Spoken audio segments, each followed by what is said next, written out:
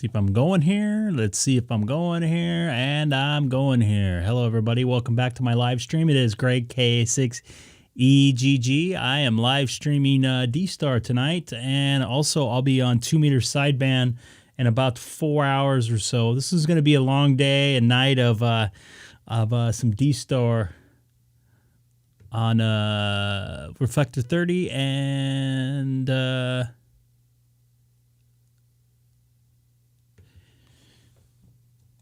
Sorry, I'm just texting somebody. Anyways, so I'm going to go over to probably a different reflector right now. I'm going to go, I was on a reflector 30. I think I'm going to go to 14.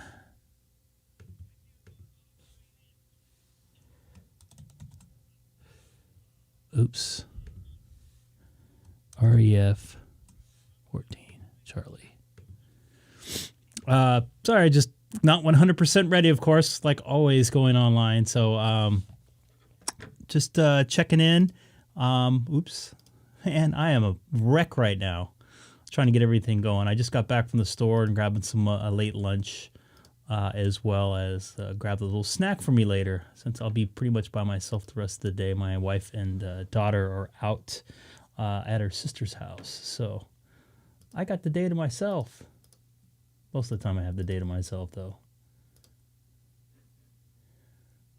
14 Charlie seems good.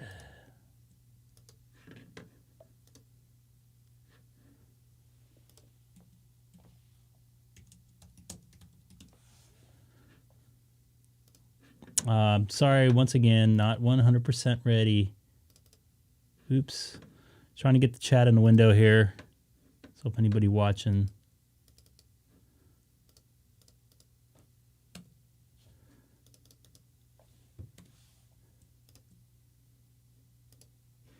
I'm going to meet Keith, WA6QXA, here in just a moment on 14 Charlie. I get that chat up. Yay, I got the chat working. All right. I'm on Reflector 14 Charlie. If anybody's watching right now, jump in the Reflector and say hi. It looks like I got somebody watching there.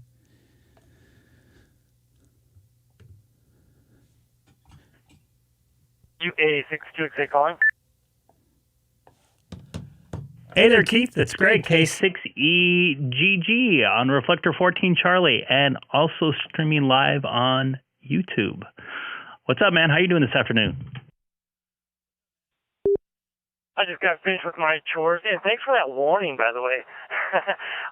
Yeah, I helped my wife with doing some shampooing the carpets, and I washed 2 cars, and so then I got in here. I actually looked for you, but your YouTube stream when you were done seemed like you already finished up. So I kind of was just doing a little this, that, and the other. I got a new microphone stand, which is kind of a boom stand that hooks up to similar to yours but different. If that makes any sense.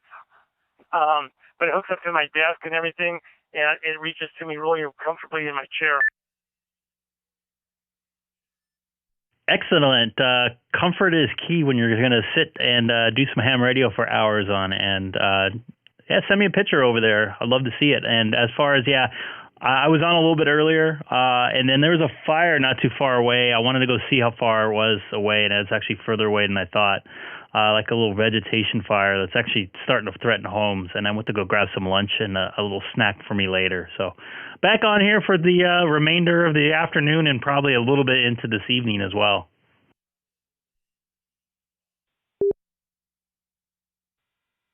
Well, I was, you know how I got them set up with my SM58. For the longest time, I was just using a boom stand, musician's mic stand.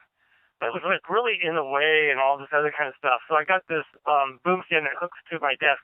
It's not like yours at all where it's easy to scoot back. It has the shock mount and all that stuff.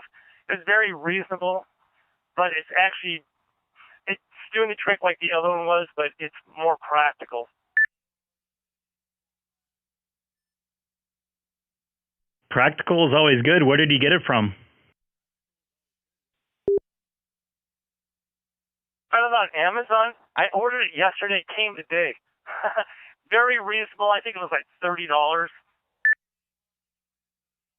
That's pretty good. I think my little boom, I got the cheap version of like the Heil and the official radio station booms. I think I got for around $50. So that's a pretty good deal, especially this day and age with everything getting very expensive. So do you like the freedom of your hands there and having more space on your desk? I don't hit mine. It's not giving any more space on my desk, but it's giving more space on my floor because like the stand, the boom stand was, a floor boom stand, like a typical musician's mic stand. It was like just, I was always tripping over it and everything. It was just in the way. This thing, I could just scoot out of the way when I'm, not talking anymore.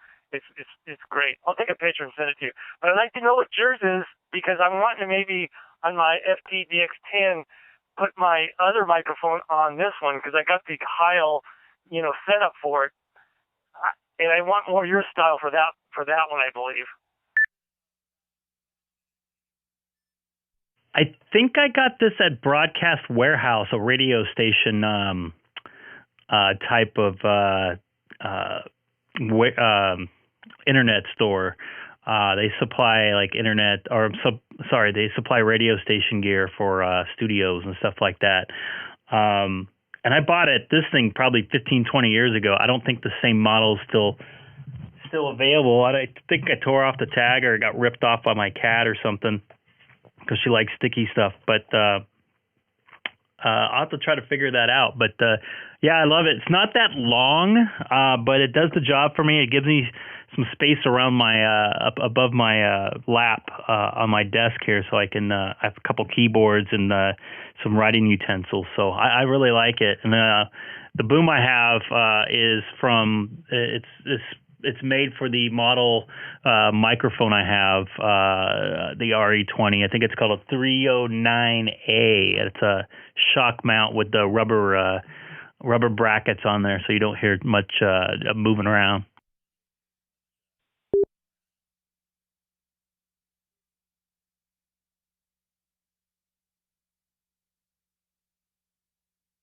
Okay, cool, awesome. I was going to ask you something. What was I going to ask? Does your microphone, does it work? Have you done much recording or engineering for live band? I personally don't, but I've taken feeds and stuff with this microphone that they use mainly for kick drums and trumpets. They really like this microphone. For singing, I don't think they really use this particular microphone, but definitely kick drums, maybe a bass guitar, and definitely a trumpet. Okay, why I asked was I was watching this recording. Sax, of course, that has typically soprano, alto, tenor, and bari sax in it, and they were doing all this remote recording. And one guy, it looked like he had your microphone. He was playing bari sax. So I was curious, is it good for saxophone? That's kind of why I was asking.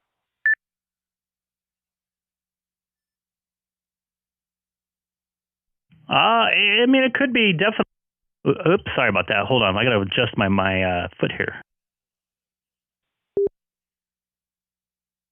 Yeah, it could definitely be used for different instruments. I've seen it used for guitar, like a acoustic guitar. So yeah, I mean, the only thing is it's got a really short pattern. It's a cardioid, so you want to be close up on it. That's why people use it for kick drum or a trumpet, because they can be right on it. I know one of the guys that he recorded a lot of the orchestra for the Academy Awards that they would play back in that when it wasn't live in the later years of the Academy Awards. He used a lot of RE20s for the trumpets, and they recorded it over at Capitol Records. His name was Evan Edelman. He'd since passed away, but he told me about these microphones back in the day. So they sound really good, man. They have a lot of you can load them up with a lot of sound, and they don't get distorted. So that's why they're pretty good for like a loud, like a trumpet or something like that.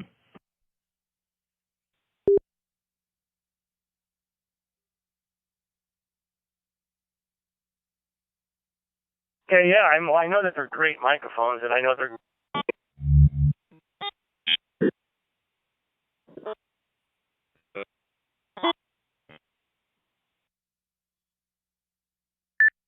Oh, he dropped out.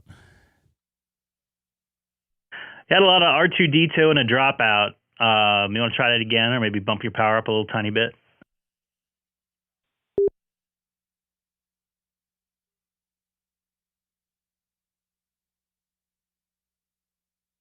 Did I lose you? Is that what happened? Yeah, you were commenting after I last said something, and it was R2D2, and then it dropped out.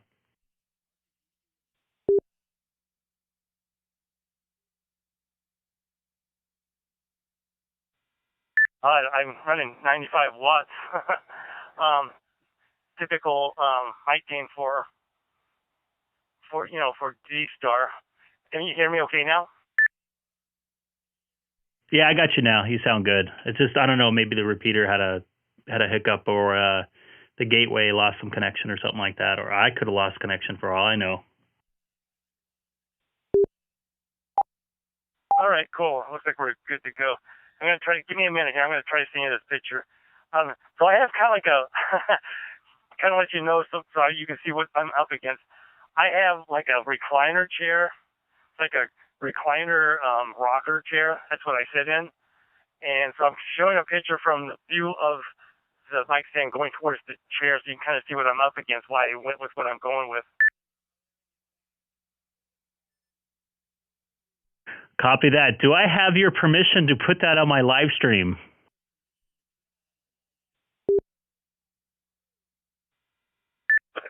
Take a look at it first, and you decide. Okay, copy that, because I have my vast audience here from all the world, all four of them watching, and I'm sure they would like to see what we're talking about. So is I, so I'm looking forward to this picture. It's not professionally taken or anything. I'm just giving my iPhone. Let me send it to you real quick and see if you think. I didn't know how to take that great of a picture with kind of showing it off, but what I'm up against with my chair and why I got what I'm doing, So hang on, it's going to take me a minute to send this to you. Copy, no problem. This is Greg, K6EGG on Reflector 14 Charlie. Also live streaming on YouTube. If anybody's interested, they can type my call letters, K6EGG, into the YouTube search engine, and they can see my picture and see my a picture of my a camera view of my Icom 9700 as well.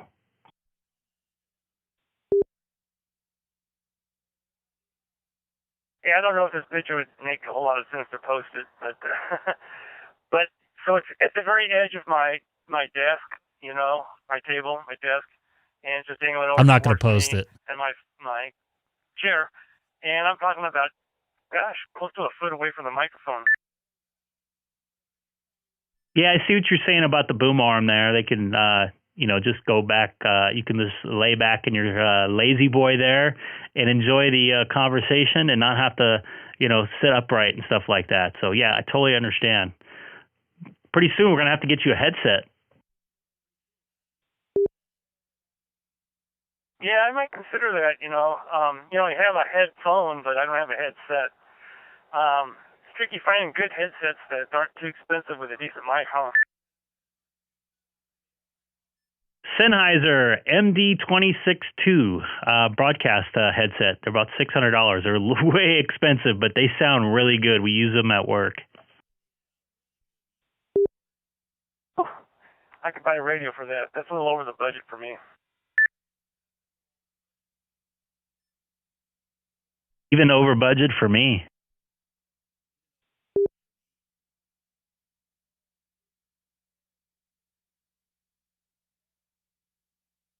Tim watching too, K6BIV. Although this is WA62XA because it does it for us. I'm sorry I keyed over there for a second there. You want to repeat? And we also have a K6BIV watching.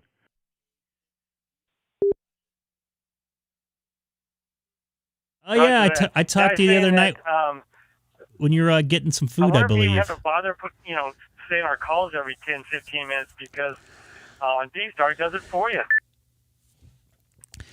Very good point. I don't know. That's a good point.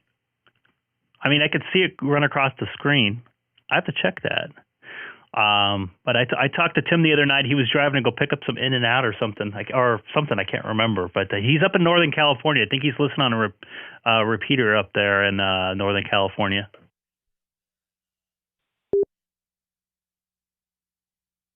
Oh, the guy that you said that's on right now, is he on the radio? Can he talk? If you're out there, hello, this is WA6QXA, Long Beach, California. He's on the radio and he can talk.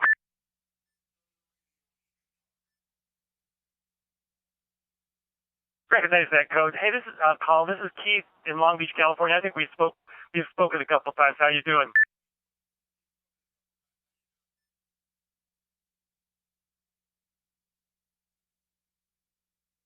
I'm doing good. I had to mute my computer because it was just too loud. I'm doing fine. Right. Well, you're in, where was it? Northern California? Yeah, correct. I'm in the East Bay.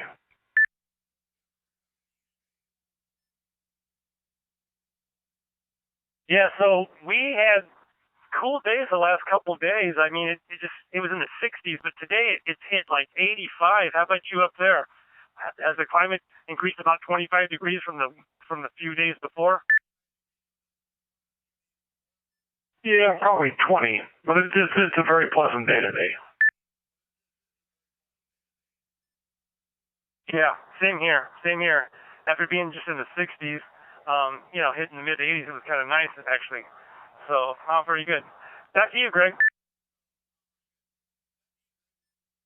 Excellent. This is Greg, K6EGG. Looks like we got some people watching on YouTube that might follow us out. Eric over in Vermont might join us here. So maybe we can get some people on this reflector there, Tim.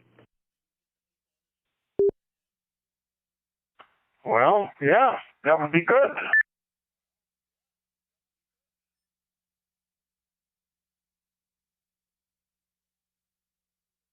On at least 20 meters, maybe other frequencies, there's some kind of contest going on that's making it pretty busy. And I was talking to a lot of the East Coast. I'm looking at my log here. Maryland, Canada, New York. I talked to New York a couple times, Texas. So, yeah, East Coast was working today on HF. Sweepstakes is what it's called.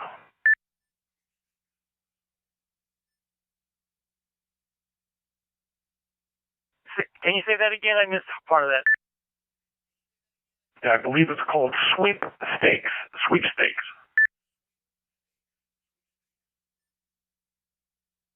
Okay, Roger. Yeah, I'm not a contester, but I'll pitch in and make a contest to get points and stuff like that. So I actually asked somebody, hey, am I in the way? I'm not contesting. Am I in the way or am I actually helping you guys out? Because if so, I'll bow out. He goes, no, not a problem. But there's a format. You're going to give them which number contact you've had. Then you're going to tell them, I guess, based on power, A, B, C, D. And then you're going to tell them what year you started your hams. And then, of course, I'm in the LA area, so I had to say LAX. So this guy kind of clued me in on how to do it. So for the rest of the contacts, I was doing it properly, hopefully. Yeah, I was listening. I've been doing FT8 on 20 much of the day. I just worked Fiji. And, I was listening on sideband on another slice, and I couldn't figure out the format. I didn't want to bust in and sound like a klutz. I made a contact this morning. This guy dialed me in. He says, say your number, like every contact, you keep track. So if you're on contact 4, for example, you say that, and then based on your power, I think A is under 100 watts, B is maybe more than 100 watts. I think, don't quote me on that. Then the next thing you do is say your what year you got your first license, and then your location. They told me to say LAX. I've got Long Beach area, so for example, I say 4B77 LAX, Anybody new to the So channel, later on, I please don't contacted forget him, to hit that subscribe I hope button. I did Trying to that. get He to goes, no, you did 500 it perfect. subscribers So I guess before that's the the right end format. of the year here. I would have been 1A East Bay 77 or 75.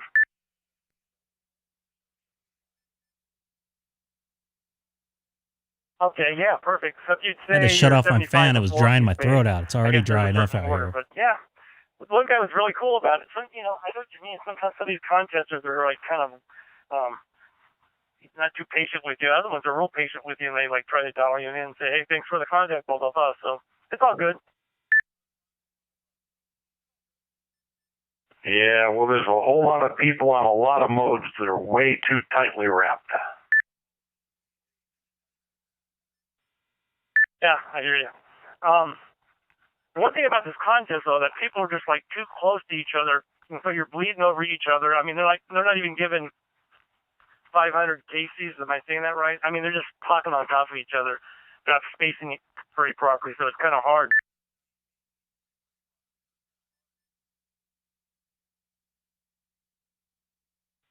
And yeah.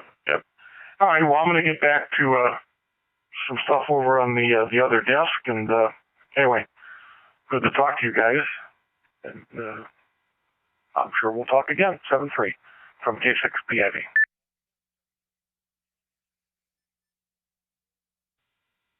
K6EGG. Go ahead, Greg. Hey, man. Tim, thanks for jumping in there, man. It's great to hear you again. Hopefully bring some people over to this reflector here.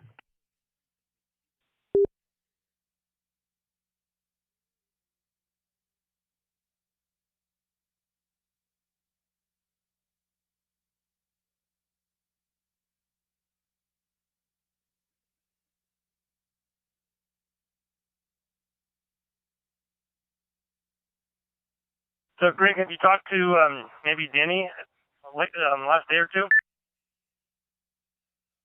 Actually, Denny was on last night.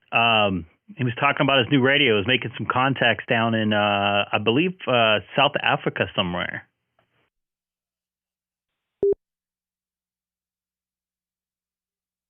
Very good. So he's getting it wet. Good for him.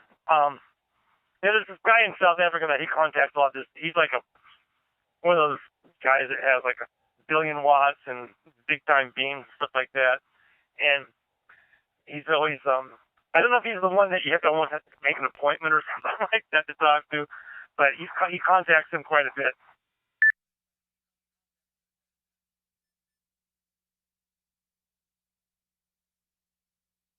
Have to make an appointment? What was his call sign? Do you remember?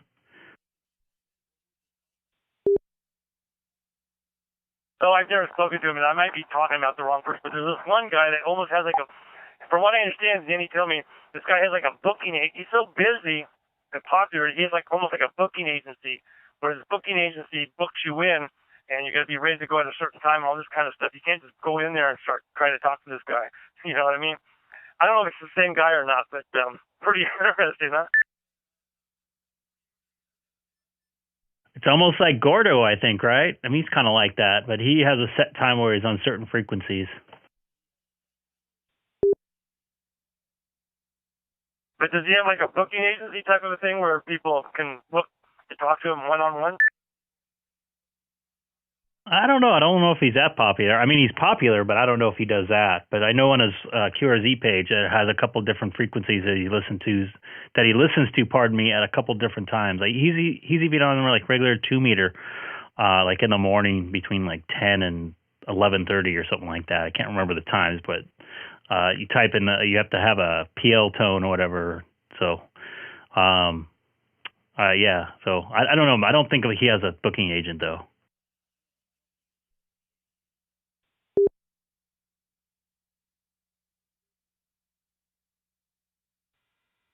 Call again. WA6QXA here. Well, I know that, when I used to work the wind system, on Friday nights, they have a tech night where he came in, and he would be like one of the tech gurus, and there was this other guy, I forget what his name was, and you can go in and ask questions, and he would answer the questions. Pretty cool. And I know that he's a member of and does a couple nets pretty regularly, so maybe that's part of what he was doing.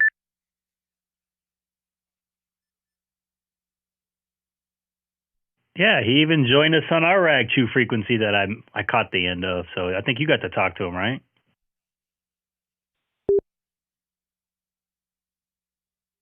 Is that, I don't know, maybe 2 months ago, whatever, where there was like that contest, and he was doing the contest, and he came on our frequency? Yeah, that's affirmative.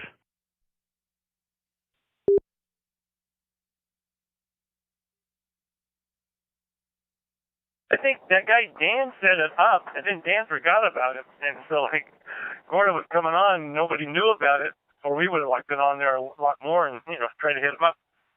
In fact, where has Dan been lately? I haven't heard from him for probably a month. I haven't heard Dan or Bill N6UTD for a couple of weeks there, so yeah, I wondered the same thing.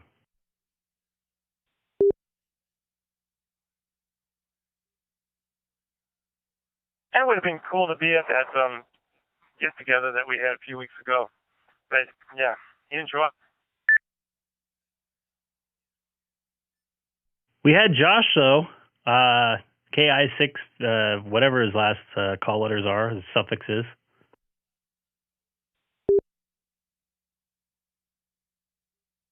That was pretty special. That was pretty cool. And Ray is down in San Diego, not too far away from us, man. I can't talk today. N3EPA. Do you want to jump in here and say hi, buddy?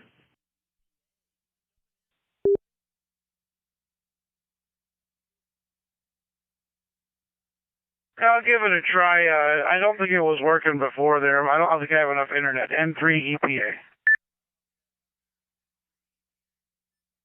You're making it in now, 108 miles away from me. So nice to hear you, buddy. Not too far away.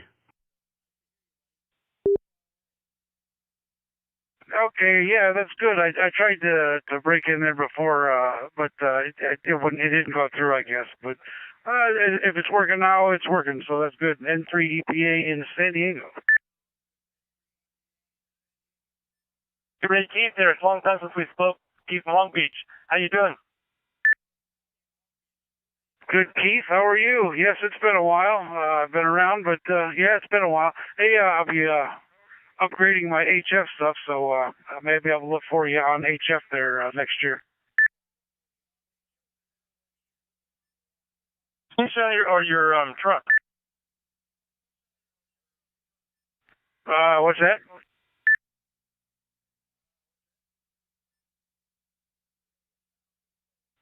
On your base station or on your truck you're upgrading?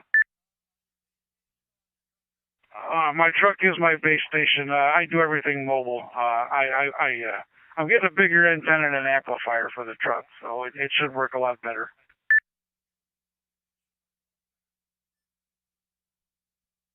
Yeah, I'd love that. That'd be awesome. For sure. So you hanging out by the pool, the beach? What are you doing down in San Diego? I wish. I got to deliver here tomorrow and then go to Newport Beach and then up in the Bay Area. All right. Well, that's a nice place to get to hang out for the evening, San Diego, for sure. Yeah, Newport Beach. I work in Costa Mesa, Newport Beach area. So, yeah, you'll be in my neighborhood.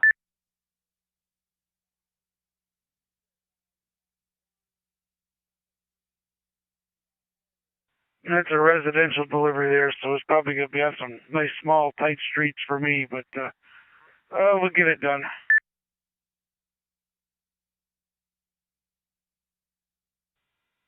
As showing that you're 109 miles. What did you say, Greg? He's from you. He's 109 miles from 109 miles from me. 108. 108, Ray.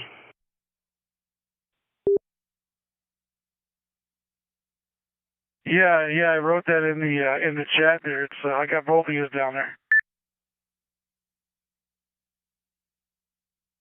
Hey, Ray, what part of San Diego are you hanging out at tonight? I'm off of between exit 6 and 7 on 905. I don't know exactly the area, but it's a little warehouse down here, moving and storage place.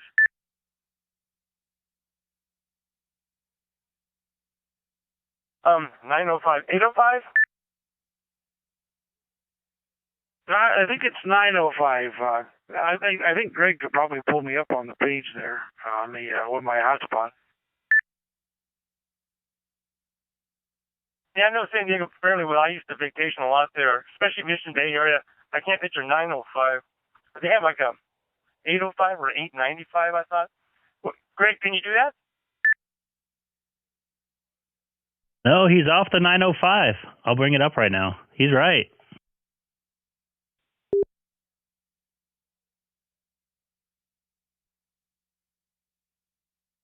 I just can't picture where that is. It's inland, east of San Ysidro. Oh, okay, that's why he's closer to you than me. If he was more coastal, I think I'd be a little closer. I gotta get you on the stream. Hold on a second. I need to turn you on.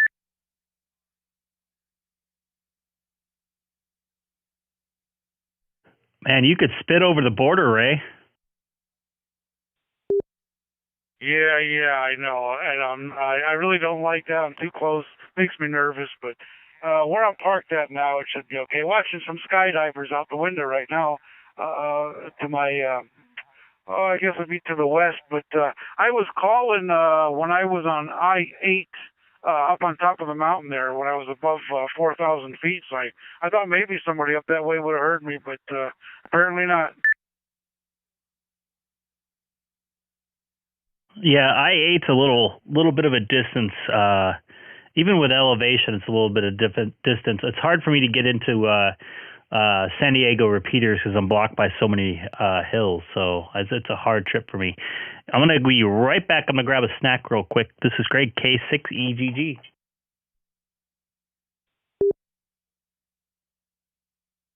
Heard me smacking, so you got hungry. Yeah, Ray, I've had better luck talking to people simplex in San Diego than any repeaters. I was on 2-meter sidebands giving it a shot there. I actually did find some activity over by Tucson this morning. I checked into a net over there. A lot of guys checked into that one too from all over the state. It was a pretty good time. Check on this net on 2 meters in Tucson? Yes, I was monitoring 144-200, and I seen this huge signal come up on the end of my scope there. I was like, well, it was actually on this frequency here, or the 144-250. So yeah, it was a pretty good time.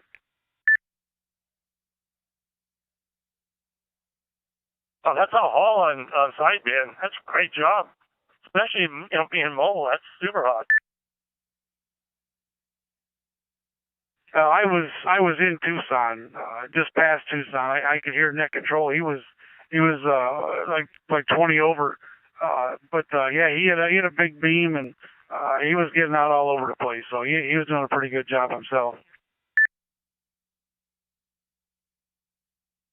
Some of these guys, they got these great beams and they're running like a ton of power. Things get around the world.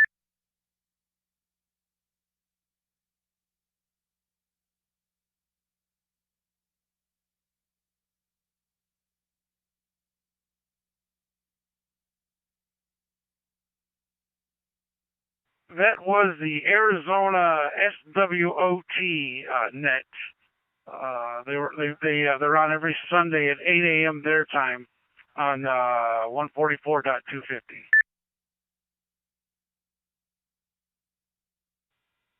Bozo net?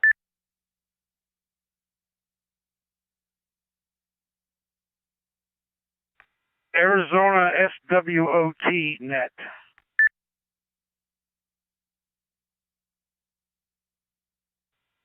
Remember the Bozo net out here?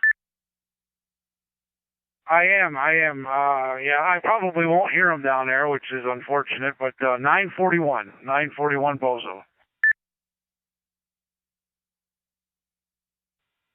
Hey, we can do a relay. We can do a relay, right, Greg?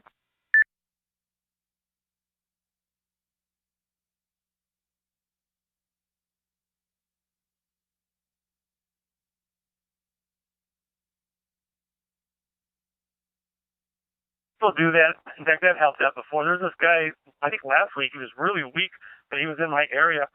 And, well, he wasn't that weak, but he was kind of weak. But the net control was way out there in, like, Loma Linda, and he couldn't hear him at all. And actually, he was kind of weak. And so I helped out with the relay on that situation.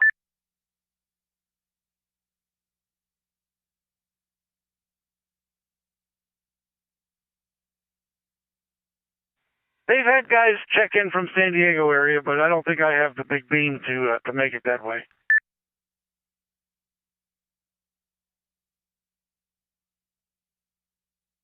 Again, we can do a relay for you if you're up for it.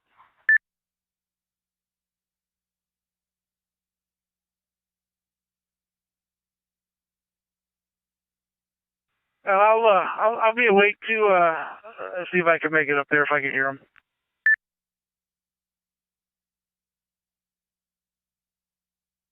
You know where, Ray, you know where Anza is? I made a contact a couple weeks ago to Anza.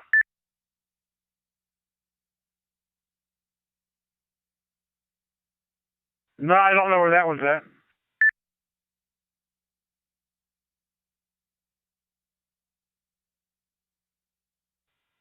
To go suburbs someplace, inland. I think it's kind of got some elevation going for it. But yeah, he was pretty amazingly loud.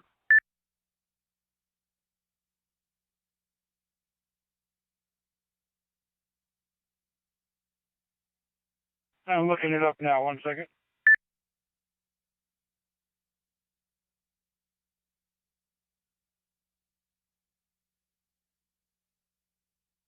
What you got going there, Greg?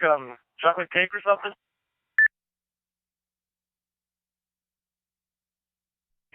A Mr. Goodbar.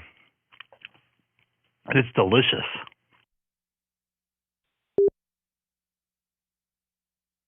Oh, that's funny.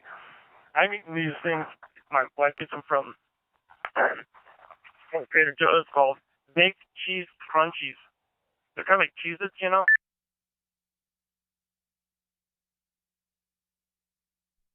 I bet that tastes delicious.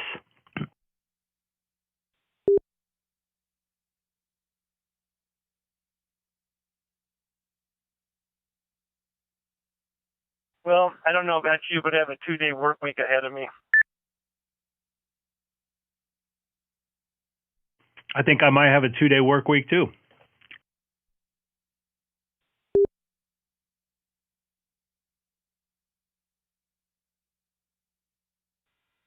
Tuesday?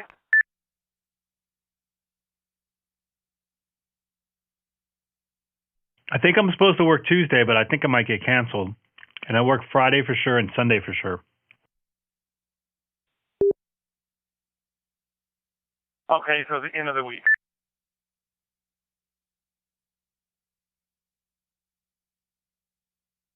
Yeah, I have to be at work like at 6 a.m. the day after Thanksgiving. Should be a lot of fun.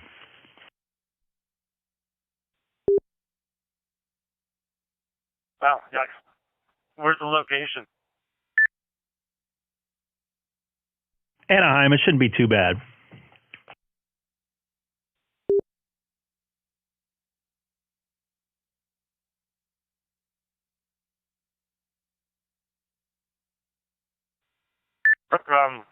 Monday, Tuesday, and then I get a 5-day, basically weekend, so looking forward to that. A lot of time to play some ham radio.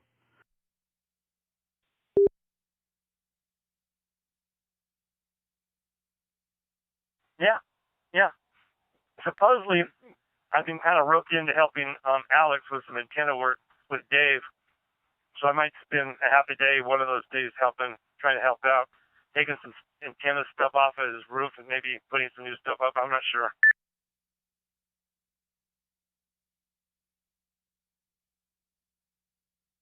Well, at least I think the weather is going to be really good this weekend. It's supposed to be like 85 on Thursday.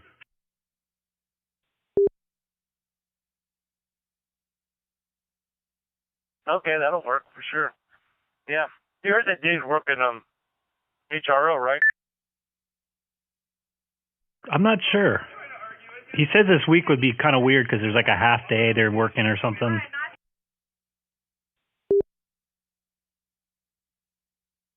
But yeah, you were aware that he was working there already. Yep. Yeah, I want to go down there and see him eventually.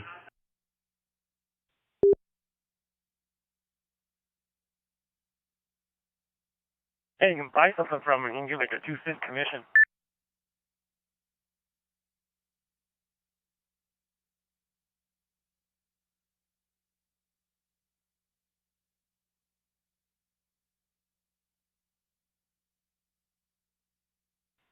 Am I quick keying too often? A little bit. I'm trying to give a second or so, but it's all right. I mean, it's all good.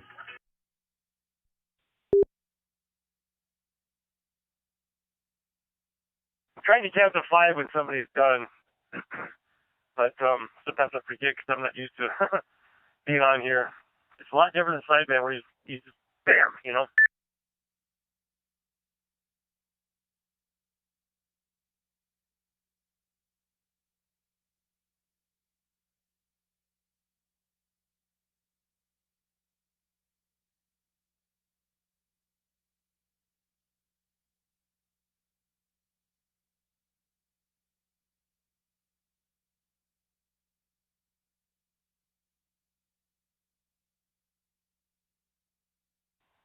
Yeah, so this microphone stand, I think it's going to work out okay for me.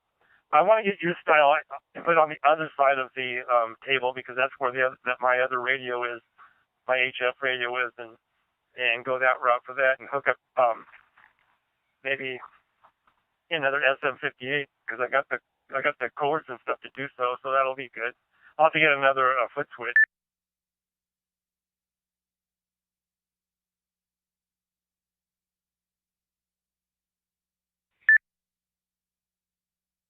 Yeah, that would be nice. It looks like we got a visitor here. Go ahead, W6DUO.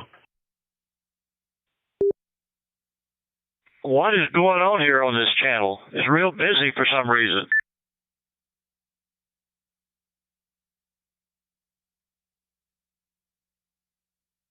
Trying to bring some people into Reflector 14 there, pal. Looks like I've done my mission right. Yeah, I hope Gabe will appreciate it, getting to use his repeater a little bit, or the reflector, his repeater on. I'm on a hotspot.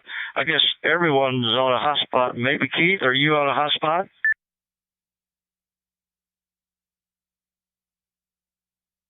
No, I'm just going direct. I don't have one.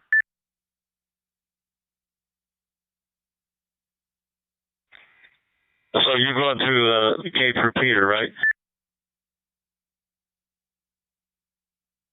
Roger.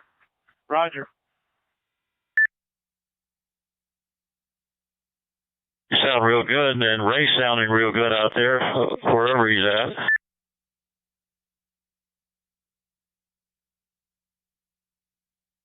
Down here in San Diego.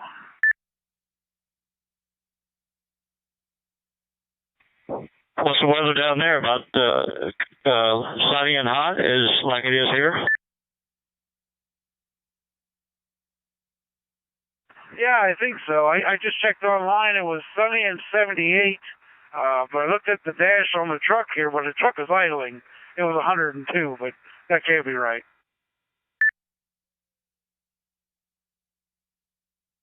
Yeah, I don't know what it was here. I think it was in the 80s. It was pretty warm, and we had some wind too, which made the difference. So, yeah. Okay, what else is going on, Greg? Not all too much. It looks like Gabe's actually watching on YouTube right now, so maybe he'll jump in and say hi. Just enjoying my my Sunday off here. It's a beautiful day, although quite a bit windy outside. I'm looking over at Sunset Ridge. So, Gabe, if you're listening on the radio, jump in and say hi.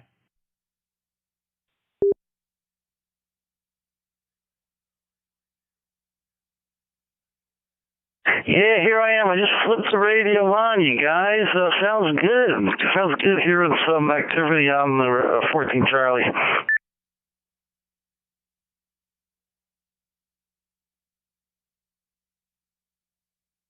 Excellent. We had somebody check in from Northern California, Tim. I can't remember his call letters. I apologize. But I talked to him a couple of days ago on this one. And he jumped in, said hi, and was watching us on YouTube as well.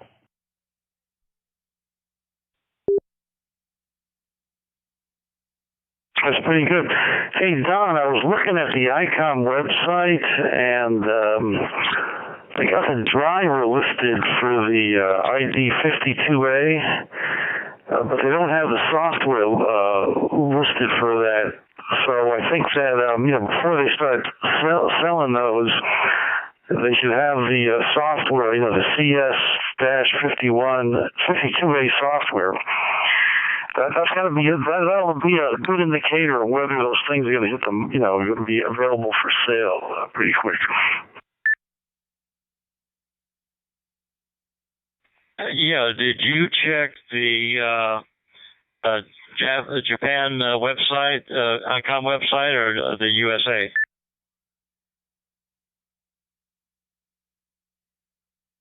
Yeah, I checked the USA website. I guess I could check but they probably have it out. I mean, yeah, you're right. They probably got that software available on the Japanese website.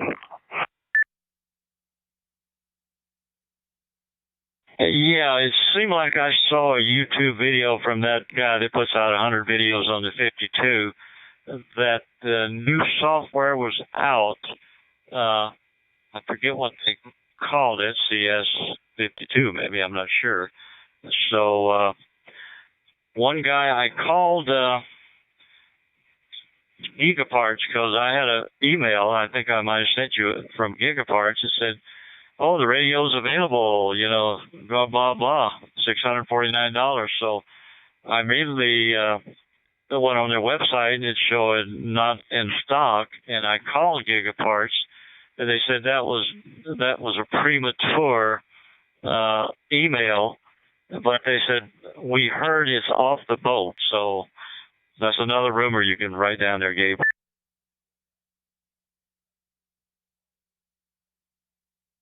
Yeah, well, off the boat sounds better than on the boat, that's for sure. They got to air freight those things in, man. Come on. Yeah, so once I get a hold of that program, I'm going to start programming it up. That way I can just drop a SD card in there and get that thing going. Lickly split right out of the box. Good. Work hard on that, and remember your friends.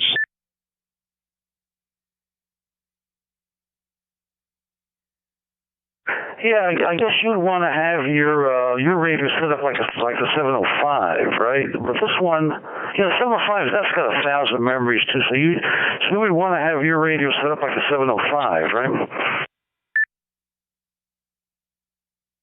Yeah, I use the 5100 more than I do the 705 on DStar. Yeah, it's set up. I think you gave me the file on that.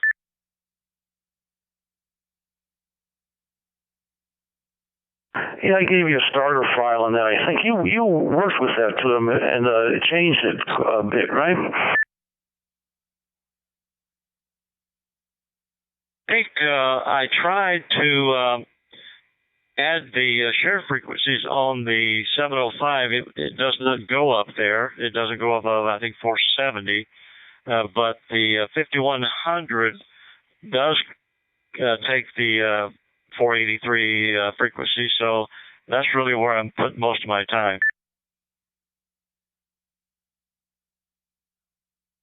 Yeah, that's what you work with that hotspot. Okay, well, I'll rig up something and share it with you, and we can go from there. But yeah, a couple of weeks maybe, hopefully. December the 1st, you think? I'm looking for around the first week in December, but I'm not sure. Okay, we can sit and wish and hope, so let's hope it makes it. Okay, I'll be on the side, W6DUO.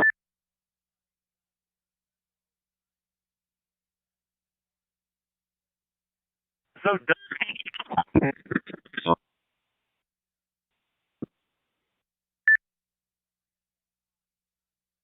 That R2D2 Hey, drives me John, do you nuts. think that's going to be the going rate, 650? That's what everybody's saying, Keith. 649. Whew, that's expensive little HD. Yeah, a lot of people are backing out a little bit because of that price. But like somebody said, everything is up. Your groceries are almost double in price on certain things, so everything's up. So we see how it goes, Keith.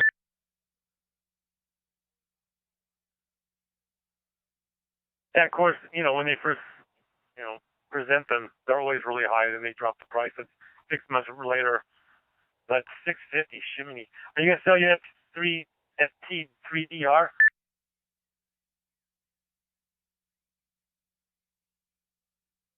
Yeah, I have the FT3DR. I forget what I paid for that.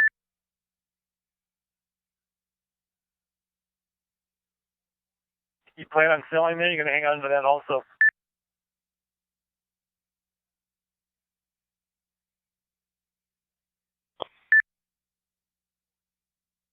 And I don't hold on to everything. I might sell the FT3. I'm not sure yet.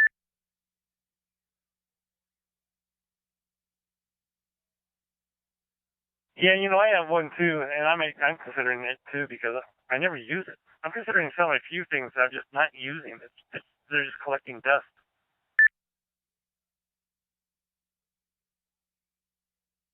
Me too. I don't like that. I think you should try to use what you have, but I also realize that sometimes your interest changes. Your direction changes, and you wish you had not sold it. But that's life.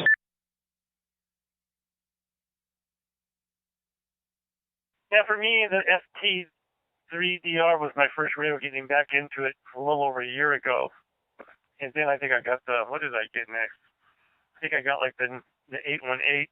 And those two radios, I'm considering selling them because I just don't use them.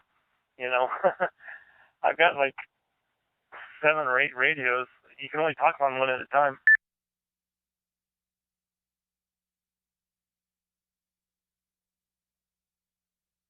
Yeah, I don't. Do you use the 818 much anymore, Keith?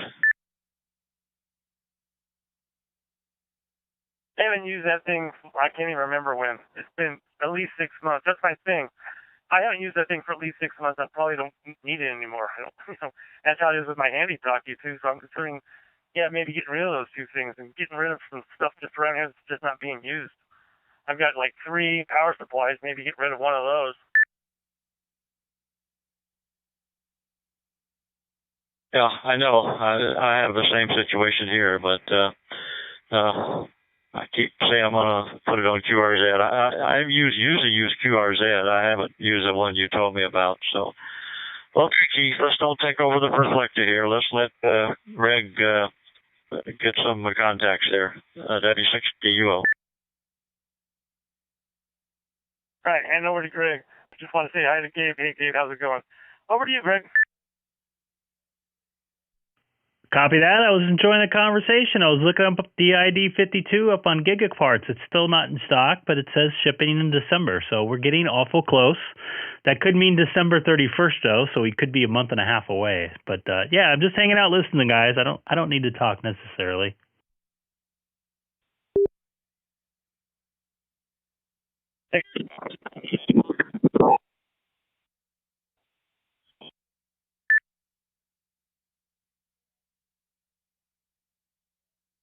Hey, one last thing about the 52A.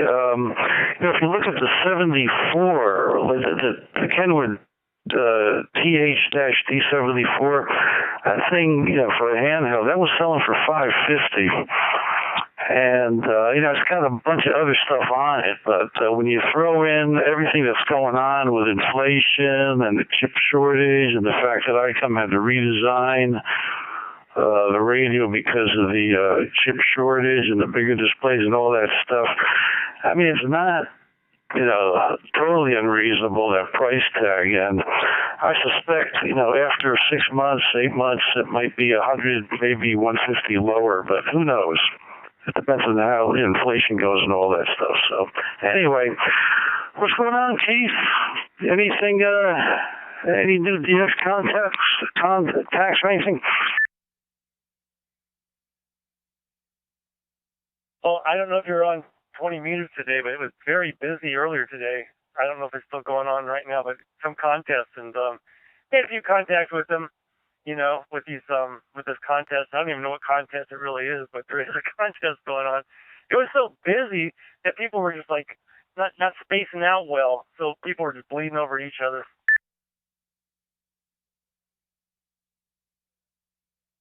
Yeah, that could have been real crowded bands. I'm looking at 20 meters right now. It still looks like it's fairly active.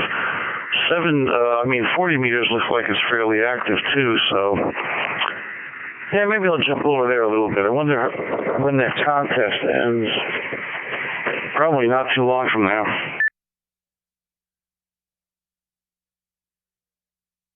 And this one guy dialed me in on what kind of information they need, and let me look at my notes. They actually want to know what year you first became a ham operator.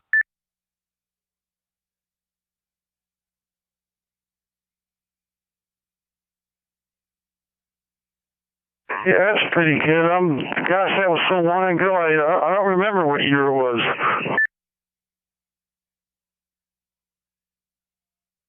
The only reason I can remember it is because it was the same year I graduated high school.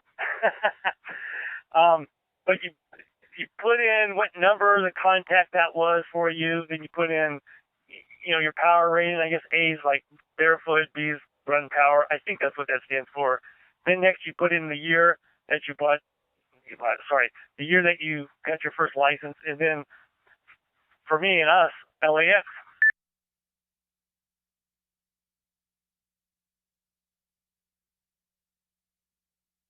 Comment?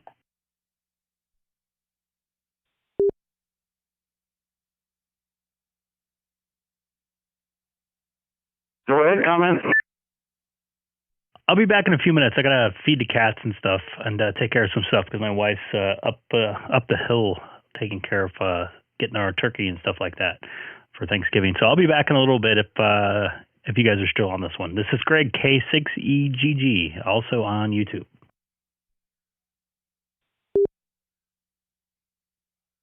For those of you watching the stream, Greg, is she actually going up the hill, going to get a wild turkey? Good luck. We'll talk to you. WA6, Actually, her sister had some turkeys that they've been feeding for the last year or so, and they had them butchered last week. So that's what's going to be Thanksgiving dinner on Thursday. Although I'm not a big turkey eater, so I'll be having hamburger. So I'll be back in a few. This is Greg, K6EGG.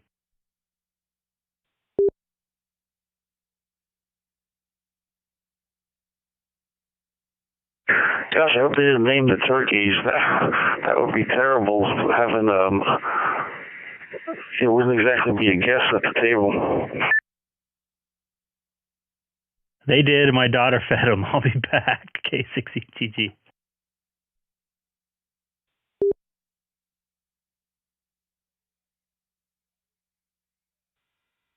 Well, when he gets back, I'll have to tell him the story about the chicken. But anyway, all right, yeah, hey, 40 meters is all lit up, man. Look at that. Looks good.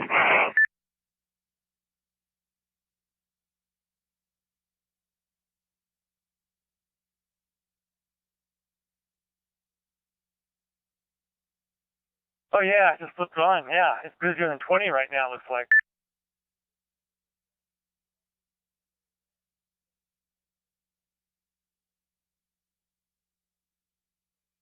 Anybody out there want to chime in on the conversation? Reflector 14 Charlie. This is also being streamed live on a YouTube channel, which is Kilo 6 Echo Golf Live. Kilo 6N, Southern California.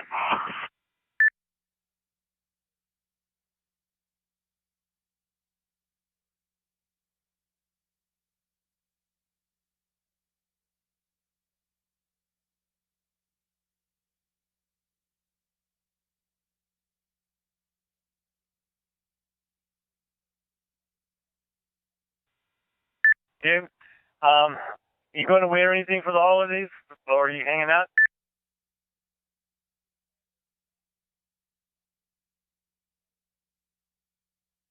Yeah, I'm just hanging out.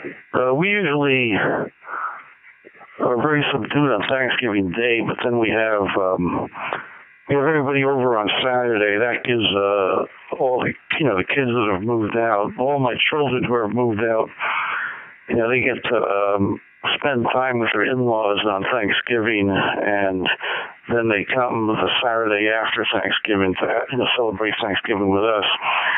But then on Christmas, they come and spend Christmas Day with us, and then I guess the next day they spend Christmas Day with their in-laws. So we got a little system going here. So yeah, I'm staying home.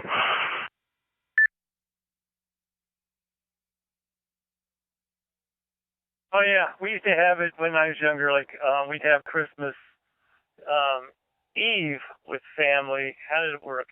And then go with the in-laws on Christmas Day. That's how we did it. And we'd have an evening, dinner and open presents on Christmas Eve. That worked out pretty well too. Do you have a lot of your children still living locally?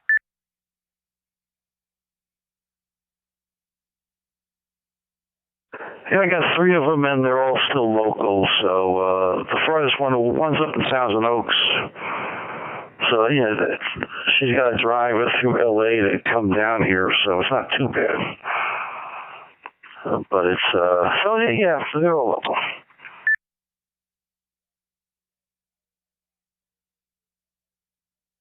Well, that's nice. Yeah, so you get to see the kids fairly frequently. Then that's cool. At least on holidays and whatnot.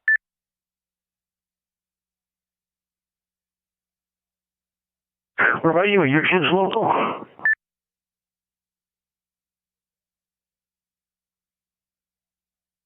I just have the one, Michael, and he lives in Signal Hill.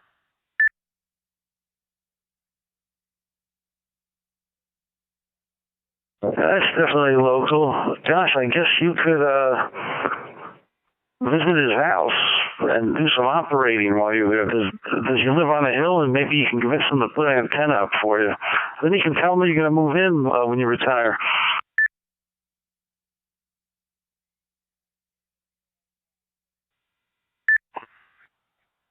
Street quite a lot because it's pretty fun. He's about, I don't know, 2 blocks from the peak, maybe 3 blocks, 2 or 3 blocks. So he's got some good elevation. He lives in a condo complex though, so that's kind of how that goes. But I'll take my car and park on the peak of the street, up the block, a couple blocks, and park for 20, 30 minutes and have fun once in a while.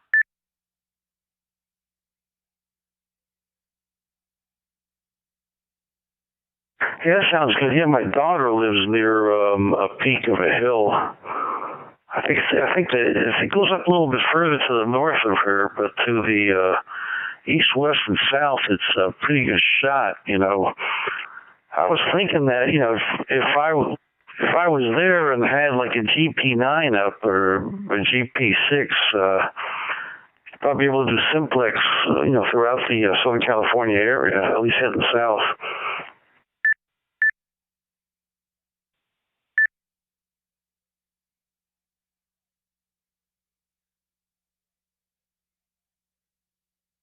That'd be fun. Seems like there's another gentleman out there. Go ahead. This is WA62XA Keith here, Long Beach.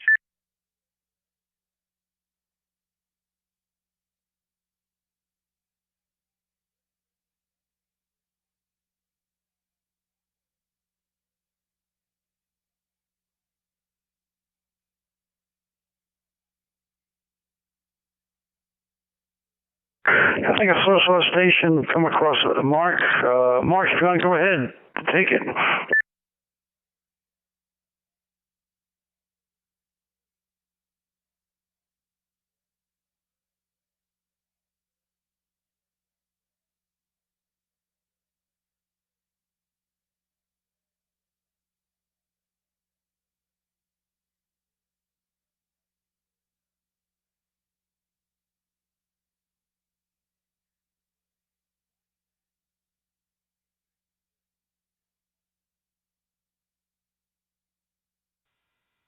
Oh, well, this is W86QC. So, Gabe, tomorrow my son starts a brand new job.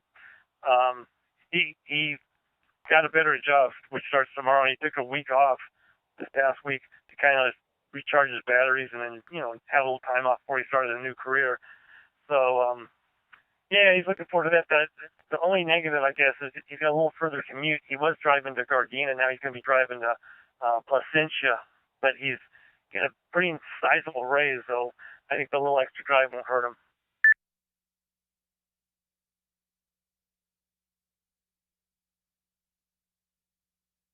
Yeah, I think you're right. Yeah, I remember you talking about that he was going to go for the interview or he had a chance of getting the job. That's pretty good. And let's see, there was a question. So yeah, it's good to get that time off, man. What about you? Do you have school all the way through Wednesday this week?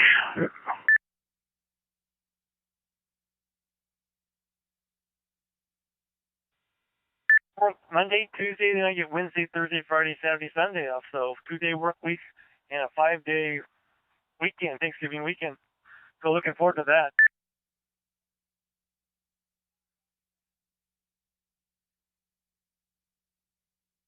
Oh yeah, it's nice. Real nice. And yeah, I'm just gonna, like I said, I'm gonna be hanging around here doing some operating. I'm looking at the contest now. There doesn't seem to be anything really big during Thanksgiving, but then again, everyone's going to be busy, so I guess they figured that in. There's a CW contest, worldwide, CQ Worldwide DX contest for CW on the 27th through the 28th. Oh, let's see what else. Yeah, there's a lot of CW stuff. From here on out, there's CW stuff. There's an FT4 contest on the 29th and on the 29th. So I guess the rest of November is going to be pretty quiet, contest-wise, anyway.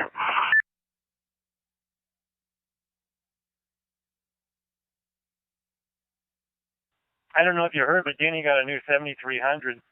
So he warmed that thing up. He's been doing a lot of CW lately. He could have a little fun with the CW contest if he was up for it.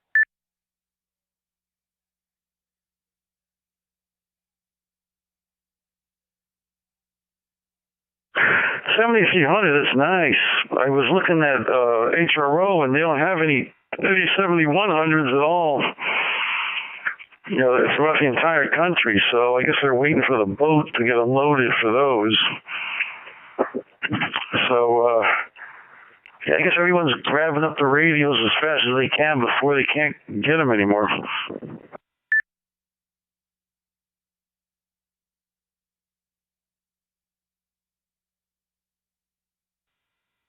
Friend down there in Temecula, he sold his 7100 and bought to have a 7300 because he wanted to have a matching set with his 9700.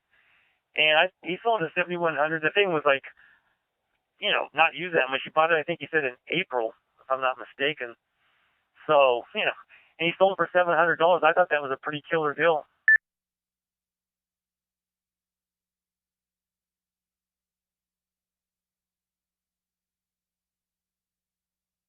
Yeah, it doesn't sound too bad.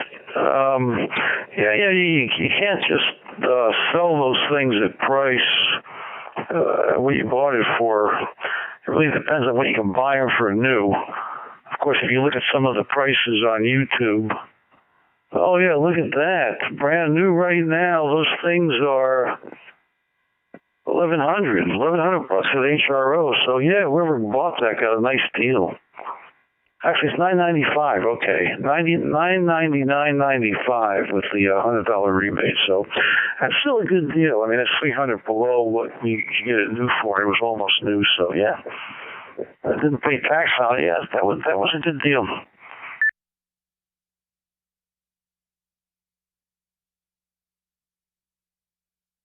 Yeah, Roger, you're talking almost another $100 just for tax, so saving well over $300, close to $400 or whatever. So that's a pretty good deal.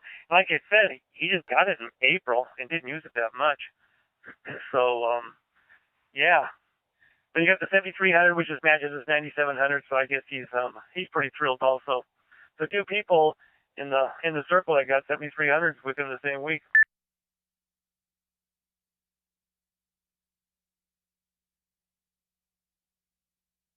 Yeah, it's still a good buy. You know, that DX10 that you've got, that's sort of, I would suspect that radio would be very similar to a 7300 if it was, you know, designed and first run, you know, this year or so. Because that 7300 is already 5+ years old. So, you know, with the update in technology and the chips and all that stuff, you know, I imagine the 7300 would have some additional filtering in it. You know, but basically the 7300 is a 7610 without the dual channel and without all the fancy filtering. So I guess you can slice it a couple of different ways. But anyway, back over to you.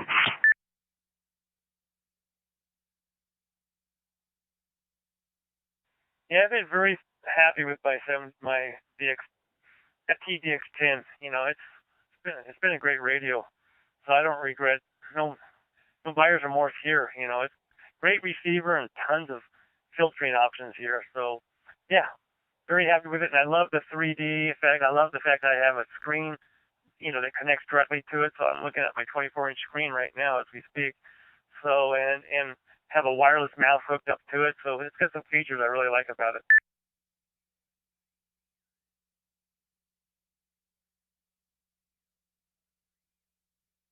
Yeah, the 7610 can have a mouse set up for it, and I've used that feature, you know, with the touch screen where you see waterfall and you just touch the waterfall and then the radio automatically tunes to it. You've done that a couple of times, but yeah, somehow I like using that tuning dial, and plus you throw in that when I got my logging program on, if I see a frequency I'm interested in, you know, a station I'm interested in, I just click on it and it tunes the radio automatically. So I haven't used that mouse feature tonight, but it's too much, but it's a really nice feature to have. And yeah, well, you know, just about any radio is a good radio, you know, especially when it's relatively new. It all depends on, you know, how you like the menus, and I know some people have preferences about the receive and all that stuff, and that's good. You know, as long as you feel comfortable operating it, and you know, it's got, you know, pretty good performance. That's really all that matters.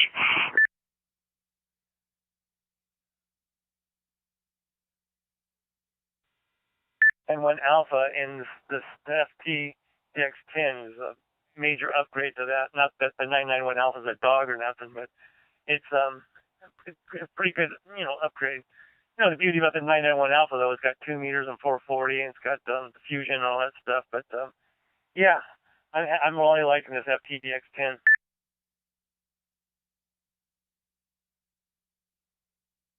Does the DX10 have any diffusion or whatever digital modes on it? No, it doesn't seem to have any digital on it.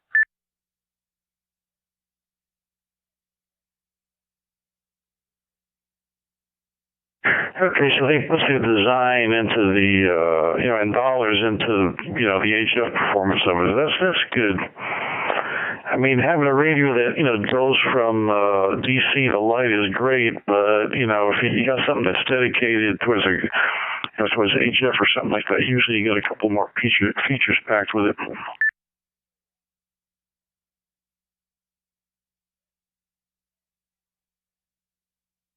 WA62 favorite ID.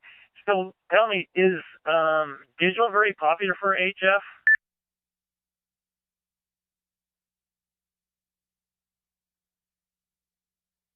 I haven't seen too much digital on HF. There are a couple of HF nets in DStar that I'm aware of, and but it's not.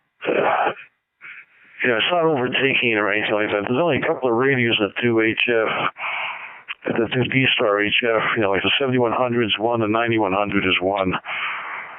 So there just really isn't that much out there. But I figure sooner or later, it's not going to get really popular until they start putting those digital modes in the HF rigs, which may happen in the next generation of rigs. So we'll just have to wait and see.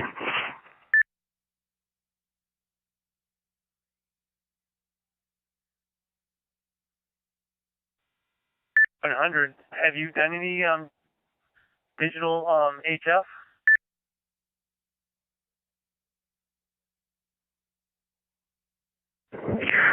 Yeah, I jumped into those digital HFs, and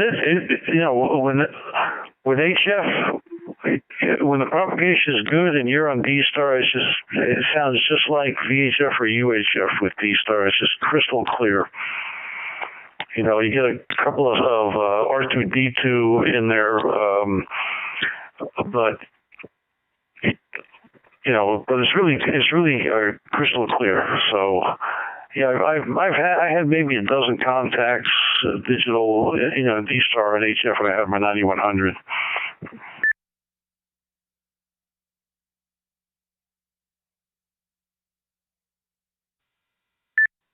And you have like, hey, you do the digital HF? I said, nope, I haven't. I haven't really had the desire to bother because I don't know much about it. But you're so interested. I said, get a 7100 and you can do it yourself.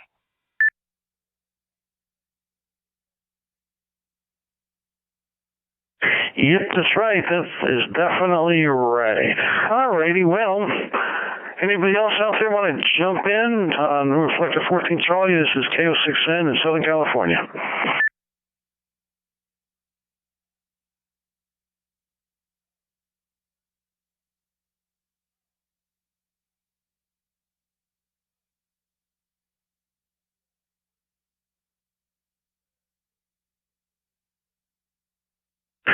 All righty, well, that's about all I got over here, Chief. Just another one of those lazy Sundays.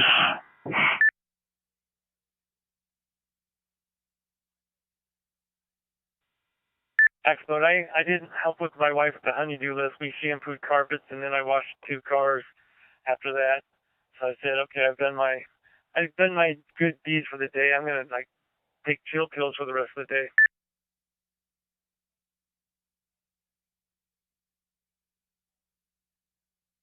Yeah, we were doing some carpet cleaning this past week too. Probably do some more after Thanksgiving. Yeah, you just got to keep up with the chores of the house and all that stuff. All right, let's do 610. I'll be clear and in and out of the shack there, Keith, and everybody else. Do 610.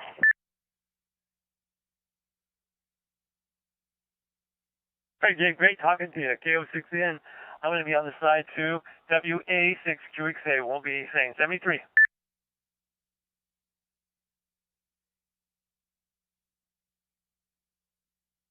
M3 EPA still sitting down here in San Diego, sitting on the side.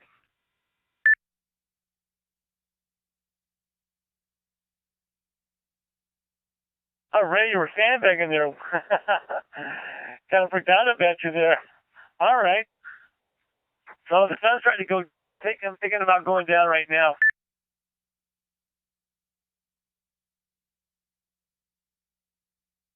Well, I just finished eating. I took a minute to have something to eat there, so I'm still here. Yeah, I'll be listening for a while. M3 EPA.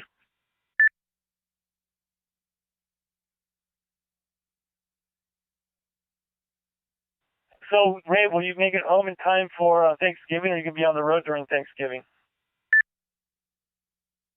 No, I won't make it home. I'll be lucky to get reloaded by Thursday.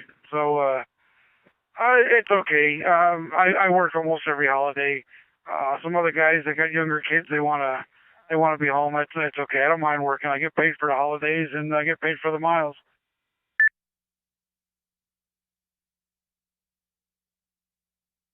Oh, very good.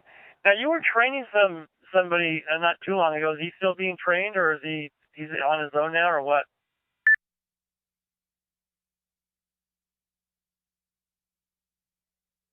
Yeah, he's on his own and he's doing good. I got 2 guys I trained last year.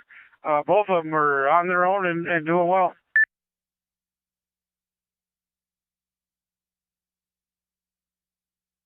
That's awesome. I take it they're working for the same company.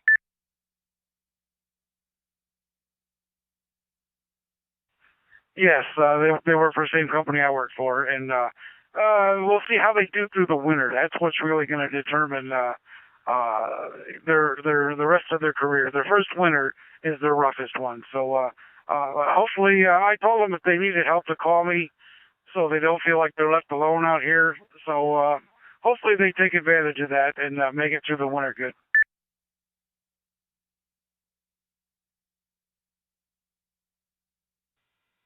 Driving through pretty thick snow and everything.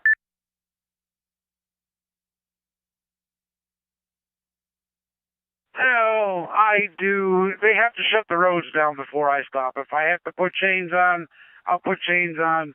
I take my time. I stay by myself. But those guys, and the company policy is if you don't want to go, you don't have to. If you don't think it's safe, you pull over and park.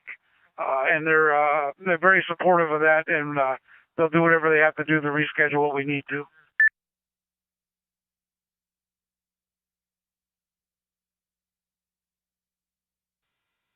I mean, it doesn't do anybody good taking chances and everything. It only takes one accident, right?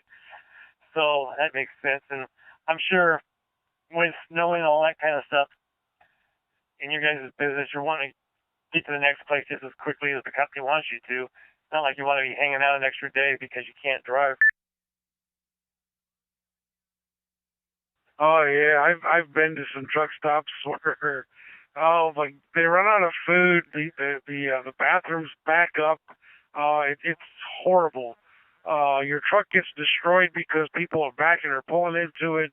I try to avoid that at all costs. So yeah, it gets pretty bad in some of these places where everybody's stuck in one place for a couple of days.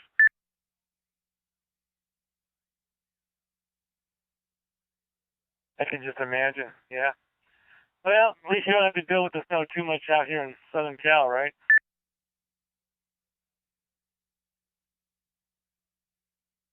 I do the West Coast. It doesn't matter. I go Washington, Oregon, and Northern California. It doesn't.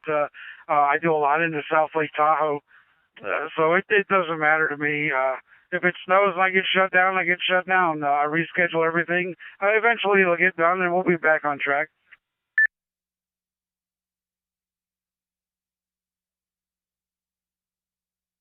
I take it you eyeball the weather so you can kind of make the proper decisions on which route to take or what pickup to go instead of the other one because you can't maybe make the next one or something like that.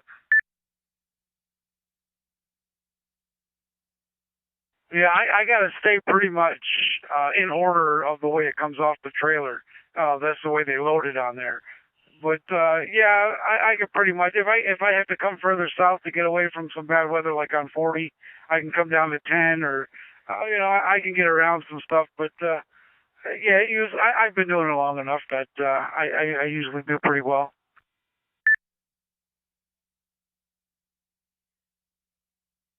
Do you drive the 40 quite a bit?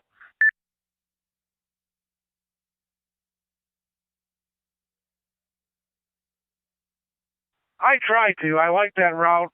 I know where all the stops are. I know, what I got to do to get across there, where I got to stop. Everything it falls into the same place. It's the same times when you're going to be there. So yeah, when you know the routes, it makes it a lot easier on you. So, and I really do like this warm weather you guys have. I'm sitting here with the windows open in a t-shirt. And I know we got the pellet stove going at home, and it's probably 30 degrees at home. So, yeah, it's been pretty cold.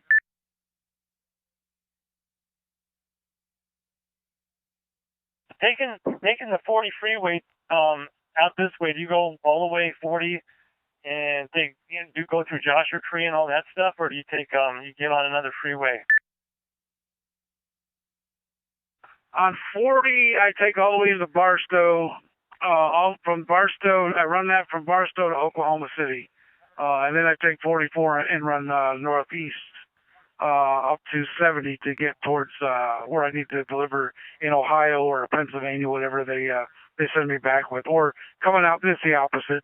I go out of PA into Ohio, and it dropped down to 70 across, and then down to 44 through Oklahoma and Missouri, and then right out 40.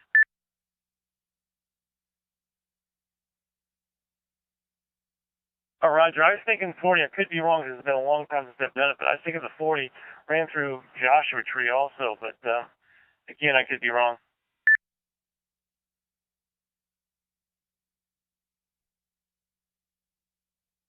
N3 EPA for ID. I don't remember. I've heard that before, that name, but I don't remember seeing it on 40. And it depends on where I go. Usually I start somewhere in LA area, like, or even down here in San Diego, but usually, yeah, I'll take 15 south or, wherever I got to go there. But yeah, I've been out here for almost 11 years, I think, running out here. So I've been around. N3 EPA.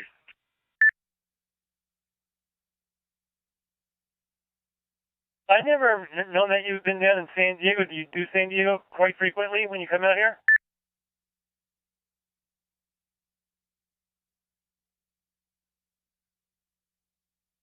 No, the last trip and this trip, they sent me down here. I had one piece last time, and I got 5 pieces this time. So they're not doing a lot of business down here, but mostly in the LA area, La Mirada, Carson. There's a couple of warehouses there I deliver to, but those are mainly where I go to, and then I work my way north.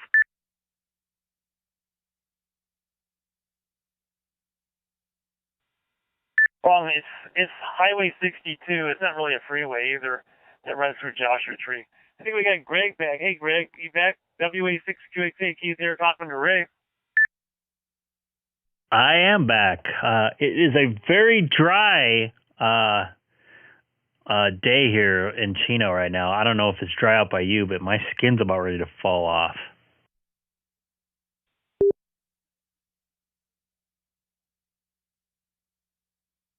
So it's telling me, my phone's saying at 5, what time is it? 5:18 here on the beach. It's 82 degrees still, so pretty warm.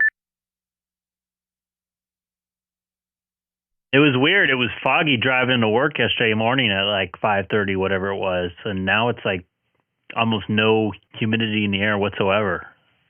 Pretty drastic change in 24 hours. It's 78 fun-loving degrees right now, and 6% humidity.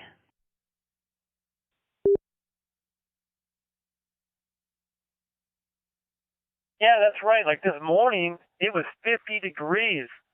Gosh, around 7 or 8. Then a couple hours later, bam, it's hit 80. So big change. Of course, the previous 2 days, it didn't even hit 70 out here in Long Beach. It was in the 60s, mid-60s at that. So, yeah, definitely a little Santa Ana heat wave I think we're having. I was kind of hoping we were done with that for the summer, but I guess we got another couple more days of it, and then hopefully it looks like next Monday we might get a storm roll through here, but I'll believe it when I see it. And you guys hear that dog in the background? Of course it stopped. Oh well.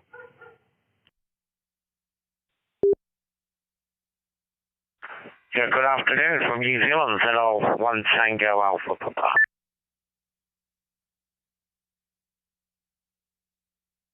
Good afternoon, ZL1TAP. This is Greg K6EGG.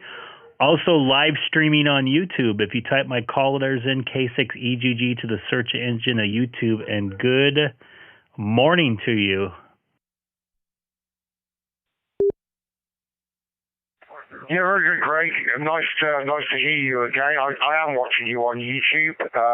We just wondered what, I realised what reflector you guys were talking on when I had a bit of a, somebody said 14 Charlie, because I couldn't hear you on 30 Charlie, so you obviously changed rooms. That's fine. Yeah, we're just down here in the shack, listening to the radio, doing nothing, and it's a quite a nice afternoon here in the North Island of New Zealand, here in the Bay of Plenty in the city of Tauranga, here on the east coast of the island there, Craig. Over. Copy that. A beautiful afternoon, albeit like when I was mentioning to W6QXA, which I'll pass it over here to in a minute. It's about 4:20 in the afternoon here in Southern California. We have in my area, it's about 6% humidity and it's 78 degrees. I don't know the Celsius conversion, so my apologies to you. Now, it's nice to hear you again. I do remember I talked to you the other day, and thank you for watching from New Zealand. I'll pass it over to my good friend there, Keith, WA6QXA, man. Go ahead and make the contact down in New Zealand.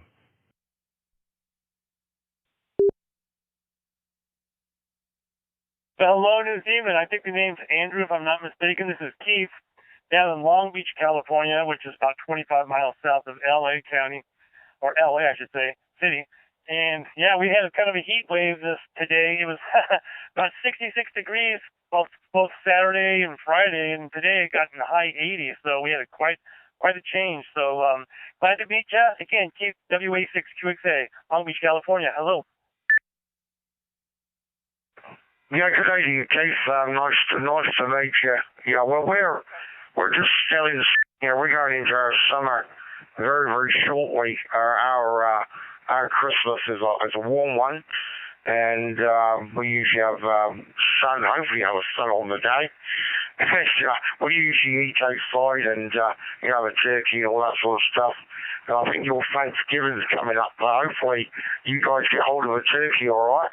I'm wondering with what's going on in your part of the world, if you're gonna all get a turkey this year. We seem to have plenty down here. I can go pick one up tomorrow, so it's all good down here in New Zealand. There, over.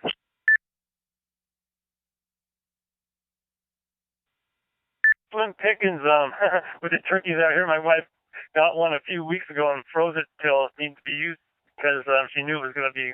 She thought it was going to be a tough one, and she says it is a tough one.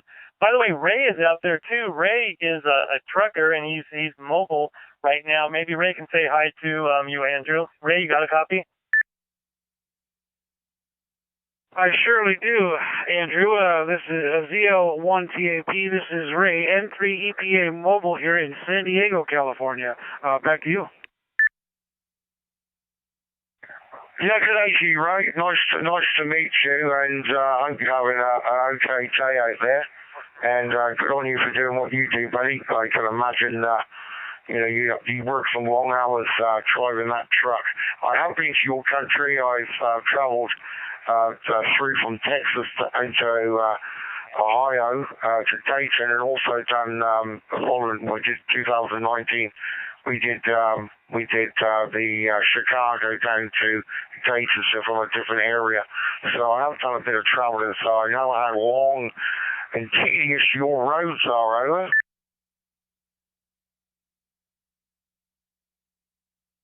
They are. Yeah, I'm used to it. I could get in this truck and I could ride for 4 days to California. I get in my car at home and I don't want to go to the next town. I just can't stand the ride in the car at home. So, yeah, for the job, it's not too bad, but personal stuff, I just don't want to be in the car anymore. But back to you, N3EPA. Yeah, very good, Ray. Yeah, nice to meet you, mate, and that's good. And like I said, you guys got your Thanksgiving come up. If anybody's watching right now, I'm on Reflector 14, Charlie. We got a person, Andrew, down there from New Zealand, and a couple of us up here in Southern California. Jump in, say hi, everybody. This is Greg, K6EGG. Your independence, 4th of July. I know what that means, but I do not know what your well, this holiday coming up very shortly, what that means, so maybe he can tell me, Ella.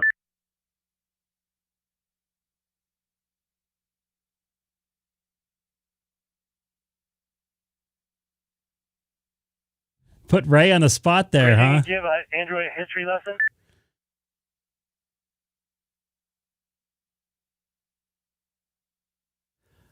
Oh, poor Ray. just wondering when your Thanksgiving, what full holiday, what does it mean? Because we have holidays here. I'm just wondering what it's about. Because I know what your 4th of July is all about, but not what your Thanksgiving is about. So just what's the Jesus way over?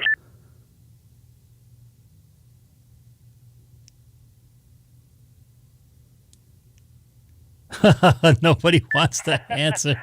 You know what? I'll help out. I don't blame him because I don't want to say the wrong thing.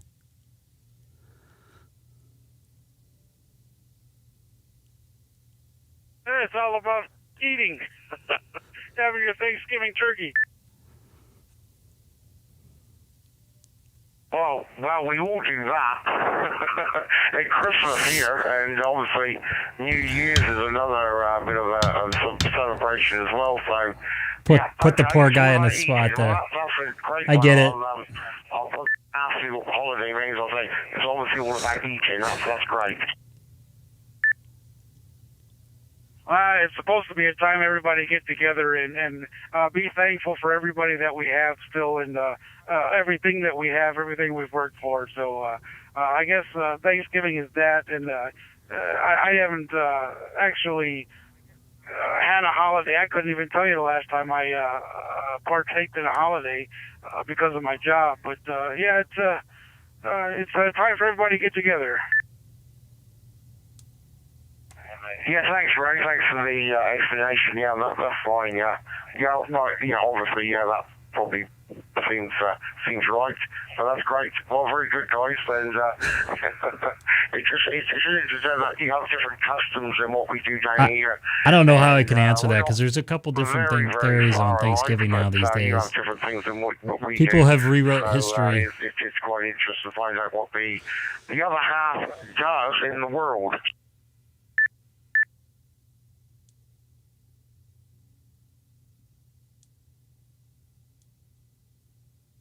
Do I have it?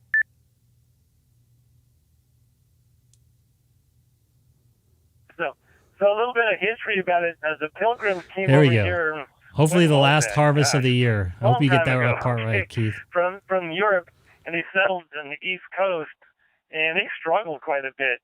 But they ultimately they met some Native Americans that were very friendly, and they kind of taught them the ropes on how to hunt and how to plant, because it was a little different than planting, farming over in Europe. And then they ended up sharing a big meal together and a little big celebration. That was kind of how the first Thanksgiving began. So ever since, we have Thanksgiving, a time to be thankful.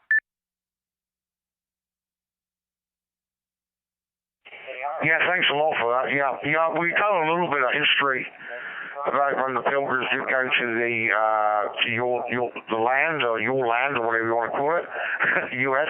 And we did a bit of history at school about that. So, but I didn't know that was part of it. So that's interesting there, Raymond. Roger. Anyway, Keith, WA62XL, I'll be standing by. I feel like I've been talking a lot, so this will be out the chance.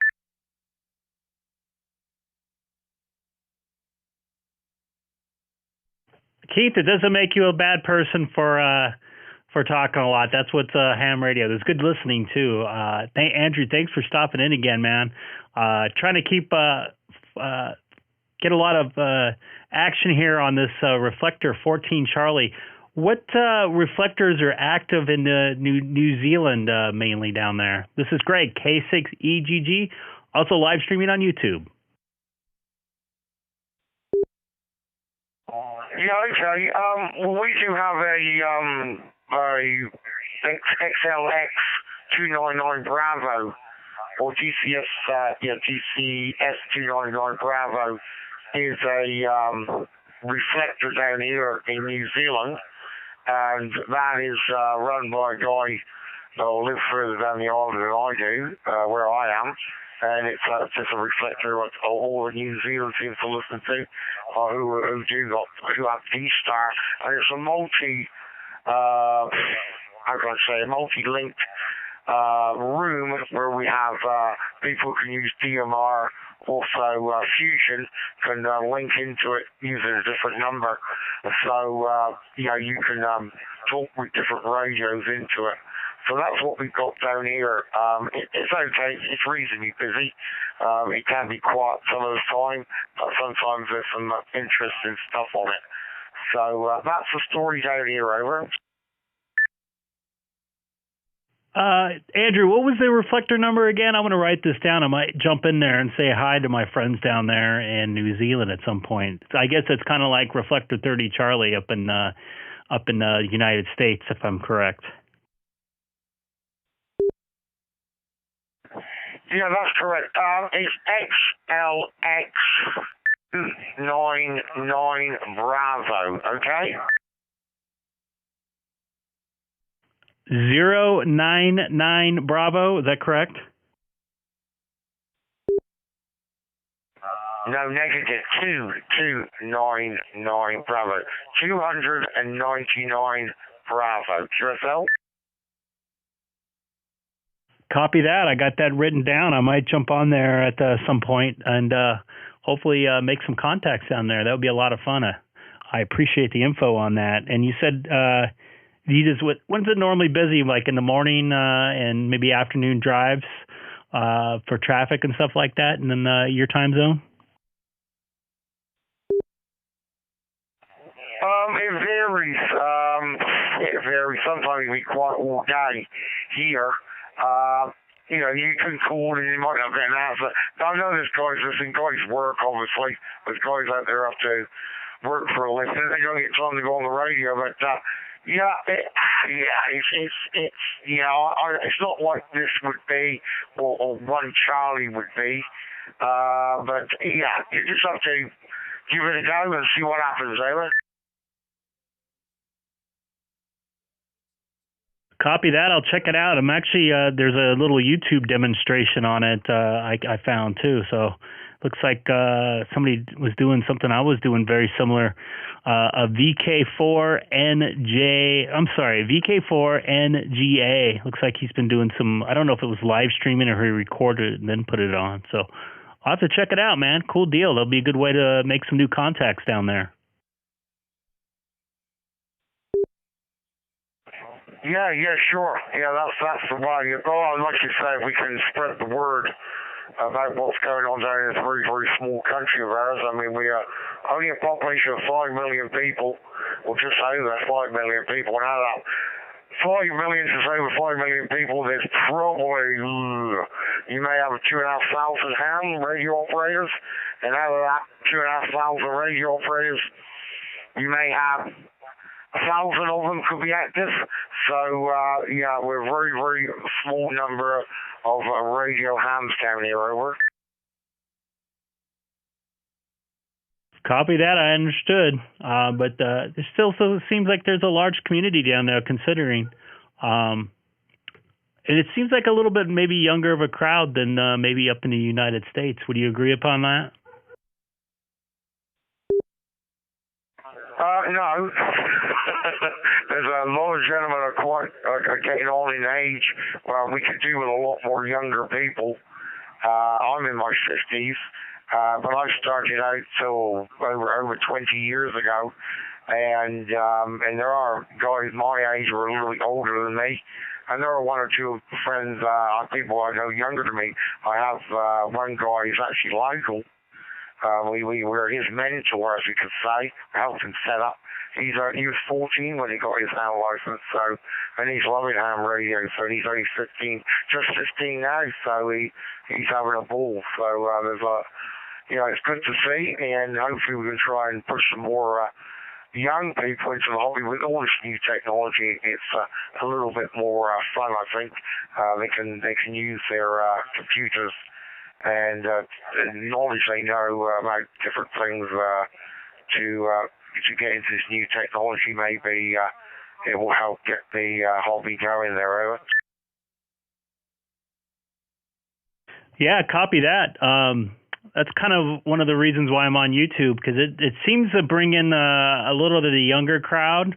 I've noticed, at least on my side, that's why I brought that up. In fact, I got Michael. He's out in Guam. He was asking, double checking to see what reflector you were referring to in the chat there. So maybe he'll jump in there too. So I think maybe the digital mode being like an IP-based type of a system with a mix of radio and maybe social media like YouTube, like this right now, will bring in some of the younger crowd into the digital modes. Because I've always learned ham radio is kind of what you make of it.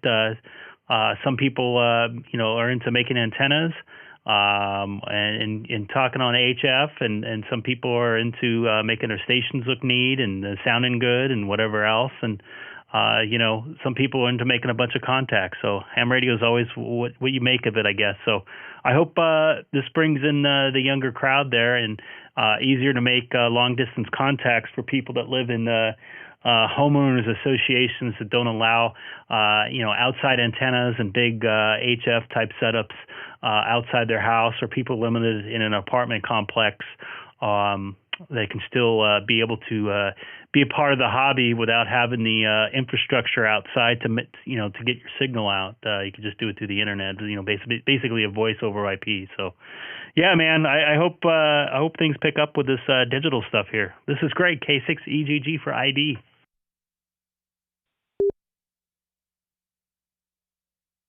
Yeah, K6EGG, the one TAP variety. Yeah, copy that. Yeah, well, that's right. Hopefully so. And we just got to encourage young people to get involved. It's a little bit harder down here. We got less population, but you guys seem to have got it right over there. Having scholarships and so on going on schools and so on seems to be the right thing to do to get young people into the hobby. So good on you guys for what you're doing. At the moment, if you are interested, I am listening to a 6-meter beacon coming from New Caledonia up into the Pacific. So we're hoping that our 6-meter activity we're coming into the season will get a bit more fierce. So I'm a big 6-meter user down here. So I'm just hoping that we get some complications. But I will cut it short and let you carry on, guys. And thank you for letting us in and saying hello again. And we do listen out for you, and hopefully we'll come and say hello again. It's great stuff. And we'll put it back to you. K6EGG, this is the other one, TAP, all clear. And we'll be listening, but we'll be doing some other things. 73. Copy that, Andrew. ZL1TAP. Thanks for stopping by again and watching YouTube again. And follow me over to Reflector 14 Charlie. One of my buddies here that actually helped me out with DStar kind of, I wouldn't say talk me into going to this reflector, but it's not too busy. So hopefully maybe some people will find out that this does have some activity on it. So let your friends know that are in the DStar and they want to make some contacts in the United States. So take care and have a good rest of your, I believe it's morning down there or early after. Actually, I think it's maybe early afternoon now down there in New Zealand. And thanks once again for stopping by. This is Greg, K6EGG, also live streaming on YouTube. If you type my call letters into the YouTube search engine, K6EGG. Andrew, have a good one.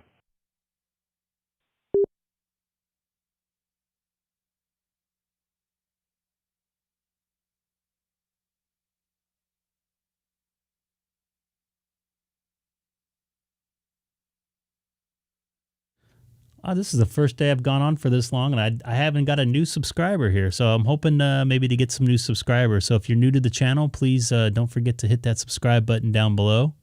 Would appreciate it.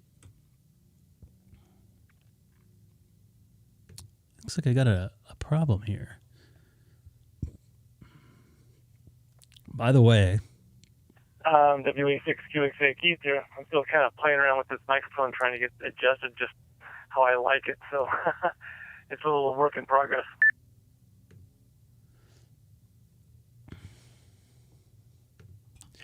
No problem, man. It was nice making contact with Andrew again down there in New Zealand. Would love to go down to that country eventually if when things start calming down. I spent a couple weeks down in Australia, and I wish I would have made a a week that I can go over into New Zealand. But give me another chance to go down there.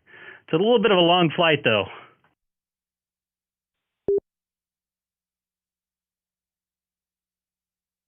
I think you told me it was like, what was it, 16, 18 hours or something or other?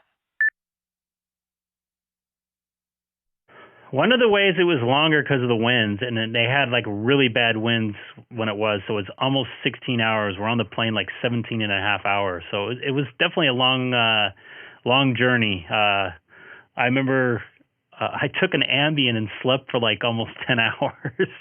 Woke up, watched a movie, had breakfast, and we landed. So, but my poor wife wasn't able to sleep at all. But I could pretty much sleep on the plane. But that's 16, 17 hours in a plane is a long time, no matter how you look at it.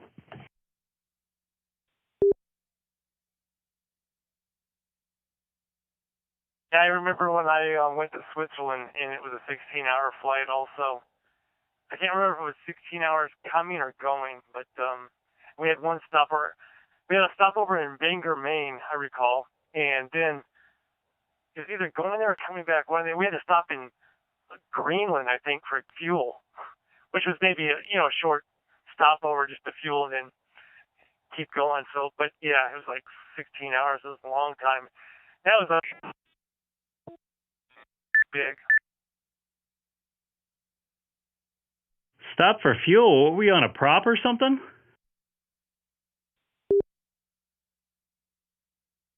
Oh, not at all. It was a big plane, but I don't know what the deal was. I don't know if they ran into a lot of headwind where it was drinking up the gas. I don't know.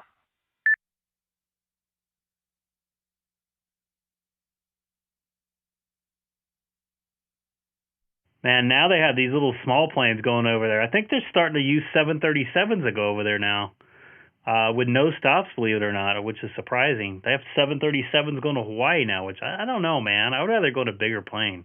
They handle the bumps a lot better.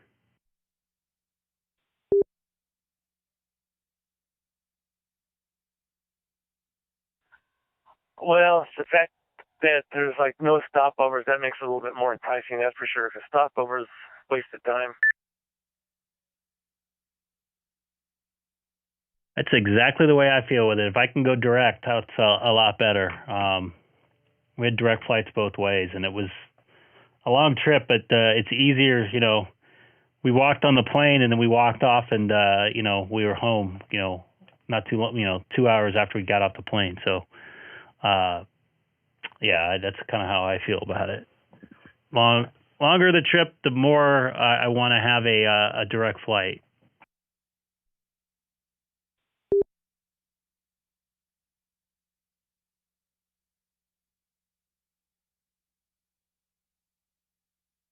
Yeah, that's for sure. That's for sure. But even short flights, it's time to have a stopover for an hour for a 2-hour flight.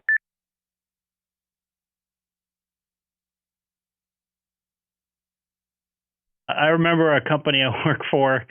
They were sending me to San Jose, and they had me go through Salt Lake on Delta. It's like, come on, man! I flew an hour and a half east to fly an hour and a half west.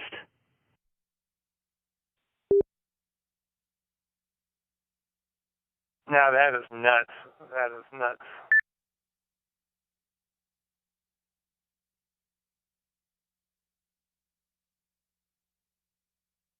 All part of the game, I guess. At least I was on the clock the whole time.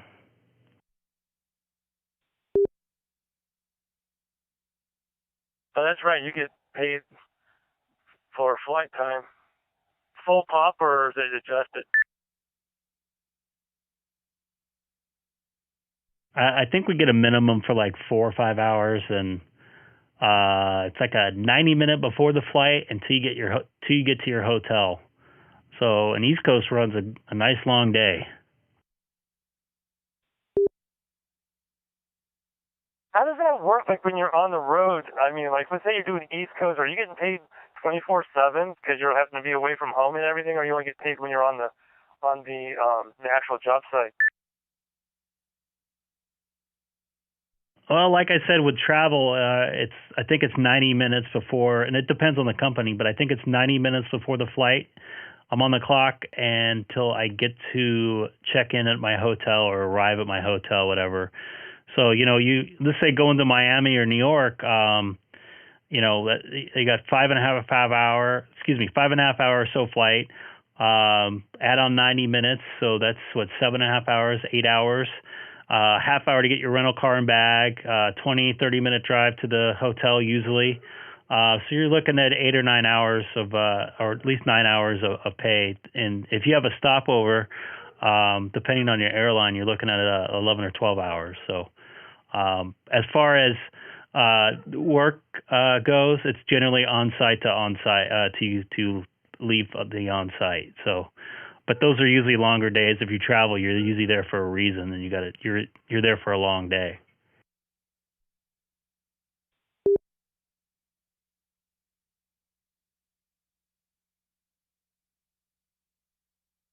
W86QXA here. Yeah, my son starts his new job tomorrow, and he got a pretty sizable raise. A part of that is once a month he has to travel to Texas for a week at a time.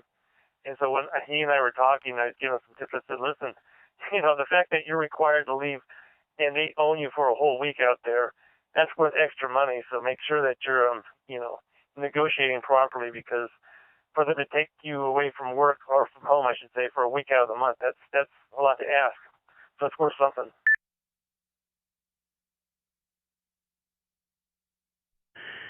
Yeah, generally, speaking to that point, usually if I travel, the rate's a lot more, and I'm compensated for my food, and I get per diem and stuff. So it's definitely, depending on the trip, it's definitely worth my while. There's been trips that I was gone 4 weeks and 6 weeks. So yeah, I hope that he worked that deal in, because I wouldn't do something like that. At least, especially now with a small child being away.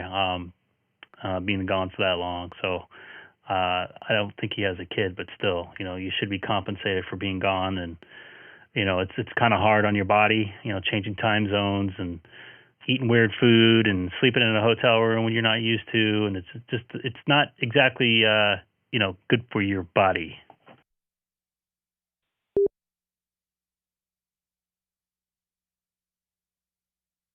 At least he'll be in a part of Texas which is kind of hip, kind of like the Dallas-Fort Worth area. What was the city that Dallas Cowboys Stadium used to be in? I forget the name of that. I think that's the city that this business is in.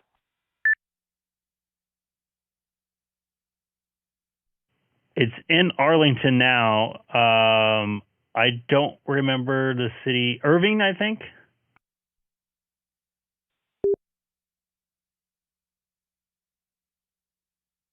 You're dead on. I think it's Arlington is where he has to go to.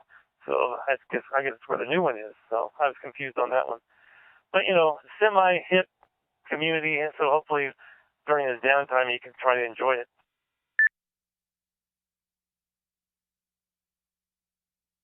I've spent a lot of time at the Arlington Hilton, so I'm very familiar with Arlington. There's a couple little good restaurants. I like that area of town too. So I actually like Texas. I want to move out there, so not a bad place to be in my eyes.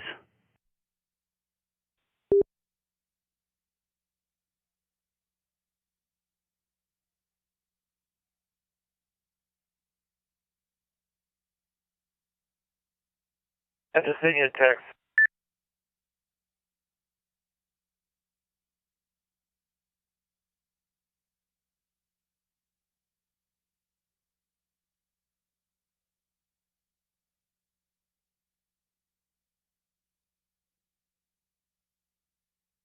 Any chance of him getting relocated out in Texas?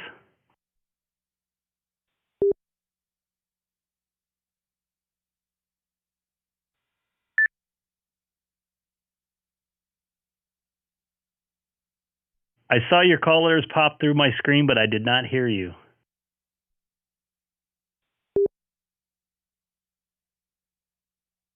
Okay, that maybe I doubled, or maybe somebody else was out there.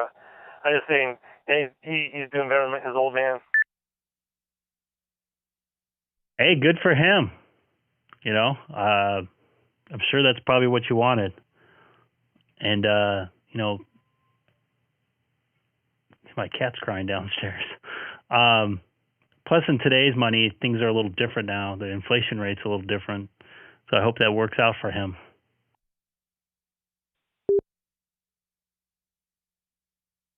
Yeah, he's doing all right, you know.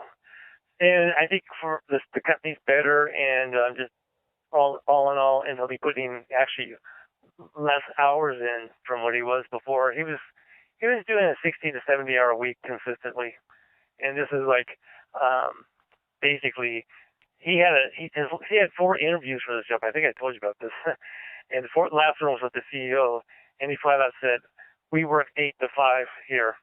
Then we lock the doors. I feel that family time is very important. So this guy is very family oriented as far as that's concerned.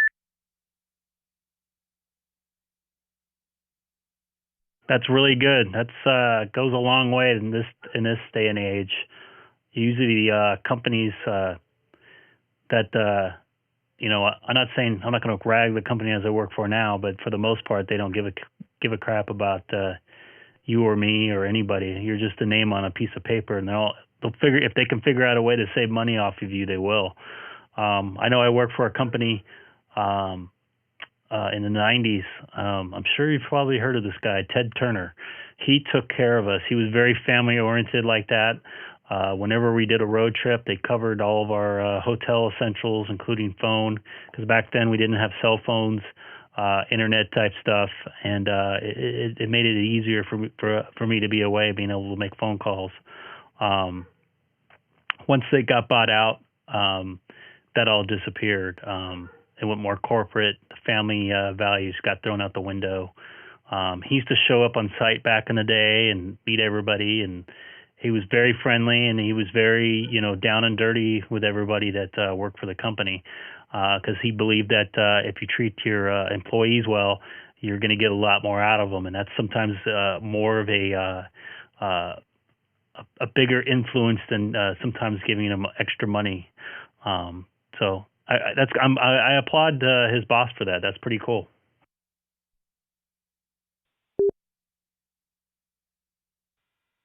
Because, you know, they have very little turnover.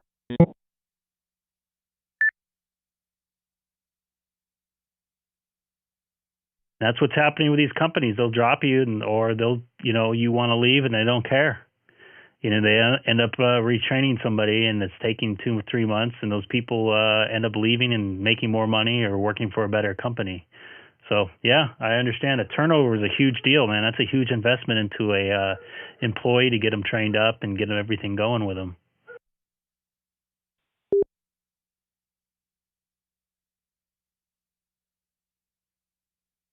K6EGG. Yeah, my son's pretty lucky.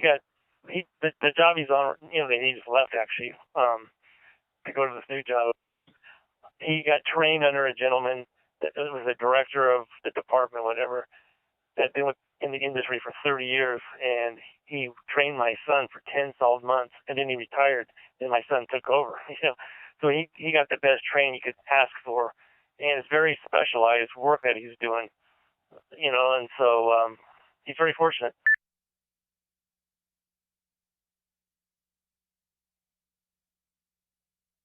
That's good. You know, a lot of people don't care anymore.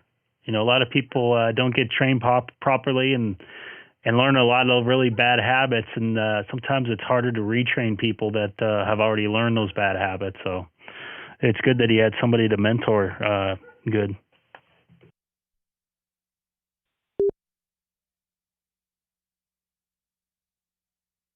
Yeah, my son has to deal directly with the DEA and federal this, the federal that, and you know, he needs to know what the heck he's doing.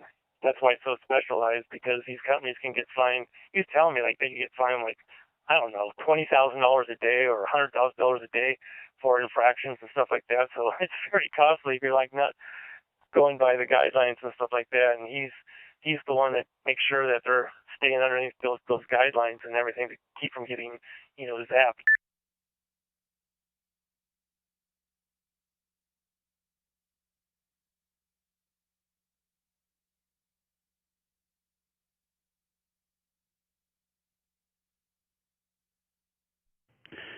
It's always good to be, important. Excuse me, at a company. I just burped on the air. Sorry about that.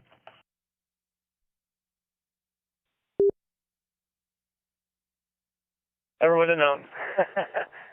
Not bad, man. It's just good beer. You're having some beer right now?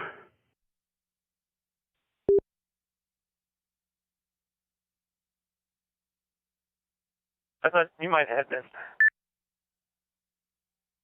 No, I had a jumbo size Mr. Goodbar, and now I'm completely sugared up after I had a salad and some Italian food over at the local pizza place that I went to for lunch/dinner.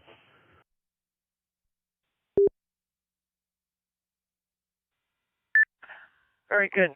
Well, I'm going to bow out for a short while, but I'll be back later because we got, what do we have? The bozo now a little bit later on. So I'm going to, like I said, bow out for a little bit. But I'll be back around, if you're going to be back around a little later this evening. Yeah, I am. I think I'm going to do a marathon stream and see if I can get to myself in some trouble on Reflector 30 Charlie. Hi.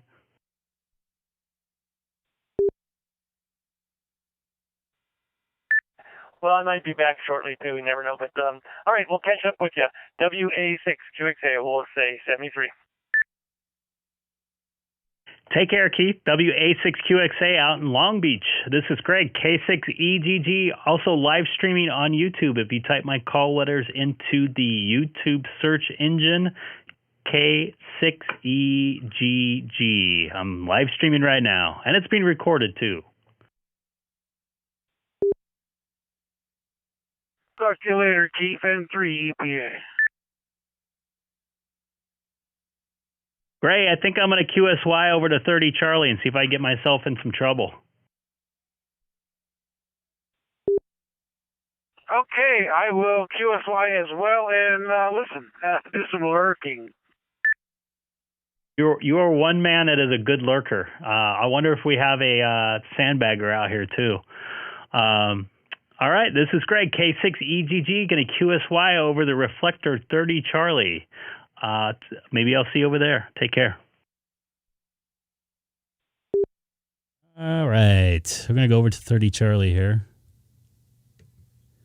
And get this dialed in. Whoops.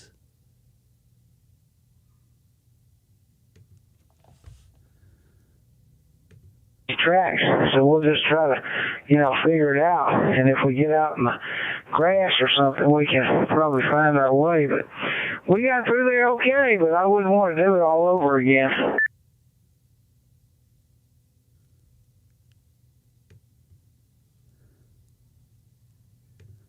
Hang on, I'm dropping the repeater. I think I'm going through a dead zone. 87HF, and 4 Corners area, Cortez. That's a nice area.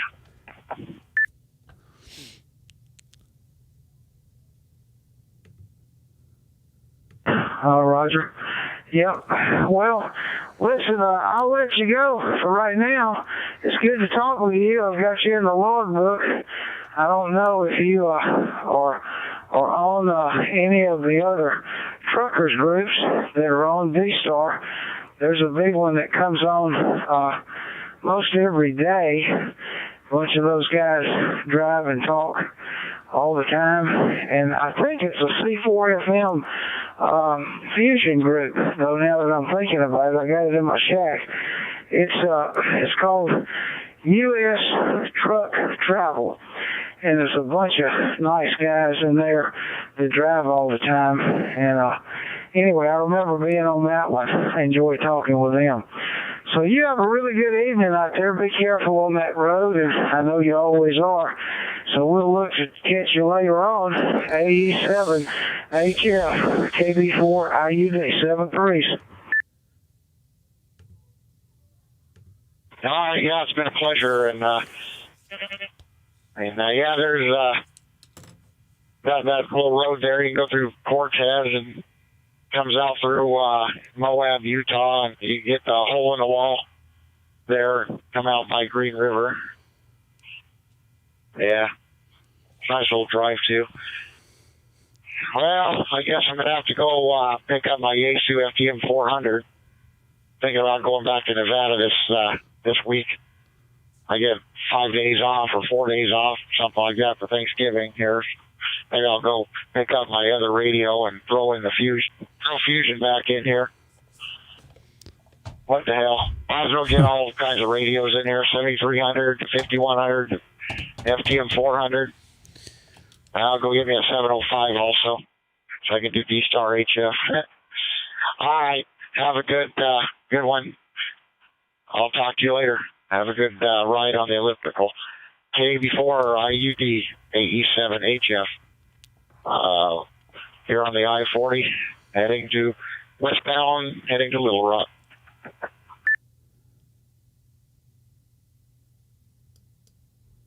Okay, 7-3s, KB4 IUD.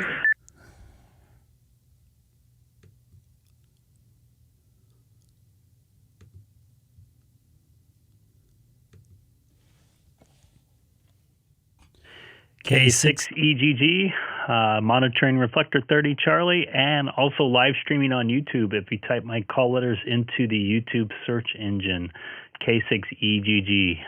Standing by and monitoring. It's the audio whisperer.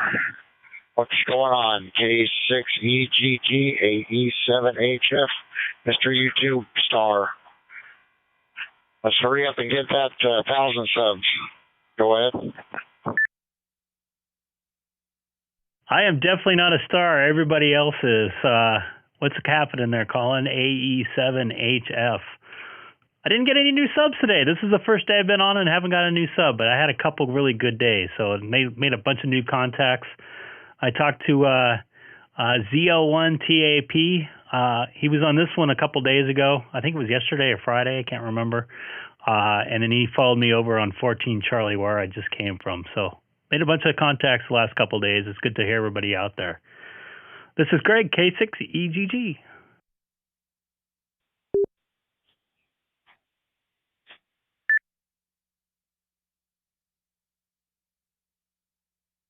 Yeah, I'll stand by and see if anybody wants to be famous on YouTube here. I've been tying it up for a bit here, so I'll listen for a bit. AE7HF, mile marker 241, westbound I-40, great state of Arkansas. Listening. Copy that. This is Greg, K6EGG. I think I saw a ZL1RD in my dashboard. Go ahead, sir. This is Greg, K6EGG, and you're also on YouTube if you type my call letters into the YouTube search engine.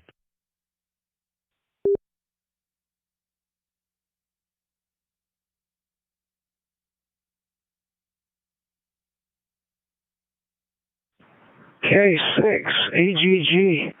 This is KB4 IUD. KB4 IUD. Jim in Marietta, Georgia. I'm looking at you live on YouTube now. Hi, Jim. How you doing today, sir? I think we talked a couple yesterday or Friday, I believe, right? Your callers sound familiar. This is great, K6EGG. Thanks for watching.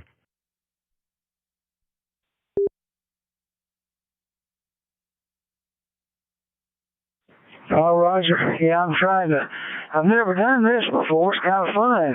I've been a ham for 40 years, but it's good. I'm in Marietta, Georgia, and I see you there on your YouTube channel, and I'll have to pick your brain about that. You got my QRZ page up. Yes, sir. So I'll have to get your information about how to do that.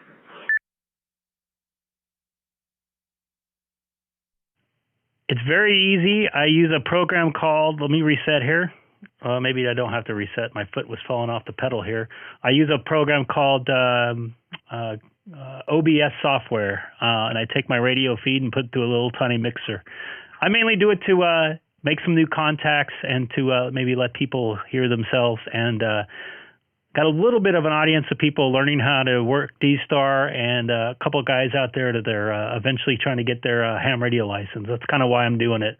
Not really doing it to make money, just having fun, making some contacts, and not looking for any sponsorships or anything like that. So just a cool way to connect with people there, Jim.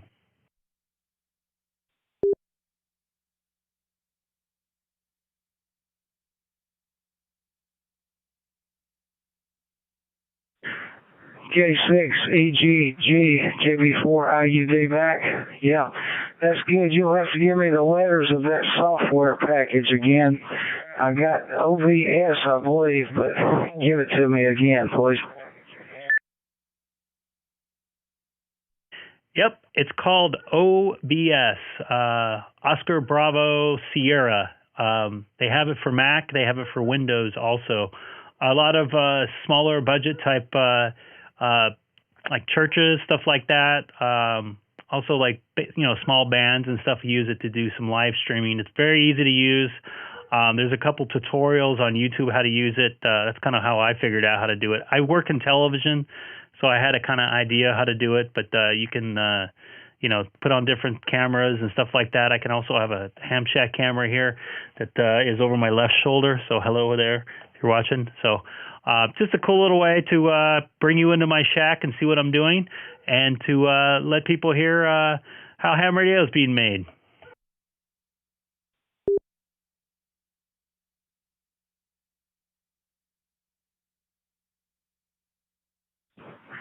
Yeah, very fine there, Greg. That's good.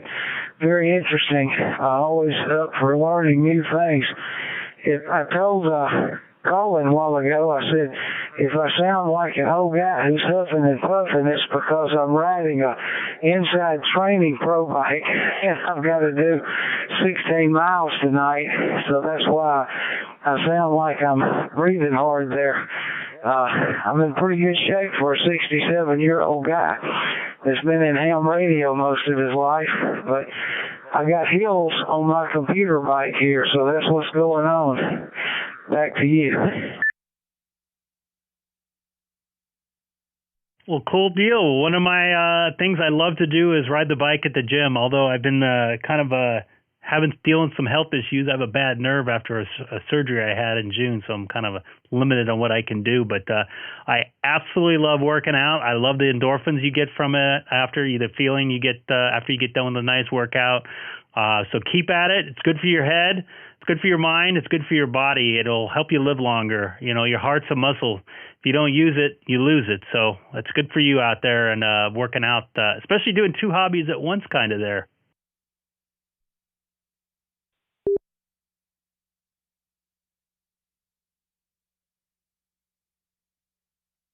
Yeah, that's a true doubling of time, I guess you could say. I know that when I was doing full-time work in ministry, which I did for about 40 years, I would tell my staff that multitasking is a form of insanity because you couldn't focus on any one thing. But neither one of these things is real hard to focus on, and it is something you can do two things at one time. Very good.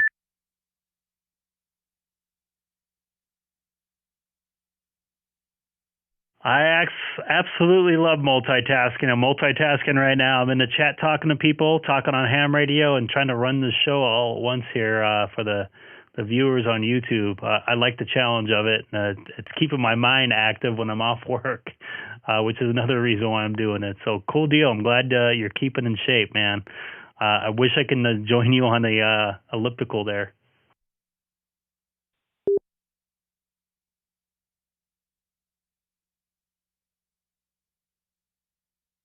I'd like to see that on YouTube, both of you on this.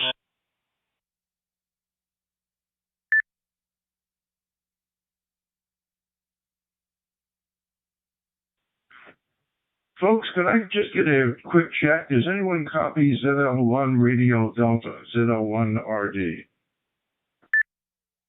Absolutely. We copy ZL1RD. I hear you in Southern California. And also, you're on YouTube right now. If you want to hear yourself, just type in my call letters, K6EGG. Sound really good. Roger, thank you very much. This is a DV dongle that I just installed, and just was wondering how it works. The audio is excellent. I looked up the YouTube video, and it looks good, but I've got it disconnected now. Thanks for that. At least I know that the dongle and the software is working. Appreciate it. My name is Rob, R-O-B. I'm located about 40 kilometers northwest of the city of Auckland on the North Island of New Zealand. Over. Copy that. Sounds really good. You don't even have a New Zealand accent there. Are you from down there? Not to offend you at all, I hope. I immigrated here from Denver in 1986, so I've been here for 35 years. And this is home. Go ahead. Copy that, man. Well, you sound good up here in the United States. And real quick, is that a Mac software you're using or PC software? Do you have that dongle being used for? I'm kind of interested into that. It's DV dongle, and the software is called DV Tool. Delta Victor Tool. Go ahead. Copy that. Just looking that up right now as we speak. I might check this thing out here. It looks pretty cool.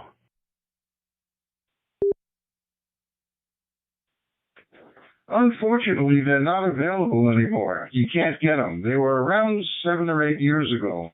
And this one I just received from a mate in Sheffield in the UK. I had borrowed it once before, and I guess it's mine now. And it's great. The audio quality is superb through the sound card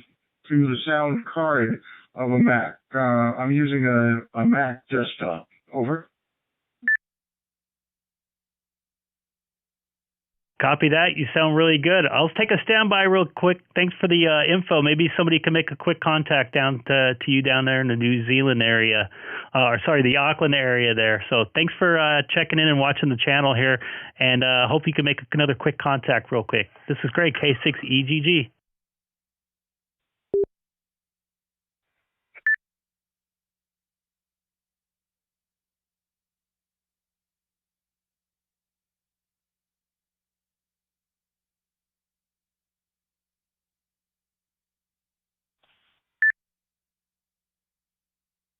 ZL1RD, ZL1 Radio Delta. This is KB4IUD. Are you still on? And we're sitting here watching you live on YouTube as well. And good afternoon to the gentleman there that you was talking to. I can't remember where you said he was from. I had the radio turned down low. But looked over and seen your call sign flash, and I thought, well, he must be on live again. But wanted to holler at you, Greg. Sounding good. K6EGG, KB5 video. Copy that, Jay. I'm going to take a quick standby. Let some guys out there connect with the person out in New Zealand real quick. So this is Greg, K6EGG.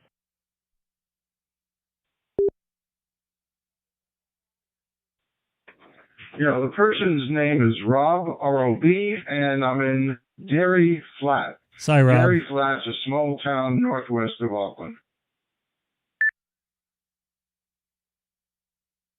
Hey, okay, Rob. The handle here is J, Chile Alpha Yankee, and we're located here in central Oklahoma, a little town called Holdenville. And we're about 70 miles southeast there of Oklahoma City, and about the same southwest of Tulsa, Oklahoma. Back to you. Okay, Jay. Good evening to you, and good to hear.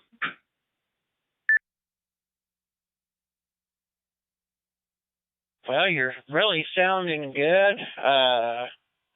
No packet loss or anything on my end, so we'll stand by and see, Rob, if somebody else would like to chat with you there real quick. And hope you have a good afternoon. Talk to you later. KB5 video 73. Thank you, Jay. Appreciate the contact. I'm actually looking for my mate in Wallkill, New York, W2UIS. Let me just see if he's around. W2UIS, Mark, 01 Radio Delta.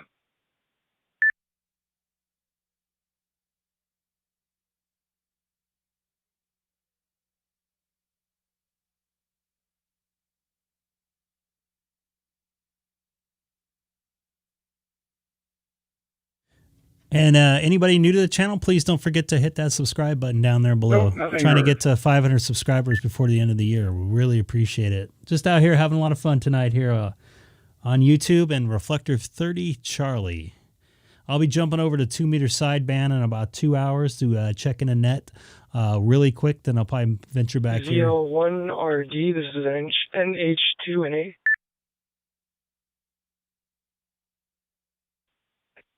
Sorry, mate. Just recall. It was a little abrupt. One more time, please.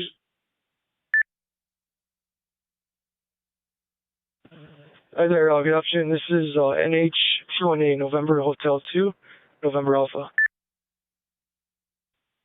November Hotel 2, November Alpha from ZL1 Radio Delta. Good evening. Good to hear you. Excellent audio.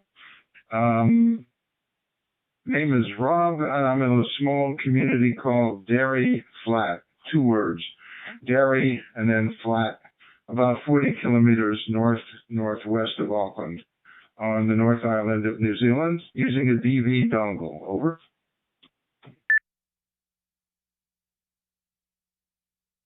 Very good audio there, sir. Name here is Mike, M-I-K-E. I'm currently here in Manila, Guam. We're not too far from each other. I think we share I think we're in the same time zone. It's currently 11:18 here on a Monday morning. So I think it's Monday there for you as well. I'm using an OpenSpot 3, so hopefully the audio's coming in. I think you said it was coming in good, right?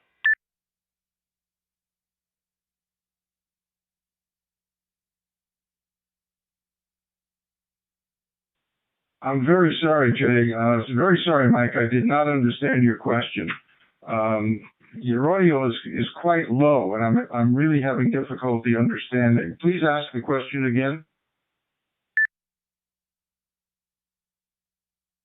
Oh, my apologies, sir. I was just asking how the audio was sounding. I've been getting reports that it's been low a couple times. I'm not sure. I turned the mic gain up. Yeah, I'm not too sure what causes that. Yeah, your audio is full of digital artifacts. It's not clean and it's not clear. The digital artifacts, at least for me, interfere with comprehension and understanding. So it's definitely not 100%.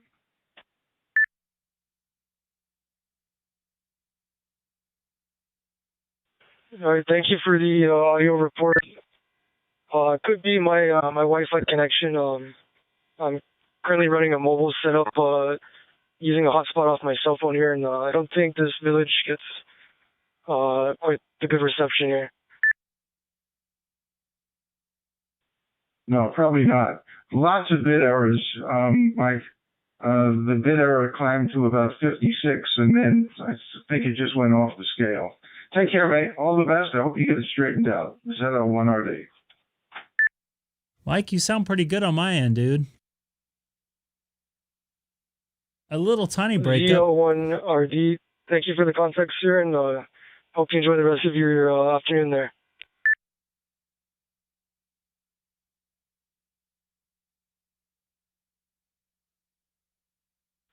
ZL1RD, KB4, IUD, Kilo Bravo 4, India Uniform Delta in Marietta, Georgia. And good evening to you, Nick. KB4 IUD from ZL1 Radio Delta. Name is Rob, R-O-B, and it's good to meet you. Over.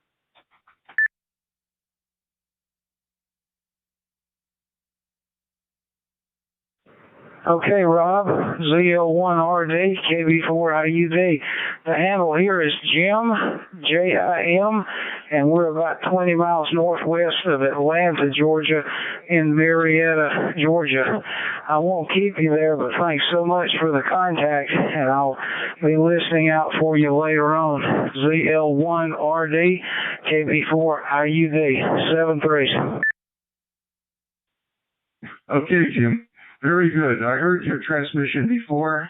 My wife and I are also cyclists, so I appreciate exactly what you're doing. Are you by any chance following Zwift, on a trainer bike?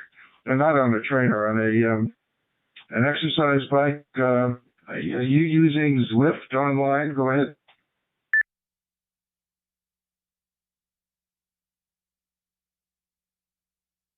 ZL1RD KB4IUD back. You know, I have not hooked up Zwift to my training bike. I've had this bike about 8 years, and it's a Swin, and it's a pro trainer, but it does not have any way to hook into Zwift. But I want to investigate that because I have some bike buddies that do that, and it looks great. So thanks a lot, and Rob, it's good to meet you. KB4IUD. Okay, Jim. If you want to get a better feel for what Zwift is and how well it works, go online to GCN, Global Cycling Network. GCN. I think the URL is gcnnetwork.com. They're in the UK, but don't hold that against them. And you get a lot of interesting information about Zwift and watch it actually in use. It looks bloody cool. I don't have a training bike or anything similar to that I can hook up to Zwift, but if I did, it really looks like a really neat piece of software. This is ZL1 Radio Delta.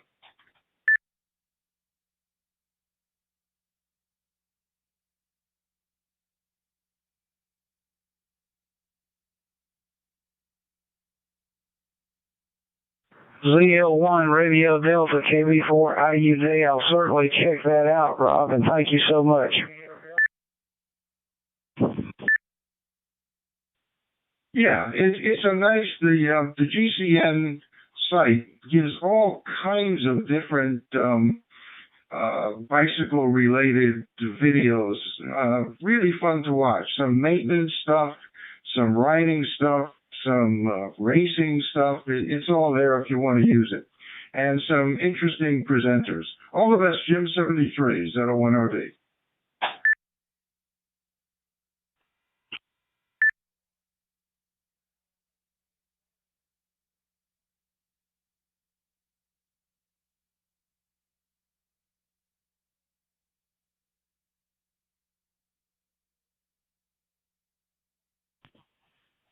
ZL1RD. This is November 5, India, November Kilo.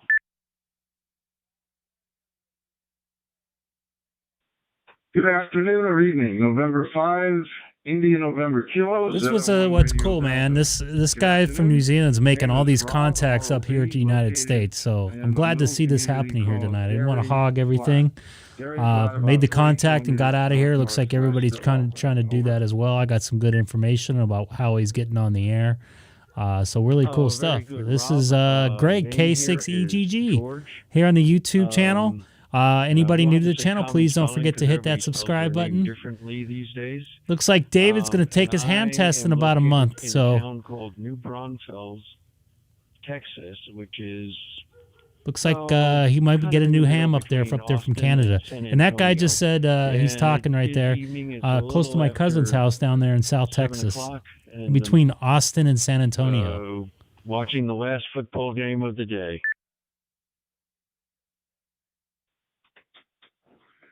Do you happen to know, George, how the Denver Broncos did today? And thanks for whoever just subscribed. I appreciate it. Hey, let's see if we can get up to 400 tonight. No, I don't. It may have been their bye week. I don't know. I will check with Alexa.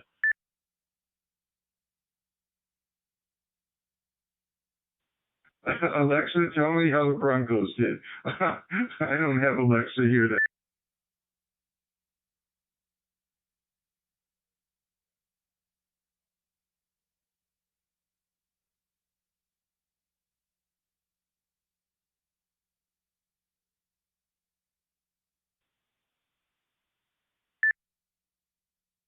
This week, because Alexa told me they lost last week. 30 to 13 to the Eagles. So I think you may be in luck. They didn't lose this week.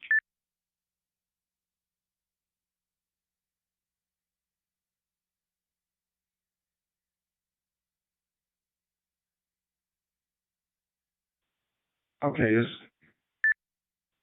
right. Maybe I'll show you guys Regarding real quick getting the push to talk what was to in the her. comments Okay, I think from the 30 yesterday. to 13 loss was I think it was yesterday. Last week.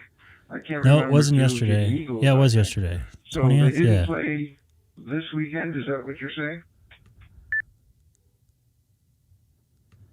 Oh, affirmative. They didn't play. They didn't play this weekend. I'm not sure if they play tomorrow. This is from yesterday's stream here. But so far, they haven't played yet. Okay, good to know. Okay, thank you. Thank you, George. All the best, mate. Thanks very much for the contact.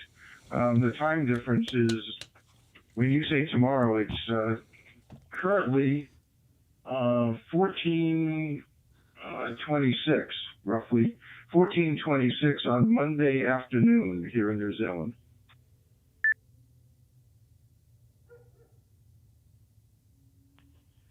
Okay, if they play tomorrow, it will be 7 o'clock or so Central Time here. I'm not quite sure how that works out to where you are. But anyway, thanks for the contact and thanks for coming back. And you have a wonderful day. And also to you. All the best, George 73. Thanks for the call. ZL1 Radio Delta. And here's my response. 73, Rob. Sorry about that. N5INK.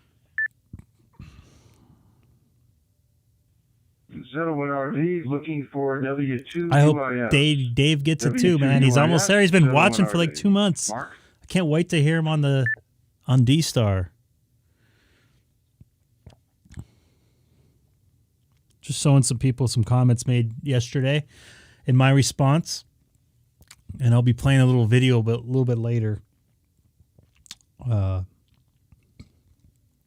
detailed response from somebody made a comment. I'm not upset about it, but I just also want to explain myself. Basically, someone got mad because they found out later that I was broadcasting on YouTube, and they weren't told about it, even though 90% of the time I usually say when I'm broadcasting on YouTube, for some people that are out there and used to me saying it. I'm not doing it to make money. I'm not looking for monetization. I'm not looking to get anybody in trouble, just spreading some word. And for instance, a lot of these reflectors are also on Broadcastify. I know 14 Charlie is. A lot of other repeaters are out there that are on Broadcastify, as well as there's SDRs out there for HF use that have playback options. So me putting this on YouTube is just kind of an extension of what we have going on there right now. We probably should. Maybe I'll give that away to my 1,000th subscriber. How does that sound? I have to find one of those hats for my daughter. That sounds like a good idea, Jay. Give away a unicorn hat for my 1,000th subscriber. Oh, boy. My daughter would have a kick out of that.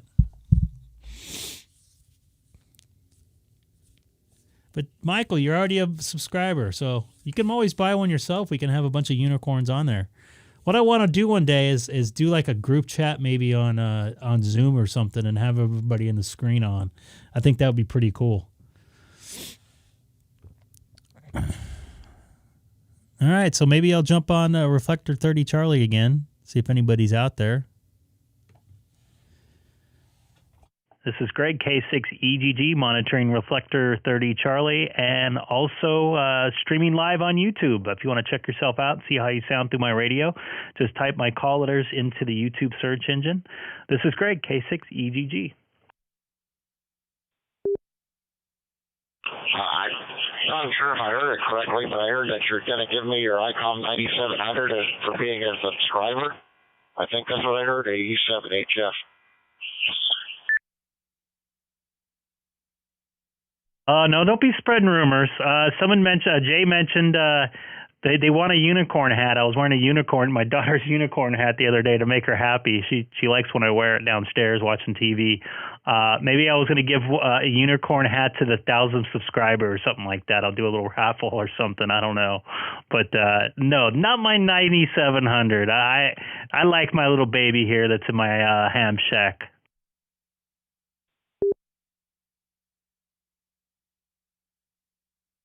Oh man, I got my hopes all up. Got all excited for a minute. Jeez. All right. I guess I got to drive a few more miles. I'll probably go with a 705 though. Yeah, I'll probably do a 705 over the 9700. I don't know the 1.2 would do me any good.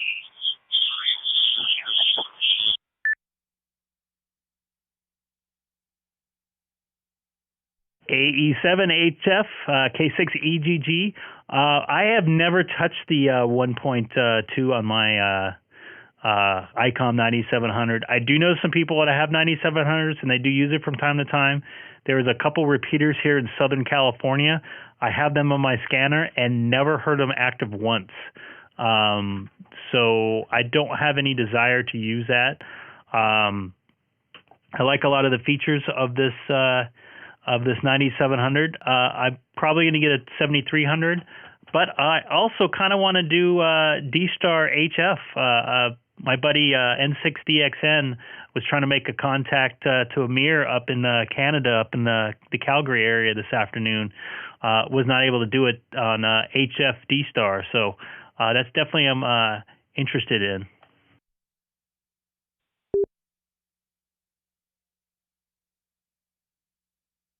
Yeah, boy, my audio sounds like crap. Yeah, probably because my throat's all messed up and I sounded pretty raspy. All right, well, I'm coming through a bad area where I always have cell phone issues. So, yeah, I don't know. 705 has a D-Star on HF. I just wish it was higher power than 10 watts. That's all. Yeah, I understand that, Colin. That's kind of why I'm pushing more towards the 7300. That low wattage is almost a deal breaker for me. But the HF D-Star would be really cool. I don't know how much I'll use it, but having 100 watts stock on a base station HF radio is really nice, and an auto tuner and everything into it as well. So I don't know. When the time comes and I eventually get my general license, I'm gonna have to start studying here, especially if I have a couple months off, which I might coming up. I'll put my brain up to work there and try to get that going.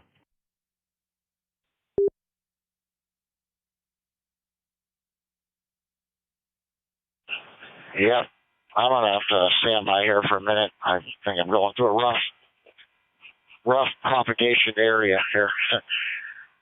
I'll be back. K7HF.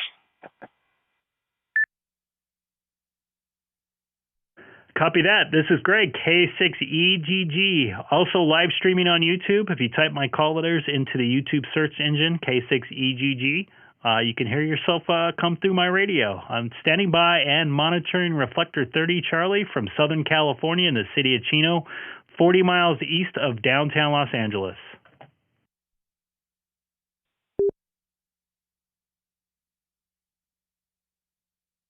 Are you on Facebook also? Negative. I nuked my account in June. I had it hacked and I couldn't get back into it, so I had them nuke it. I do have another Facebook account. I don't know, I might go there. We'll see. Okay, I was gonna send you a friend request. I'm thinking about hacking mine anyway. Just nothing but garbage on there. I posted some 7300 video earlier of the truck, from in the truck receiving 40 meters. So that's all. 87HF. I'll be listening here. K6EGG, this is KD2JSM. Can you hear me? Hey, Steve, KD2JSM. This is Greg, K6EGG from California. How you doing this evening for you there? It's what, about 8:35 there in New York? Yes, it is, and I have your YouTube channel on, and it is fantastic. I just wanted to let you know you did an incredible job on it. I love the shack cam. The concept is really fantastic. I never could pull off anything as good as this. I love the fact that you have the scope on the bottom and then you can see the transmission. You got the chat going on. It's fantastic. It's very entertaining. Back to you. Cool, Steve. I really appreciate it. Just trying to have some fun with this and spread some ham radio love and make a ton of contacts. And it's kind of cool to watch in the chat. I don't know if you've been how long you've been watching. See the people in the chat interact with each other. So that's another good way to make some contacts out there. Kind of bring a group of people together that may not have been together. So it's a lot of fun doing it, and I really enjoy it.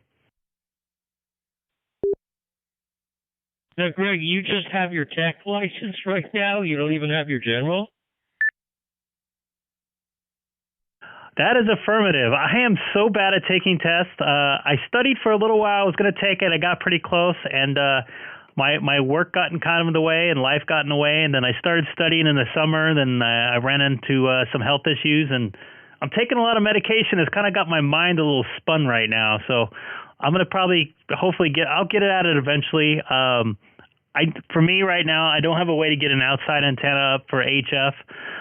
So it's going to be hard for me to run some cable outside. I'm in the second story of a two-story house, so getting it outside through an attic is not good for me. I can't get it around too well. So I don't see a need in getting it at this point, but I definitely want to get it eventually. That is my plan, is actually to get an extra eventually and do some HF stuff. I want to talk to a couple guys I've been watching on YouTube myself. W7HU Alex, he's down there in South Florida, south of Miami, getting pretty close to Key West. I don't think he's on Key West, but Douglas KB2UKA. I watch those guys on YouTube doing HF, and I'm like my chops are dripping, wanting to jump in there and chat with those guys. But eventually, I plan on doing it.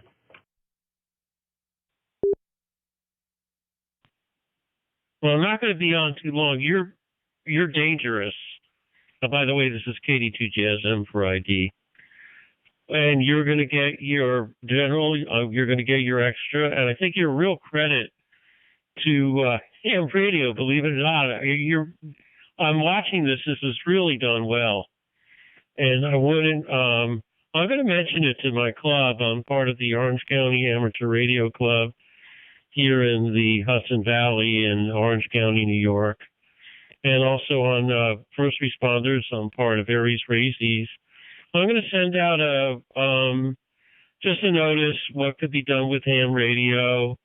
I think this checks a lot of boxes.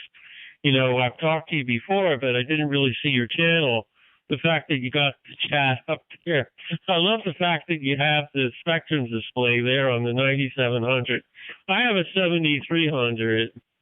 I don't have a 9700. I'm kind of toying with the idea of getting a 705 down the line somewhere. I'm operating off of course, a Kenwood D74 into a Zoom spot.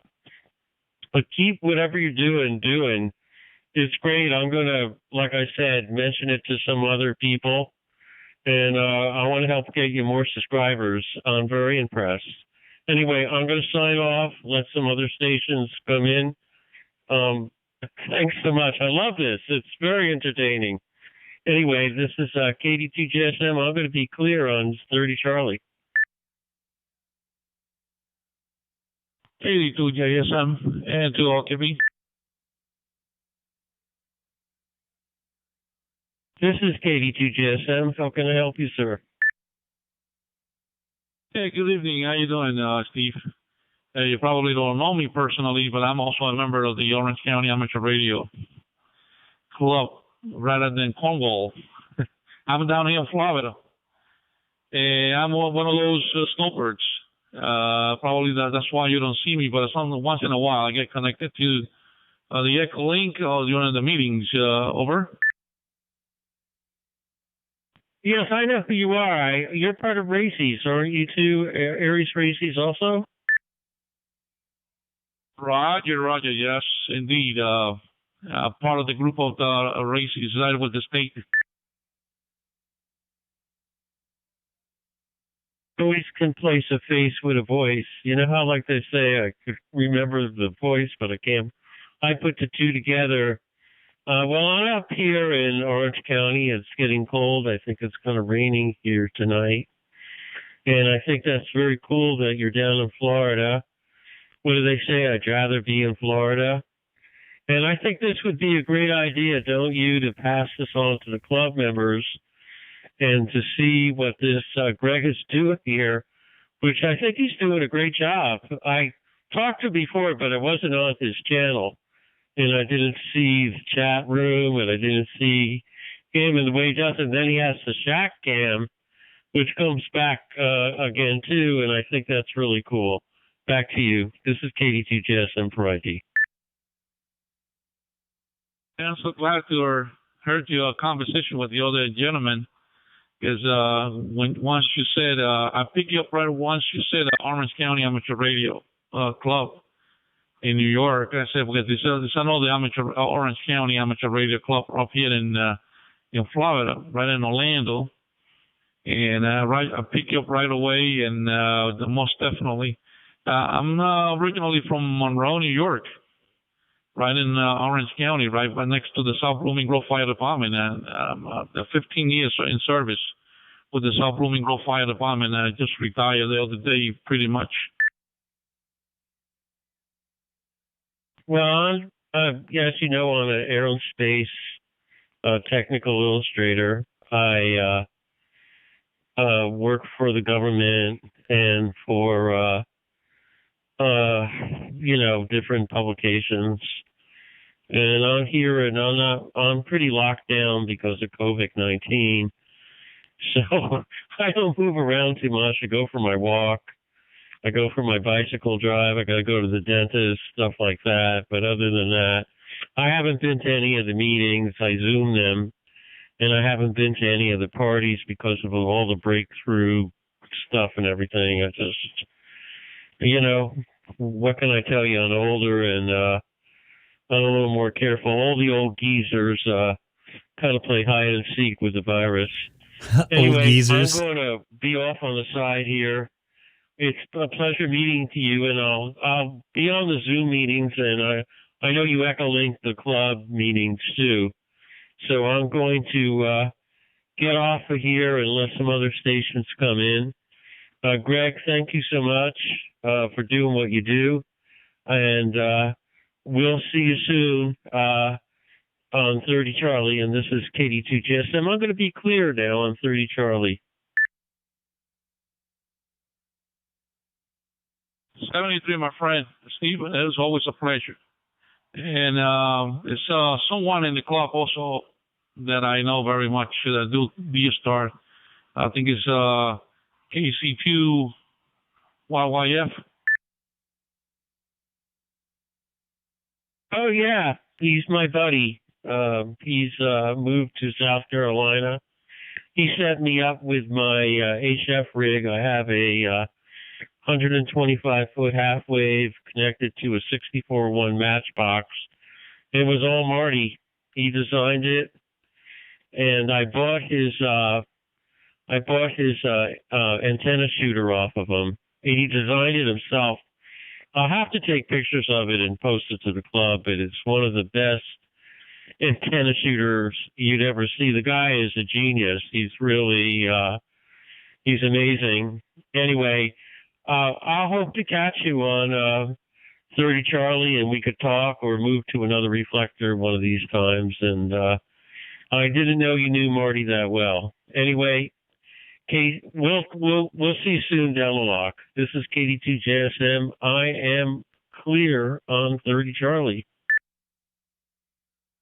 Okay, my friend. Well, yeah, I know Marty very well. Marty got me the ID of my DStar registered with the system because I didn't have DStar originally. He's the one who registered my DStar system into the system. So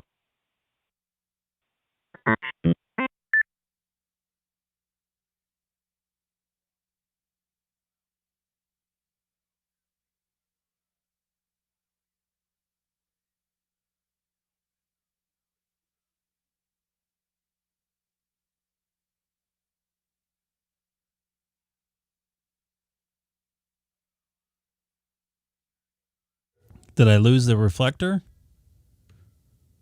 What happened there? Did everybody lose them that's listening to 30 Charlie? By the way, I'm coughing not because I'm sick. It's super dry. There's 7% humidity right now. I just checked.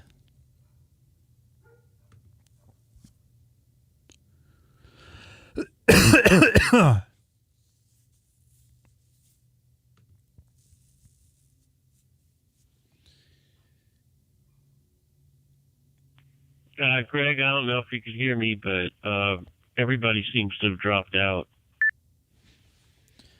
I got you in there, and I appreciate the kind words. And any help building the channel, I definitely appreciate. Thanks for watching. I appreciate it. This is Greg, K6EGG, also live streaming on YouTube if you type my callers in. And I got a dry throat. Sorry.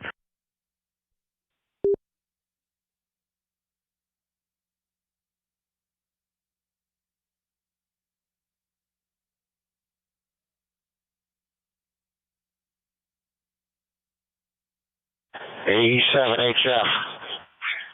Yeah, it got a little quiet for some reason.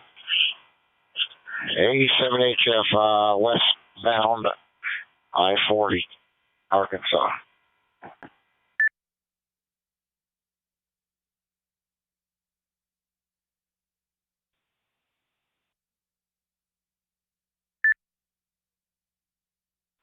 I don't know how you feel there, Greg.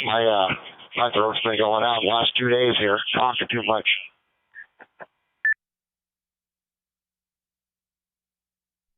That might be the case with me too, but man, I put my fan on about an hour ago and it completely dried my throat out. I've had like about 7 waters today. It's super dry outside here in Southern California tonight.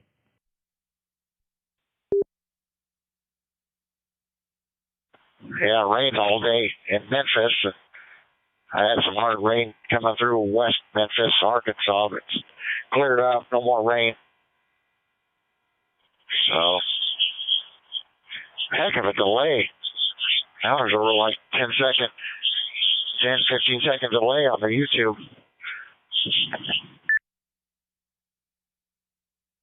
Yeah, there's a couple different factors involved. If you're on a cellular network, it's a little bit longer. Sometimes refreshing it helps. Depending on how long I stream, it affects how long the delay is as well. I have it on the ultra low setting, but sometimes after a long stream, like I've been on, looks like just about 3 hours today from the since the second time I started here this afternoon. So it might be causing some issues there.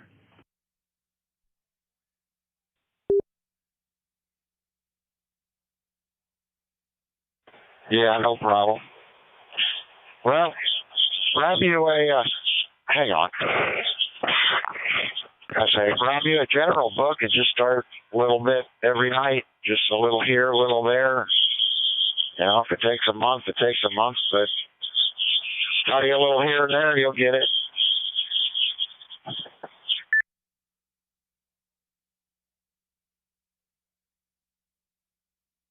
Yeah, I'll get it eventually. I'm in no hurry. I got plenty of life to live, so if I get it in a year or 2 years, I've still got plenty of time to play with it. So I'm not in a hurry. I'm having a lot of fun with DStar right now, I can tell you that much.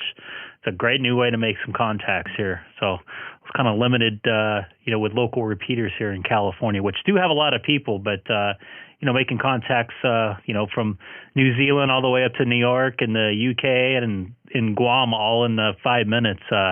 You can't get that anywhere else, really, with the clarity and stuff like that. I mean, you can with HF, but just not the, super clear all at once.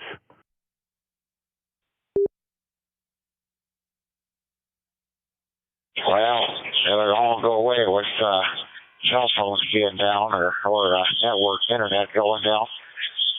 Yeah, I got my HF, or my HF, my extra years ago, but I hardly ever use HF. This 7300 is the first HF radio I've had in 12 years. So I'm not a big HFer. Kind of intimidates me a little. So I'm happy on the VHF, UHF stuff.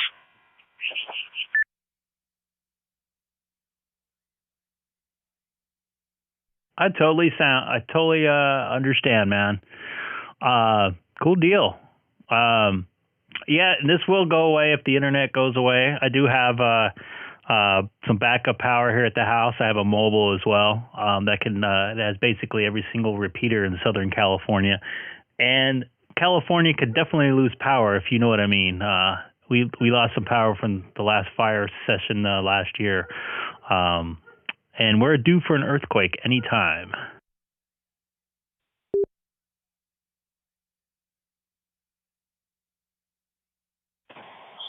Yeah, California has its share of events.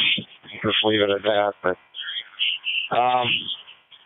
yeah, I'm working on my prepper station stuff. I got my buddy in Nevada. He's gone overboard. He's got like 40 propane bottles buried in the backyard and full line of prep. My generator. I got a huge generator over there, brand new, and yeah, he's got batteries and a solar trailer. Got one of those DC solar trailers. We bought 3 of those last year, well, a little over a year. DC solar, so we got all these solar trailers with a big solar power the whole house with that.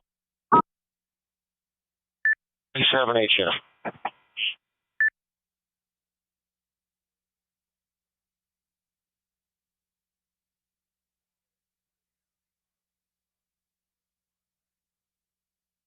Yeah, copy that. My actually where my wife is right now, my in-laws live up in Phelan. They have solar panels, backup batteries, propane generator, all kinds of stuff. They're ready to go with stuff. So I totally understand, man. You never know. And she's actually my sister-in-law is actually thinking about getting her ham license too. She just borrowed a book, so maybe we can get her out here. I think that would be pretty cool. So this is great. K6EGG for ID, and also streaming live on YouTube if you type my call letters into the YouTube search engine. K6EGG.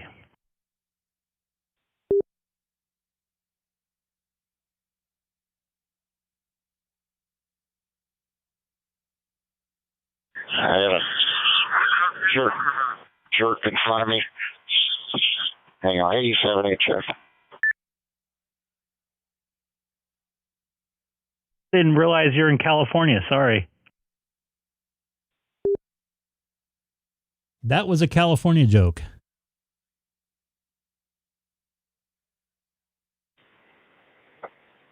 W5 ERX.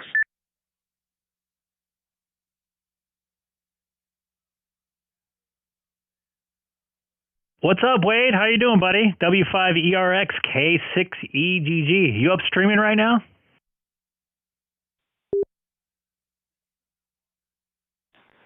No, I just noticed that you were and figured I'd jump in here and say hello.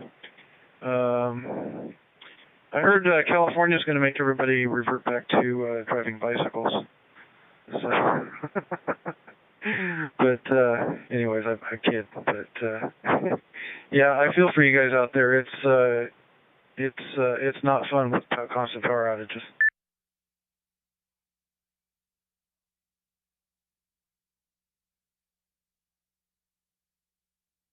Actually, be careful what you joke around about, because they're actually trying to do that in San Diego.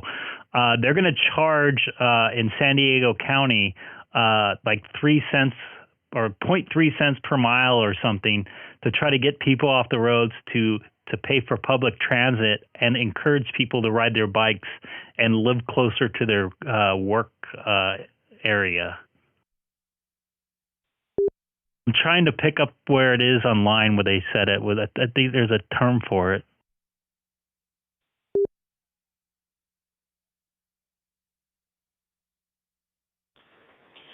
Well, and I thought I was being completely ridiculous, but I guess I guess that's kind of the norm. Oh man, I hate hearing stuff like that. Yeah, I've heard that there's a lot of laws that they passed out there that's part of the supply chain issue, such as basically not allowing independent truckers to operate inside the state of California unless they belong to a union, which kind of defeats the purpose of being an independent trucker. But I know that that's limiting a lot of the availability of truckers getting supply off the dock, which in turn limits the ability to get supply into the dock. But and there's a few more, but wow, it just seems like if it's not working, you might want to go the other way. Yeah, that's actually called ABC1 or something like that. That is actually not just truckers; it's all independent contractors, including myself. That was an independent contractor up until recently. That includes also what do they call it? The ride shares, the Lyfts, and the Ubers of the world.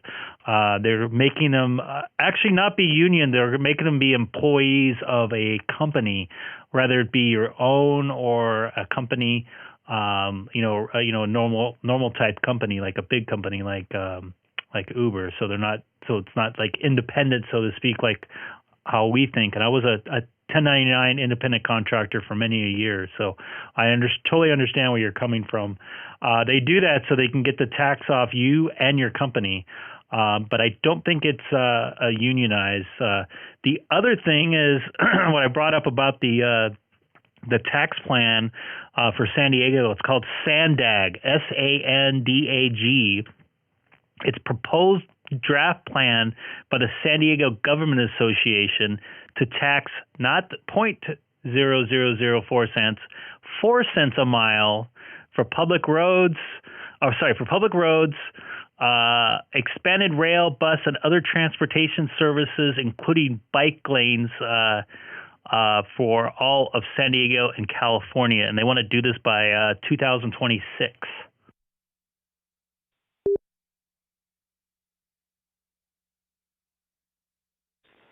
Wow, that's kind of crazy. Wow. Well, you asked me if I missed living out there. I do have I have a friend of mine out there. His name is Dave. N6, or I forget what it is. But he lives out there in that area in San Diego. He's a ham. Not sure if you know who I'm talking about. I don't know. There's a lot of hams out there, so San Diego's kind of a big place. But be careful when you joke around about California. When you think it's crazy, it's normal in California. So you used to live out here, so you know the deal.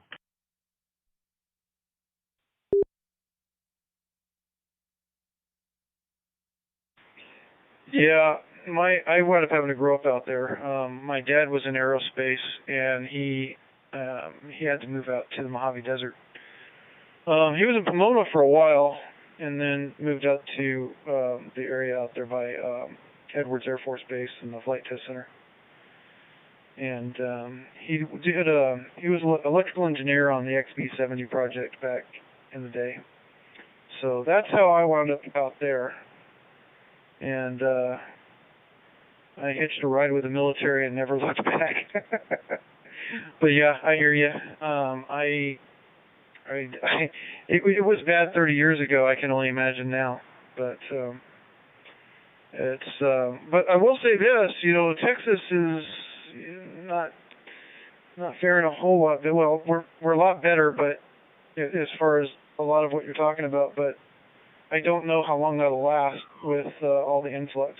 that's moving out here, and it just seems like every day it kind of gets worse a little bit. So I don't know. Our governor's trying to fight it every step of the way, so hopefully he keeps gaining ground. W5 here. Copy that, Wade. And if I do move over there, I definitely won't be bringing anything from California except my body and my my possessions. Everything else will stay. I just want a little better place for my daughter to grow up, if you know what I mean.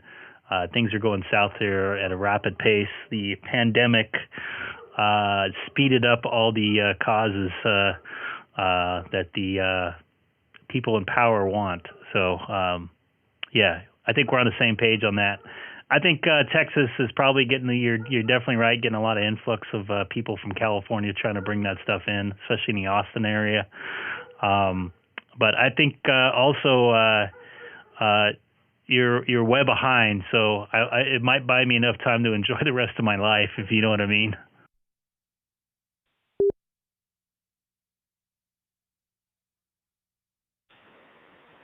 Oh yeah, for sure. I hear you. And you're absolutely right. We're behind, and I'm liking it. But I will say this: I've been here for 30 years, and it's not the same place I moved to. It was way different back then. Pretty much, you walk down the street, and you didn't have to know people. You just, they were just nice. They would go out of their way to say hello, and it was a little bit different. 30 years of progress hasn't made it any better, but still way behind the curve, and I'm glad we are. But I hear you. I completely understand you would want a place better to raise your kids, and Texas is definitely that. As long as you stay away from like Houston, Austin, San Antonio, you'd be good to go. W5, you're right. Yeah, Wade. When I went out there, I used to go out there to Texas. I went to Plano. I think I stayed in Richardson, and Plano, North Dallas. Pardon me. Going back from when I went there in the 90s, and like I was there a couple years ago, it definitely has changed a lot. I can't tell if it's for the better or not. Obviously, you have your opinion on that. It sounds like it didn't. Pardon me, but it kind of felt like home for me when I was there. I remember walking around. I just felt comfortable. People were very nice. People looked you in the eye. People didn't seem like they're in a hurry and living their own lives. They would take time and say hi and genuinely ask you how you're doing, and just seemed like a different vibe. And I felt very welcomed there by the local people, which I don't feel that way in my own community, which is kind of strange. I always try to talk to people. My wife always kind of gives me a weird look. I'll talk to people on the airplanes. I'll talk to people in the airport just to make conversation. And you don't really get that in California. You get a lot of people looking down their phones, not holding doors open for you, and just all kinds of rudeness. So I understand what you're saying, but I haven't been in that area for a little while. I spent a lot of time in Houston, probably about 3 or 4 weeks of my life down there, all the different trips I've done. San Antonio a little bit. I think I've been to Austin once. They used to have like a good little bar row on a street, like 4th Street or 16th Street. I can't remember. But anyways, yeah, I know what you're saying there. This is Greg, K6EGG for ID, also live streaming on YouTube. You type my call letters in.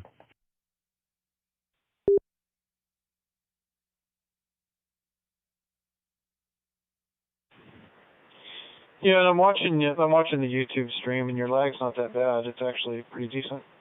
It's there, but it's pretty much what I would expect from most streams. So I wouldn't be too concerned. Plano area is nice. Lubbock, Granbury, some of those places that are, not the mainstream. You'll notice that it's still very down home Texas. Anywhere in East Texas, West Texas, it's and even even some of the other cities are not too bad. Austin will be basically like what you just left. But yeah, everything else is it's definitely a slower pace, and I think it's a good thing because I think people need to take a time to stop and smell the roses and quit trying to hammer into people everything, just basically to put money in your own pocket, which is what politicians do. And but I know I still love it out here. When I retire, I am thinking about moving up toward Lubbock area. We'll see how that goes. I'm actually sitting here kind of dreading. I've got a trip that I need to take out there, and I'm looking forward to the trip, but I'm absolutely not looking forward to flying into LAX. W5ERX back to you. Well, Wade, here's a little word of caution. When you leave California, make sure you get to LAX very early. I've heard some of the lines are close to 2.5 hours long to get out on some of the terminals, so be fair warned. If you can, fly into Orange County or maybe Ontario, even maybe Burbank. I don't know if you have your ticket yet, but LAX is not very good right now.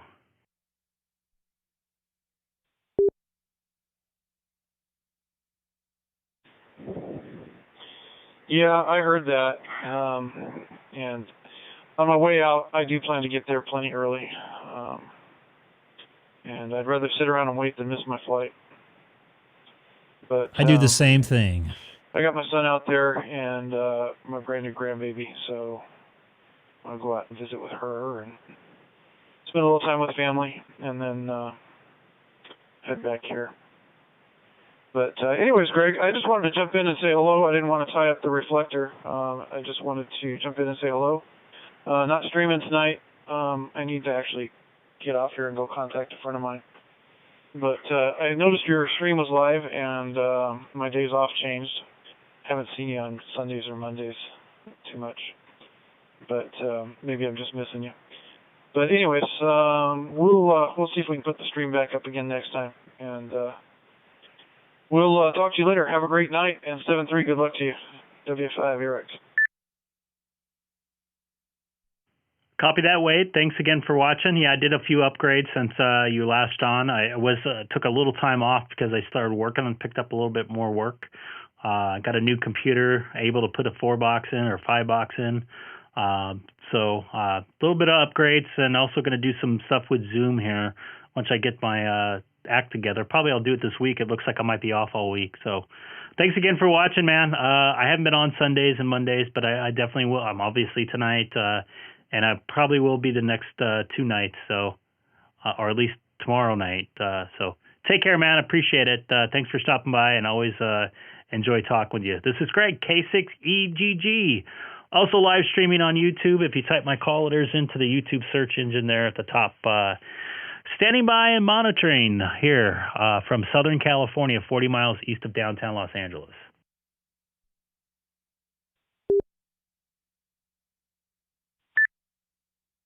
Echo Golf Golf, Kilo 6 Echo Golf Golf, Kilo Bravo 3, Lima Uniform Echo.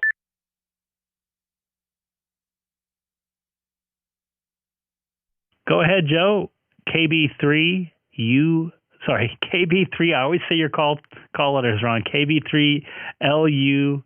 This is Greg, K6EGG. It is so hard to get all these call signs right. It's just rolling off my tongue. Yeah, roger that. Yeah, I have a hard time with calls also. Just think of blue.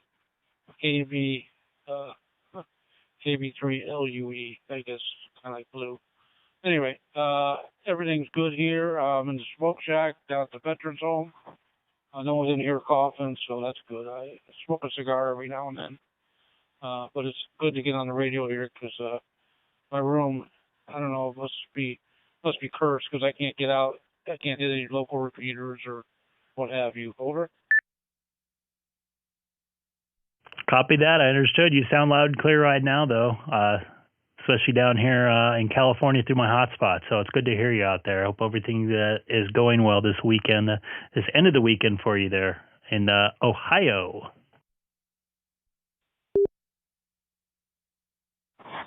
Roger that. Everything's going great. Yeah, I follow you on YouTube. I'm like your biggest fan. I guess I'm a groupie, I guess. So, but anyway, no, I think you're doing a great job. You're very technically proficient. So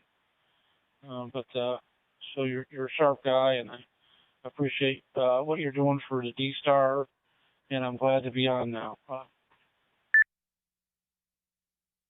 Cool deal. Thank you for the kind words. I really appreciate it, Joe.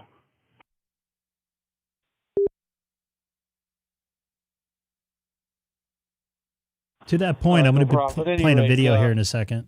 As I was telling you, we have a club here at the Ohio Veterans Home. Me and another guy started it, but he kind of dropped out. But our call sign is Whiskey 8 Oscar Victor Hotel. It's informative because of the COVID restrictions. Our radio room is in the nursing home, and right now they have us segregated between the domiciliary and the nursing home. And I can't even get through the doors because they got everything. Got the electronic keys. You got to. Everybody has an ID card and it lets you through certain doors. And if they don't want you through it, they won't let you in it.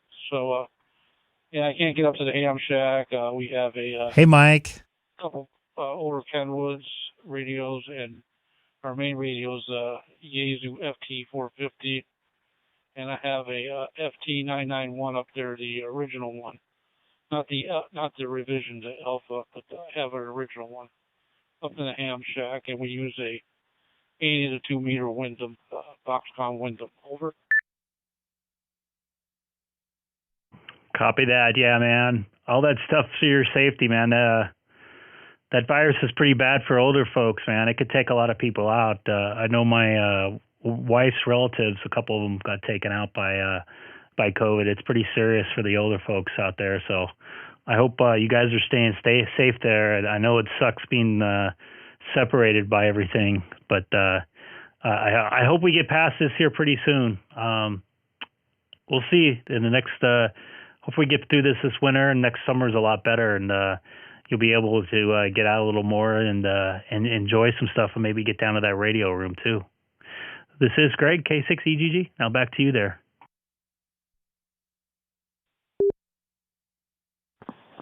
Roger, KB3LUE. We did lose 3 hams due to, I don't know, maybe, well, one was a World War II vet. Well, 2 were World War II vets, and one was an older gentleman. He was a sub-commander, believe it or not, and he was a ham guy. He was a good guy. Yeah, so I lost 3 guys due to mostly probably age, and we're trying to get some more guys licensed. But you know, I'm amazed. I got guys in their 80s passing their technician test. So I'm really kind of elated that they do such a thing. I mean, it's just amazing. Over.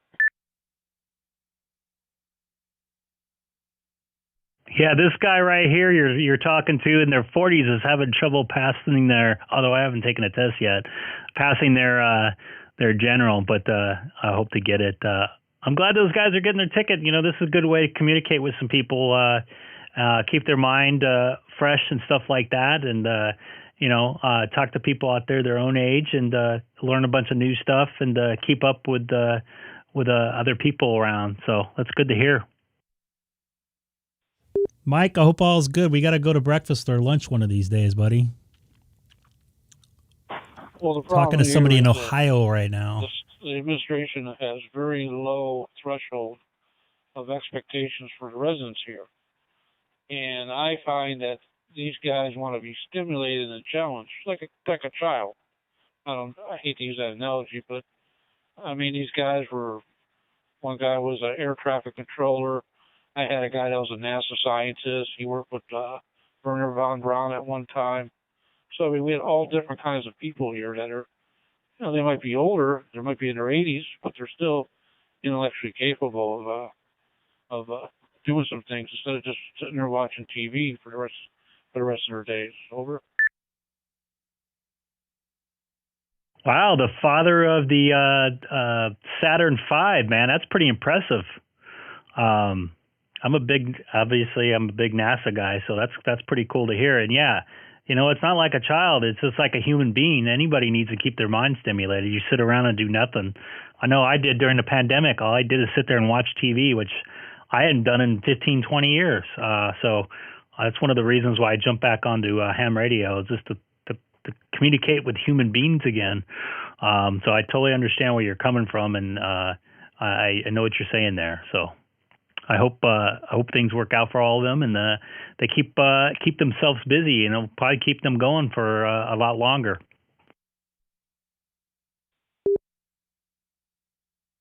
Roger that. Yeah, when we have meetings, we bring in about, like 10, 15 people, and that's pretty good. We have 100 people in It's not COVID. in my Diamond Silver area, and I bring in about 10 or 15 people into the meetings for the ham club. Of course, I feed them my chili, and they love that, so I kind of have to bribe them. But for our new project is we're going to work on satellites, and that was my project before COVID, and I'm going to resume it, and darn it, we're going to do it. Good for you, man. That would be a lot of fun. Try to hit that ISS crossband repeater, too. That should be pretty fun.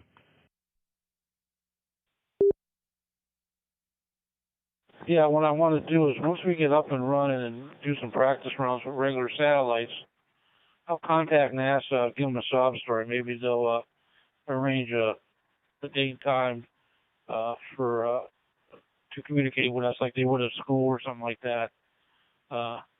Maybe we could, see if we could get, maybe it could be a good political, PR thing, over.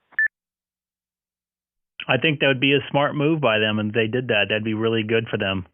When they do a pass, whatever, and do a little two-way, I think that would be pretty awesome. I'm sure all those guys would appreciate that, especially the guys that worked at NASA before. You can always hit them up on social media, and maybe write a letter to your senator or something, and see if they can pass it through to the powers that be. That would be a pretty good idea.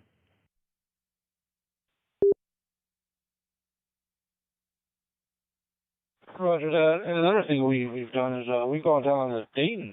3 or 4 of us make the trip down to Dayton for convention. I guess now it's in Xenia. So we're looking forward. We got a driver, we got a bus, and we got lots of gas. And I'd like to go down there next time. I don't know. Do you ever go to the convention over? I have never been to one. I would like to go to one. They had one up in Northern California, but it was a little bit of a drive, and I wasn't feeling well the weekend that was going on. Maybe next summer I might jump out to that. There's a big one in Alabama, I think. I think I might try that one. There's a couple guys that I watch on YouTube that went to it, and they all met up as a group. I think that'd be pretty fun to do. I'd love to meet up with some other YouTube creators and stuff like that and have a big powwow. Be another good way to connect with some people there, so definitely want to try that out. Maybe get some new stuff too.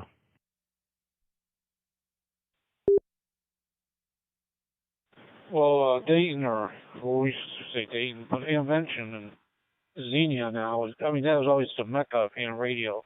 Everybody's there, the Yazoo and all the big radio manufacturers and antenna makers and all those guys. They're all there, and a lot of flea market going on. But if you do ever decide to show up, I'll buy you a beer. How's that?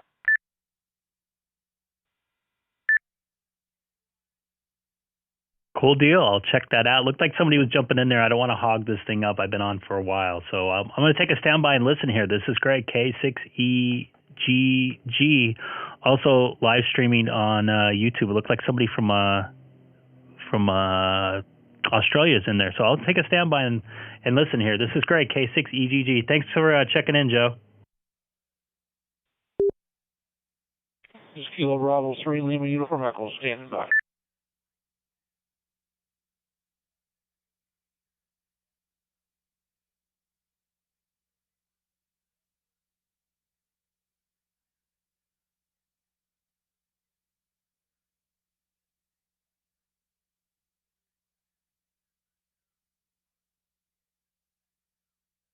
Anybody watching right now, please don't forget to hit that subscribe button. I had some issues with somebody recently. I don't know if I should play this right now or not. What the heck? I'm going to play this right now. Looks like I got a little bit of an audience here. Let me go right back to the reflector here. Thanks, Joe.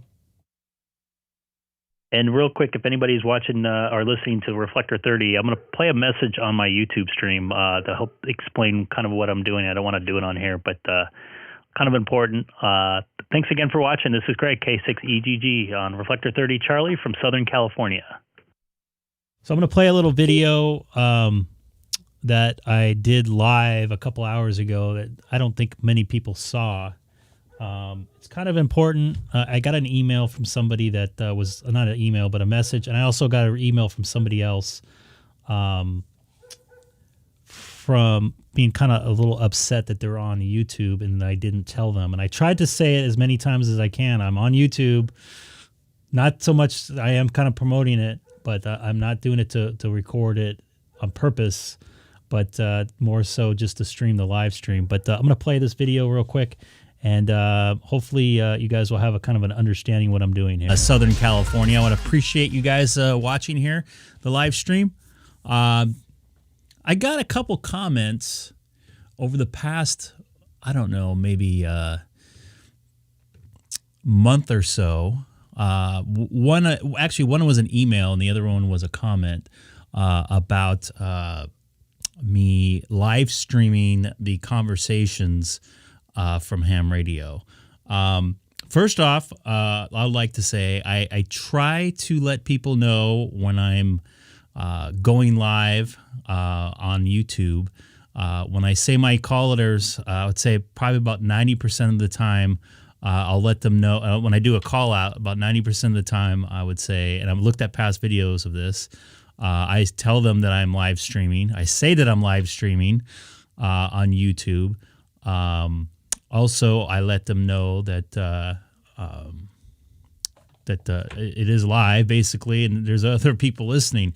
Further, I'd like to say that I'm basing this on a comment I got last night or this morning from last night's stream. There are a lot of different ways that ham radio is being rebroadcasted over the internet. Number one, there's many SDRs. There's probably hundreds of them, if not thousands of SDRs that are focused on HF that you can go on any time of day or night and listen. And some of them you can play back. So that's one way that's being broadcast, and people don't realize that it's being broadcast.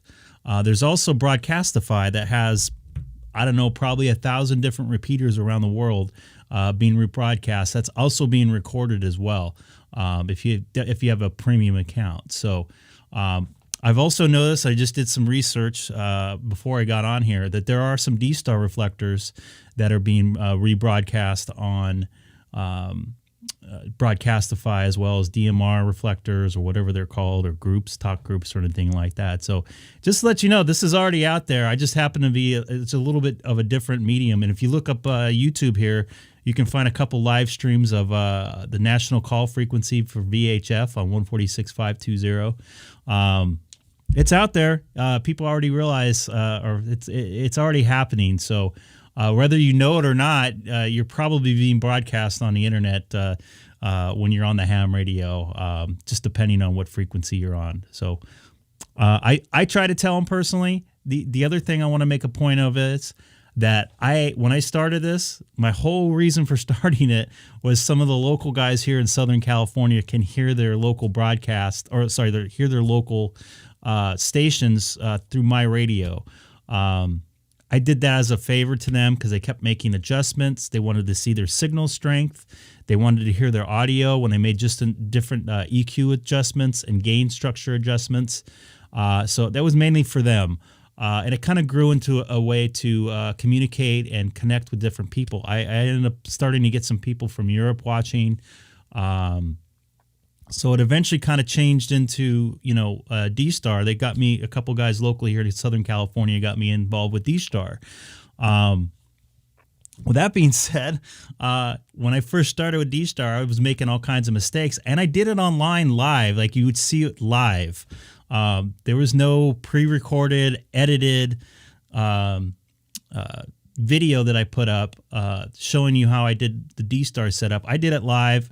People saw my mistakes. I learned from my mistakes. Other people saw my mistakes and learned from them. That's kind of the reason why I put it on there. I wanted to do it live. I wanted to do it real time because people like a TV show. People will see a TV show, and at the end of the 30-minute TV show, everything's perfect and everything's rosy. Or the end of a two-hour movie, everything's rosy. So, and that's not always the case when you're experimenting with new stuff. So I wanted to show people basically how I had to deal with different problems, and I had issues.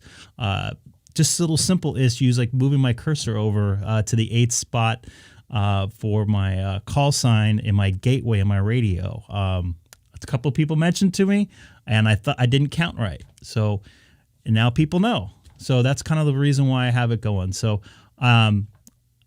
most importantly, I have no plans to make money on this. I have a job right now. I have a job right now. It's paying well. I am taking some time off to deal with some medical issues, and that's why I have a lot of time on the radio. I can communicate with people and keep me busy and keep me away from TV. I don't want to get sponsored. I'm not trying to sell anything other than the fact that ham radio is still alive, and I get a lot of the younger crowd that watch YouTube that don't watch a lot of TV that are seeing this, and they're going, oh, wow, this is a pretty cool way to talk. You know, this is the way people used to communicate back in the day, you know, with CBs. When I was growing up, CB was very popular in the late 80s and early 90s. Maybe this will grab a younger crowd. You know, I'm 46. Maybe it'll grab a younger crowd into ham radio. And something I learned about ham radio throughout the years for myself, I've been a ham for 21 years. Ham radio is what you make of it. That's the most important thing. If you're into making antennas, experimenting with coax runs, or making your station pretty, or wiring your station so it looks perfect, to making as many contacts as on HF, or to talking on repeaters and just rag chewing. Ham radio is what you make of it. And this is what I'm making of it. I like to make as many contacts as I can. I've met a lot of really cool people on here. Either it was from people finding me on YouTube and talking to me on a DStar, and they didn't realize DStar was active anymore, or there wasn't that many people on it, or people on DStar that found, that I started talking to, that started watching the stream, that was sending me information on different ways to do stuff, either settings in my radio or anything like that. So it's all sharing information. So this is why I'm doing it. So I don't want to make you guys feel like I'm trying to make money off anything, or I'm trying to record your conversation and trying to sell it and profit off of it, or anything like that. So this is just pure fun to make contacts, and just back what I said over the last, 10 minutes or so. It's really important to me that I want to keep doing this as long as I can. Obviously, I might get busy with work again here in a month or two if I get my health back in order. Nothing real too big. I just have some nerve issues, but I just want to make everybody feel comfortable, and I don't want to make anybody feel uncomfortable. And I mean, you can't make everybody happy, but for the most part, I've gotten really good responses. I've gotten a ton of different email from people that are learning ham radio that are not licensed, that are going, hey, wow, this is pretty cool. I thought people just had the radios, and there's a lot of just listeners out there too. So this is, a lot of people just don't know how to talk on ham radio. So I got a couple guys up in Canada, or at least one guy up in Canada that is studying for his test. I think he's taking his test in a week or two, so hopefully he can jump on here. But he's been learning about DStar. He's about learning about QSOs, how about setting up different radio settings, and what I have, and what other people have been saying on QSOs. So it's just a sharing of information and nothing more. There's nothing I'm trying to do other than have fun and make some contacts. So anyways, with that being said, I hope I explained myself as much and good as I could. I want to make some more contacts on DStar. So Right now, all right. So that was actually recorded a few hours ago on my stream when I first went on this afternoon. But just wanted to clear a few things up. I had a couple negative comments and a couple emails, actually 1 or 2 emails over the last couple months. So I hope you guys all understand. And this is just for fun. And it looks like I've got some pretty good reception from it. So thanks again for watching, Greg and Michael. Appreciate it. Just wanted to make sure because it kind of made it seem like I was doing something wrong, but I don't think I was. So I'm back to listening to 30 Charlie.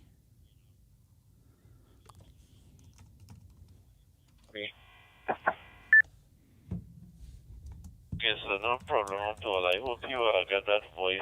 And somebody is barbecuing outside here. It smells really good. I'm surprised they're doing it in this kind of wind right now. And that's very true, Michael. Very, very true. All right. Hey, I kind of dropped in and out there. I wouldn't say I was letting it get to me, but it kind of made it seem like I was doing something wrong, and I didn't want to. I wanted to articulate that I wasn't trying to do anything wrong, and try to make them understand, or try to help them understand where I was coming from, the Arkansas River right now. Just going over the Arkansas and what my River plan is for doing this. in Arkansas. I'll be, And I'm not going to try to sell any K6EGG shirts, that's for sure. dropping some That'd be a little embarrassing. jumping back in. and Maybe some unicorn hats, though. Back to Memphis, Tennessee. Memphis, Tennessee, and then turn around, come back here. And that'll 1 be second, it wifey's for me here. today. 73, Alpha Echo 7, Hotel Foxtrot. Take care.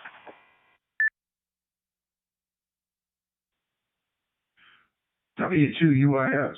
W2UIS from Z01 Radio Delta. Mark?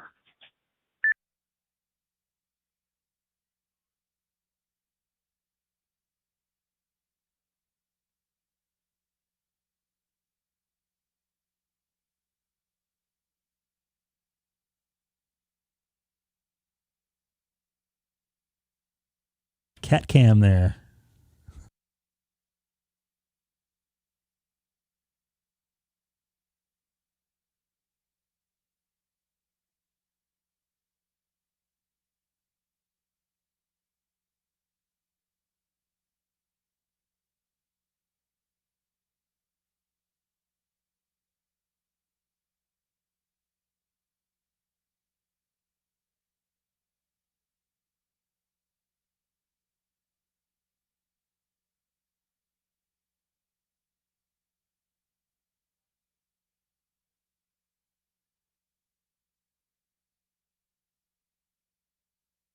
Hi, y'all. Say hello to my wife, Alicia.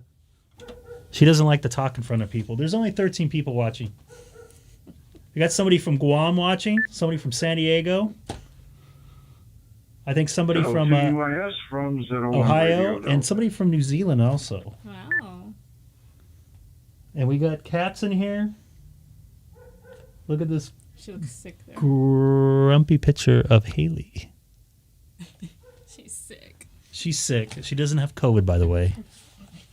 I got cats in here. Let's see if they'll jump up here, and again, I can get that shot in. Come on, jump up, cat. Come here. Come here. Come on. Come on. There we go.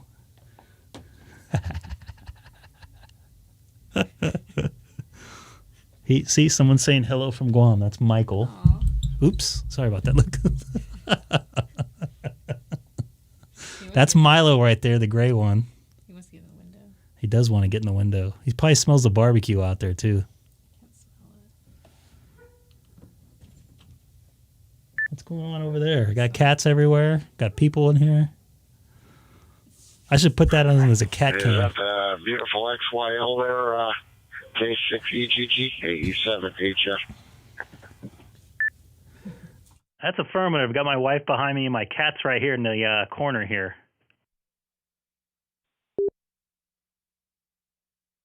It's a family affair. 87HF. All right, I'll let you visit with the family. I'm pulling into my gate here. K6EGG. Hey, Greg, where are you from there? I forget. Sorry. Oh, what the heck is that? That's a kitty cat. I see a cat cam. Now you're going to be famous on YouTube. That's going to go viral. A cat ham video. 87 inches.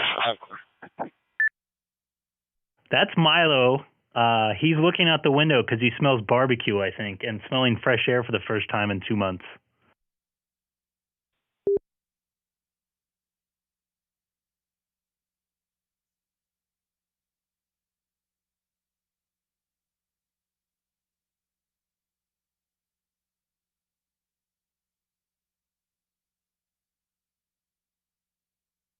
He gone.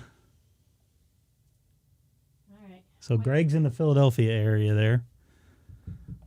I thought about getting a cat on the trip, but I don't want to deal with the cat hair and, well, They convinced me to go on take a picture too. chasing around a cat. Bye, everybody. Cute cat, though. All right, I got to make a Say bye. call. Get this gate open. 87 inches.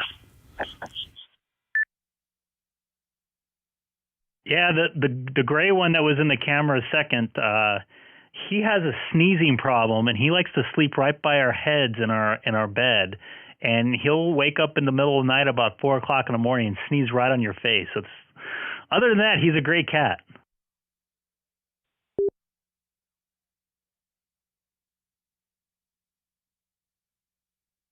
My wife is really tripping out on what I'm doing there. What I'm doing here, I should say. She liked the cat cam there.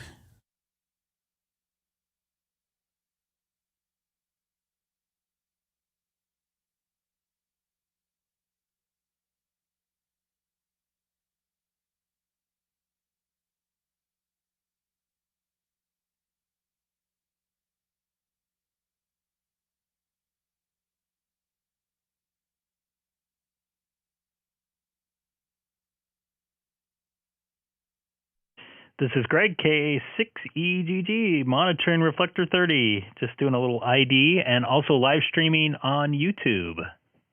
If you type my call letters into the YouTube search engine.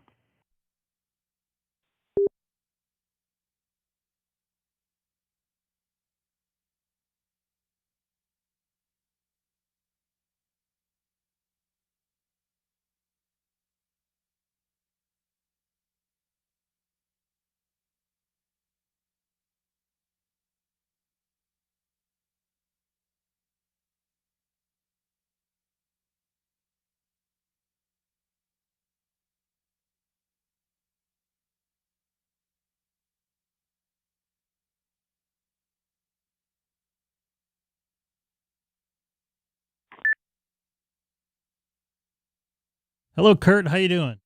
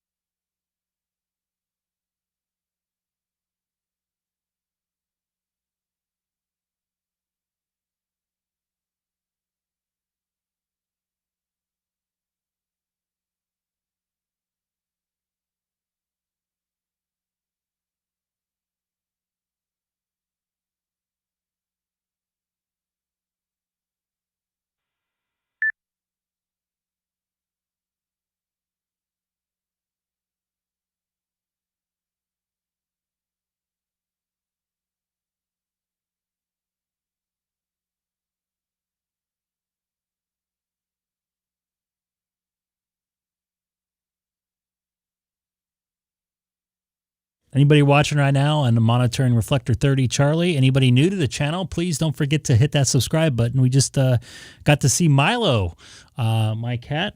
He is about almost 5 years old. We got him from the local pound here at the Los Angeles County, East County Pet Center. Nice little kitty. He's a great cat. He's a great little cat for our 4-year-old too. Here's a little picture of him here. jumping on the cat cam. Now it's going to be a cat cam.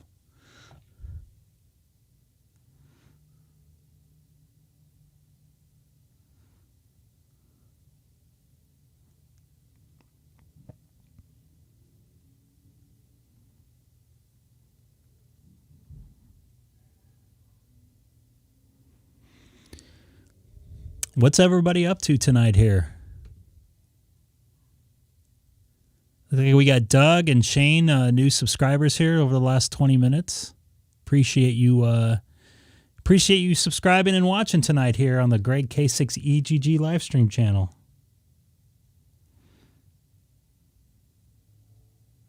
In just a few minutes, I'm going to be popping over to 2-meter sideband and checking in on a 2-meter sideband net here locally in Southern California on 144.240 upper sideband. HL5BBD, HL5BBD, N6TUB calling 30 Charlie.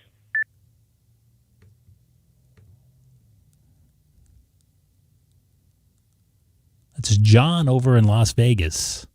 Oh, I see Centennial Hills, Nevada. Is that where I think it is? Las Vegas area? Affirmative. QRZ, N6TUB, Las Vegas. Yeah, N6TUB. Both my kids were born at Centennial Hills Hospital. Yeah, I was lived there for years. I was the IT director for Walker Furniture, Best Mattress.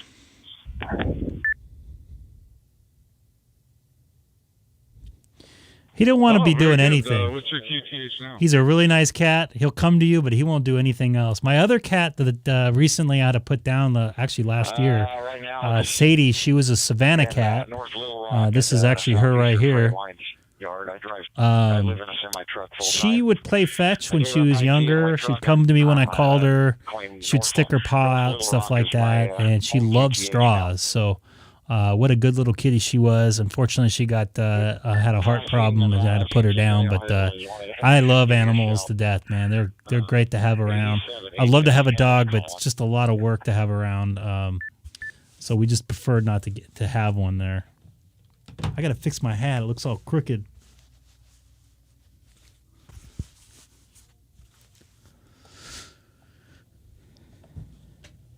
So right now I'm monitoring reflector 30 Charlie, everybody.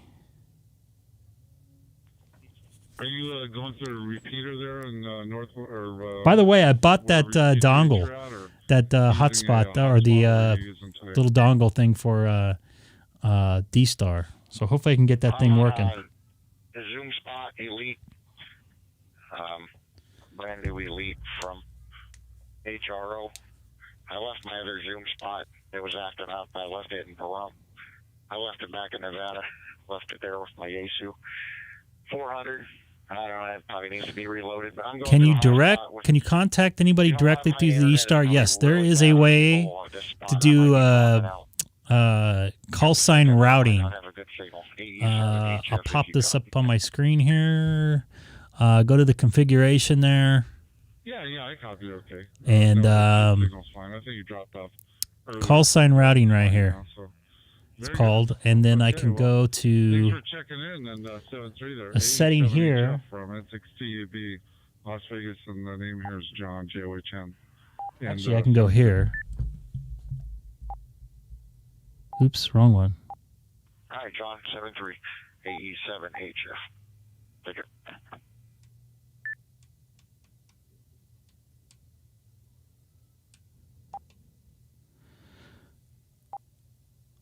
This will go directly to him, I believe, if he has his call sign routing up on his gateway or hotspot. And it goes for, what's it called? Oops, I should go back here. Great.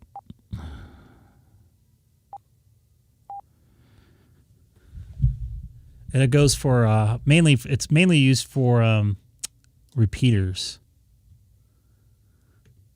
Let me get in here and talk to Tom. Tom's supposed to be out my way right now.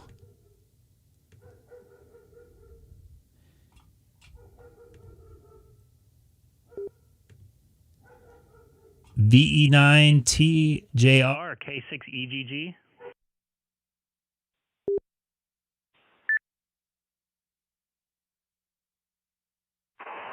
K6EGG, V9TKR, go ahead. You getting closer to me right now? This is Greg, K6EGG.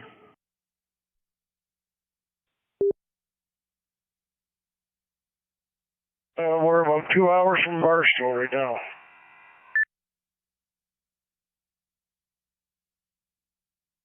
You should make it into Mariloma by midnight then. Man, you made it across pretty quickly.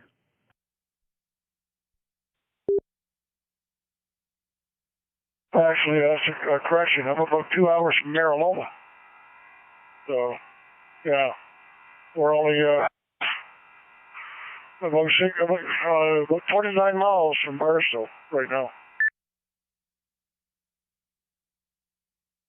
Cool. You're taking the, I'm thinking you took the 40 across maybe, or you're going down to 15? I took the 40 across, go over to Barstow and then down 15.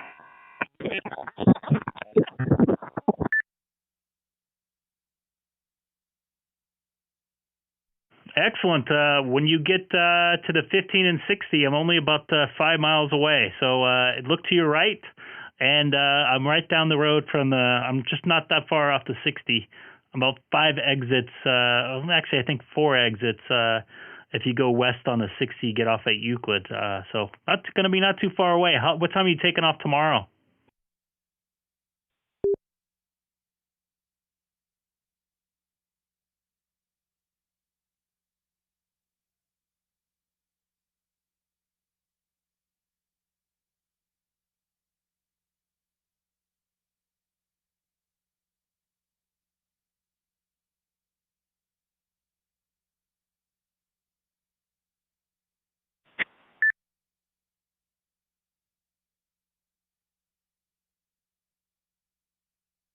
Tom, I think you may have dropped out. I'm going to take a standby here. It's heard somebody else in there. This is Greg, K6EGG, also live streaming on YouTube. If you type my call letters into the YouTube search engine.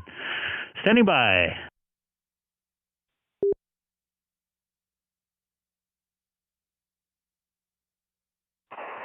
Yeah, I got you that time, Greg. What was it you asked me? What time? What? There, go ahead. V9TKR. Yeah, Tom, I just wondered what time you're leaving tomorrow after you do your drop, or you got to pick up something else, because I'm not too far away. Would love to meet up with you possibly.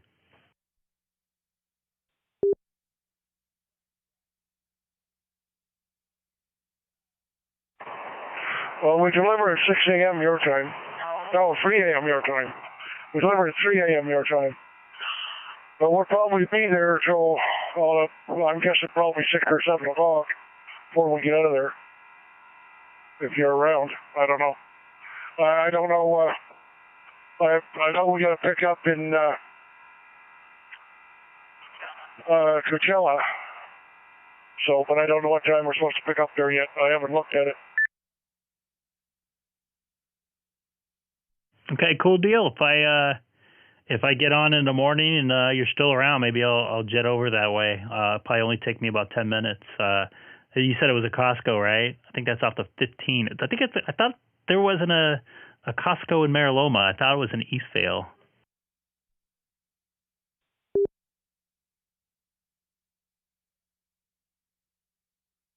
Yeah, we usually head right over to the TA truck stop there, right there on just off the 10 there and the 15 there. Trying to think of the exit there off the 10. That would be the Milliken, I believe. And I do see the Costco you're talking about there. I think it's actually a distribution center on Riverside Drive.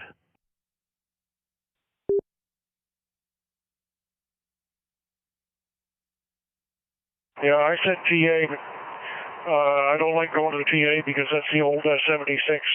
I usually go to the Petro. Hang on, I'll look at my email. But I just got the address in here. Stand by. Let's see now. Okay.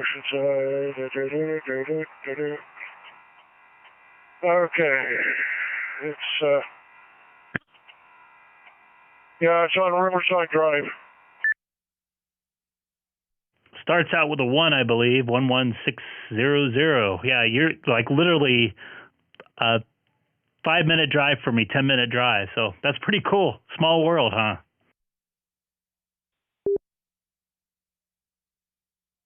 Yeah, absolutely. Yeah.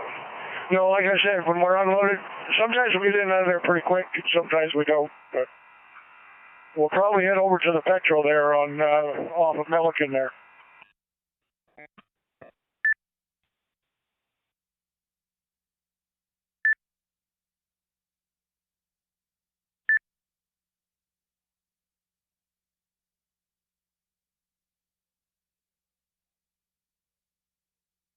Well, cool deal, man. If you have some time in the morning and you're still around, drop me an email. It's good on QRZ, and I'll head up there. Maybe grab some breakfast or something. Yeah, you're only a few minutes away. This is Greg, K6EGG, from the city of Ontario. Sorry, Chino.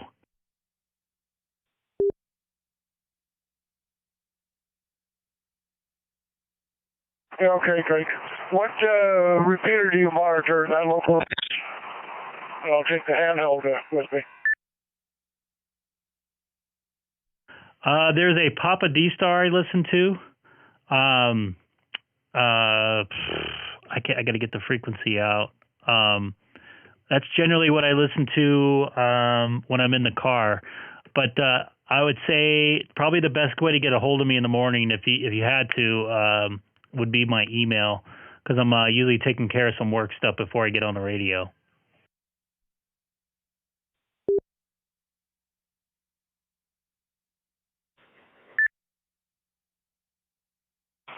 I'll look you up there on QRZ. Copy that. I saw somebody break in there, an N5CBP. So I'll take a standby. This is great. K6EGG, also live streaming on YouTube.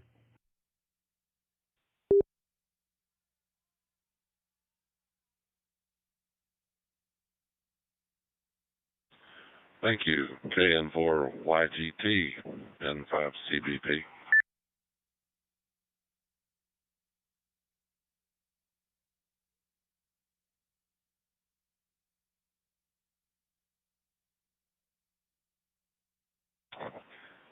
KN4YGT, N5CBP.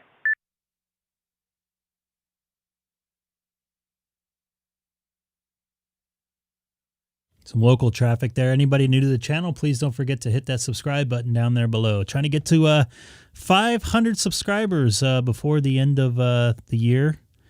Let's see if we can do 400 subscribers by the end of the night. I think that might be a little difficult, but would love to see if I can make that happen.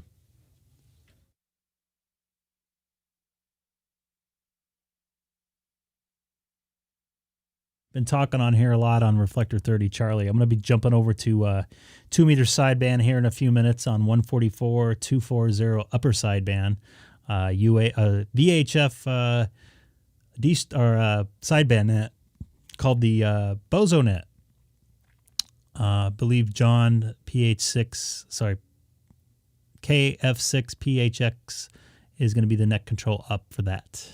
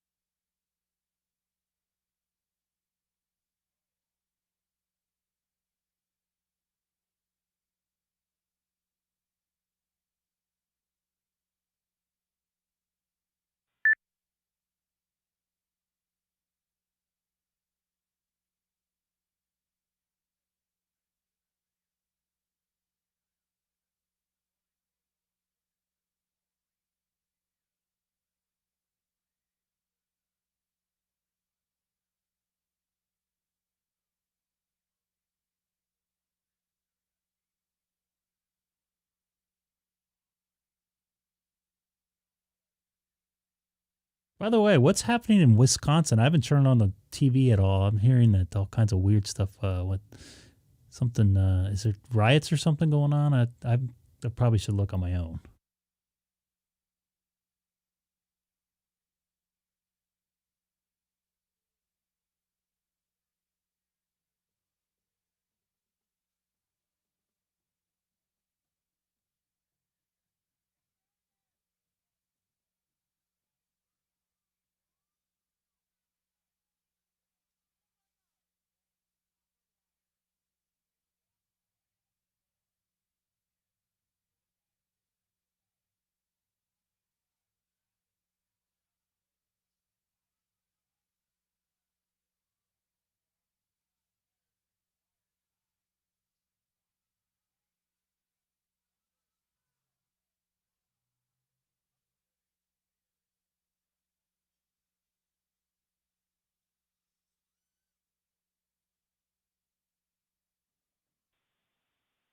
Whiskey 2, Uniform India Sierra, W2UIS.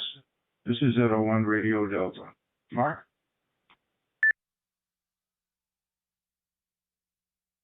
No, I just watched some stuff on the internet, and I got a cold chill. It was about 100 times worse than rioting. Wow. I don't want to repeat it online. You guys can figure it out for yourselves. But yeah, some not good stuff happened there. Thinking about all the victims out there. This is Greg, K6EGG. Hello, radio from N8F Cincy.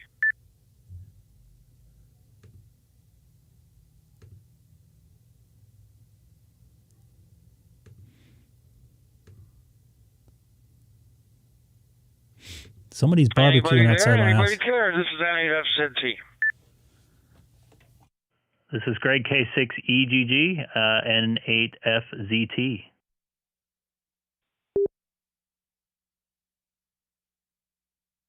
Again, please, I missed it.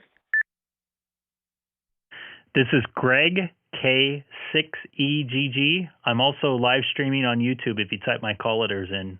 Kilowatt 6 Echo Golf Golf into the YouTube search engine. How are you doing tonight?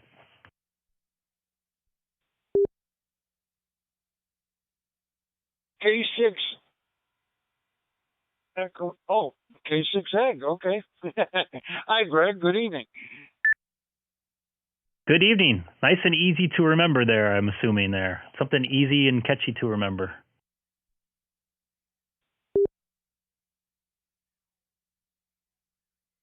I will not soon forget that call sign, but really good. I just thought I'd bring up this reflector and find out who's out there. Usually it's always a buzz with activity.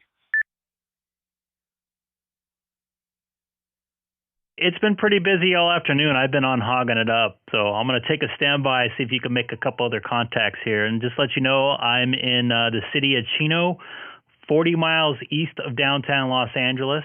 Not too far away, although it takes 2 hours sometimes to get there. But nice making contact with you. See if you can make a bunch of contacts on here. And yes, there was a bunch of people listening, and there's a bunch of people watching on the live stream as well. So I'm going to take a standby. This is Greg, K6EGG. A7HF here too.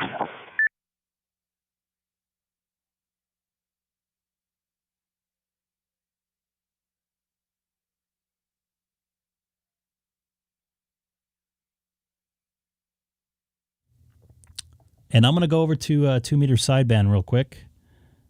Ooh, I got a lot of noise.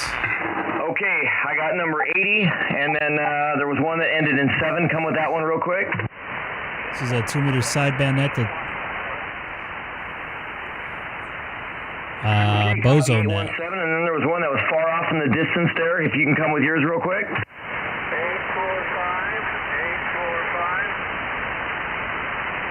Got you there. 80817-845. All right, let's start 80. Bad sideband that sounds tonight. I'll pull it up here in a second, but when I get a little bit of a lull. But 80, where are you at tonight? I'm in Riverside. This is KJ6PCY.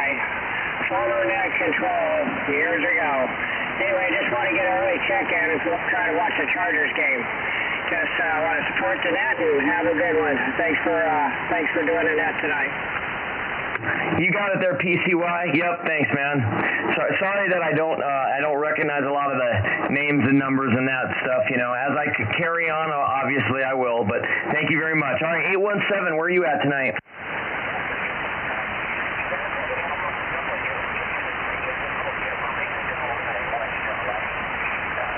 Marina del Rey is about 60 miles away from me. That's a pretty, actually it's about 50 miles away. That's by LAX. So that's a pretty far away from me for Simplex.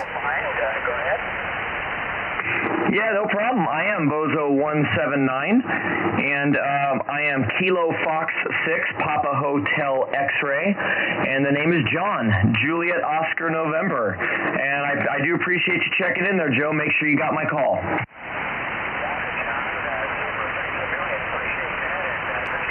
And once again, anybody new to the channel, please don't forget to hit that subscribe button down there below. Got a lot of new subscribers today. Hopefully, let's see if we can make it to 400 today. How does that sound? Tell your friends about it if you have separate accounts, whatever, and try to subscribe as well.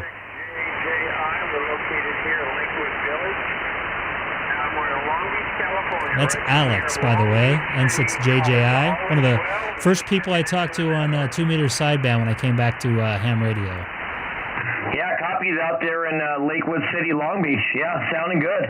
No problems at all, and we do appreciate you checking in tonight. Very, very well. All right, and you got a great signal out here to Moreno Valley, by the way. Yeah, there you go. Bye, everybody. By the way, I'm in Moreno Valley, so kind of on the outskirts from a lot of you guys there. So, all right, very next. Oh, you know what? I got a. It looks like we got a check-in from Valley Center. My buddy Brett, he's checking in. He says his RF is really bad tonight, and he's checking in from Valley Center. So and Ray, can you hear the 2 meter sideband net on 144.240 upper sideband? I'm currently running an X50A antenna, omnidirectional vertical. And then there was another one. You were far out there. I mean, I could swing the beam to you. Jesse, thanks again for watching. I saw you in a chat last night as well.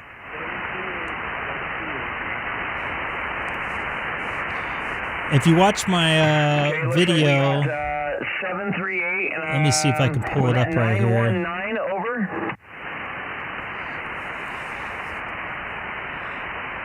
Just confirming, was that 919 over? Okay, copy that. Really good. All right, 365, where are you at tonight?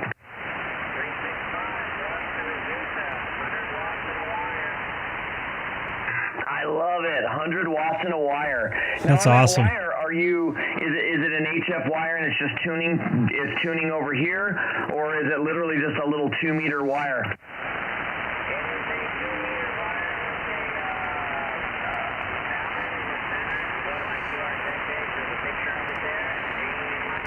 Here's a little picture, Jesse, if you're watching our video, kind of my setup here.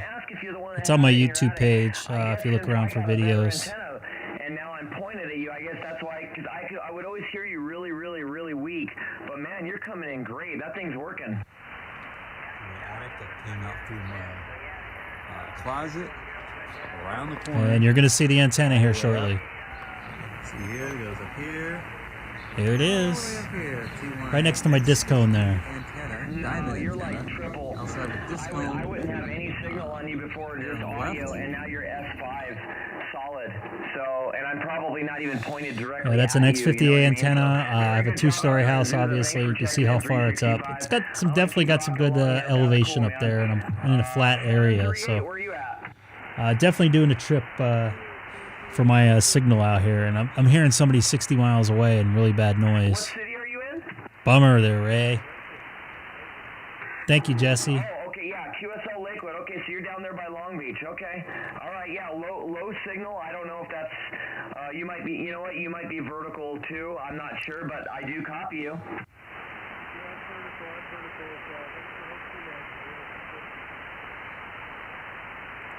Hey, you got it, man. You know what? Actually, let me point that beam. I'm going to point that beam southwest. I think that's what we're going to go for. There we go. Now it's moving. Yeah. So let me get you one more. Let me see if I get you in there a little better there, 738. Let's try it. Here we go.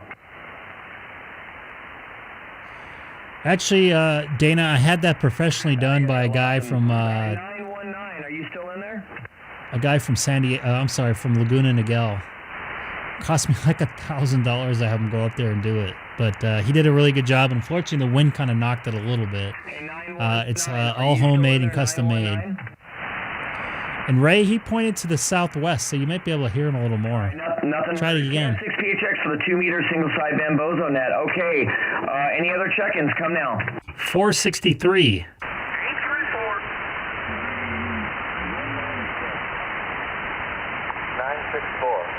Busy night tonight. Okay, so I got 463, and then I got 8. Was it 864? 834. QSL 197. Okay, 463. Where are you at tonight?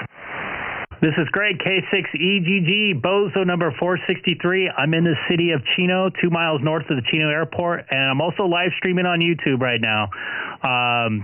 Just type in my call letters to the YouTube search engine K6EGG, and you'll be able to hear yourself here from the Bozo net. And thanks for doing the net out there in Moreno Valley there, John. Once again, this is Greg, K6EGG, Bozo number 463. Back to you. Copy that, Greg. Beautiful signal, man. Yeah, hey, if anybody out there can hear him. It's about $1,000 I paid. He ran all the cable in my attic and everything because I can't get up there. And you can look at the live stream of this whole deal. And then I think, Greg, if I'm not mistaken, they can actually go back and watch it too. Is that correct?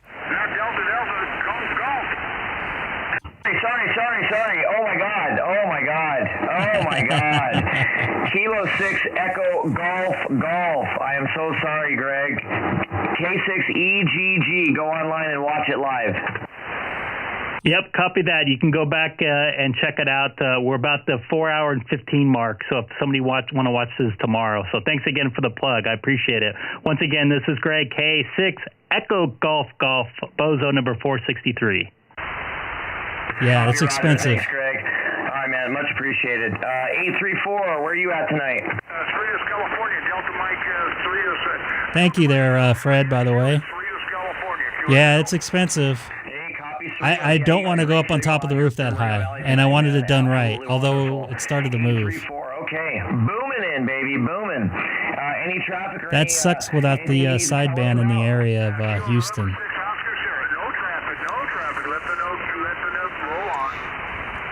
Rock and roll. Okay, And, 197, check in, over. Anybody coming over from the Bozo net, thanks for watching. This is Greg, K6EGG. I go on about 2 or 3 days a week. Just live streaming from Chino and mainly talking on DStar lately. And yes, Dana, it is LMR 400 I have, 100 feet of it actually. Real quick, for people that don't know what I'm running, it's actually 2 different runs. One to the Discone that I have feeding a DA that feeds about 5 scanners in my house, spread out through my 2-story house. And the other one going to my Icom 9700. 12-element Yagi. And anybody new to the channel that just jumped in from the Bozo net, please don't forget to hit that subscribe button. We'd much appreciate it. Computer screen with the Icom program, and I'm using an $18 USB microphone. Boom, there you go. $18 USB microphone probably sounds better than my $400 RE20. I got 919. I did. I heard him in there. I called for him again. Where's he located?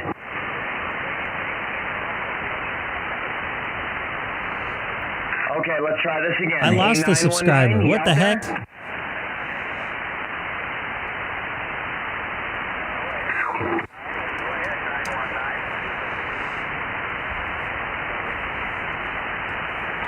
Can you hear him, Dana? Okay, we got you checked in. What city Man, were you it is in? loud. He is loud tonight. Good signal. He's got a transmitter on top of Box Springs Mountain, which is about 15 miles away, line of sight.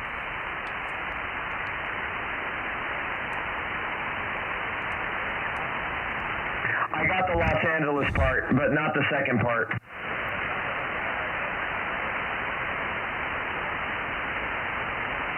Okay, cool. Well, we got you checked in. I wonder if he's in like a vertical mobile or something like that. Because yeah, I'm actually pointed at LA, but I'm horizontal. So if he's vertical and on a lower station, but hey, we got you checked in, 919. Thank you so much, man. Appreciate it.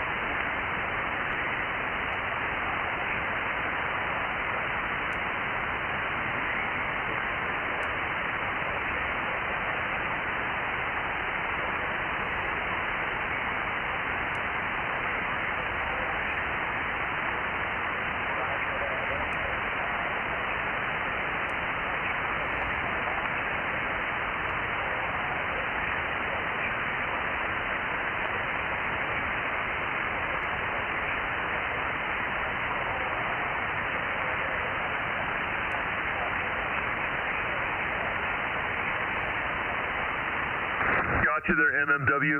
Okay, hey, wow, he different changed. Radio, different radio, vertical antenna. Can you hear me now, 919?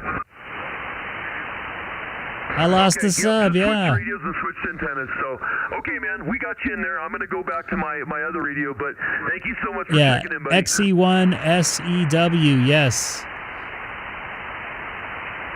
Very long run. Okay, there we go. All right. Dana, so you just call in, just tell them you're not a member. They'll give you a number, and next time you check in on the BozoNet, you just check in with your number. They're getting pretty close to 1,000, so you'll be in the upper 900. So, John out there, tell him I sent you. Tell him you're watching on YouTube. It'd be great to see if you get on there. Give it a try. Holy shoot! What is that? Copy that. Hey, 2-meter sideband net, KF6PHX, your host tonight. Any other check-ins? Yeah, that'd be a long stretch there, XE1SEW, man. I got number 58. No problem there, Pat. I got you, buddy. Yeah, thanks. I'm on the beam looking over towards LA, Orange County right now. Through the noise, so not before too long I'll give John a call up there in Lone Pine and see if we can pick him up. We talked to him this morning, and man, he was S9 and 5 over and then down to 0. So I don't know if we're getting airplane scatter or what this morning, but it was way up and way down. But we'll give him another shot this evening. Okay, copy that. We'll do that, what, about 6 minutes? Yeah, that'd be fine.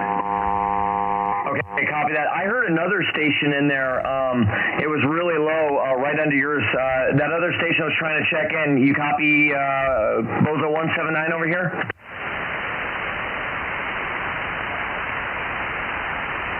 964.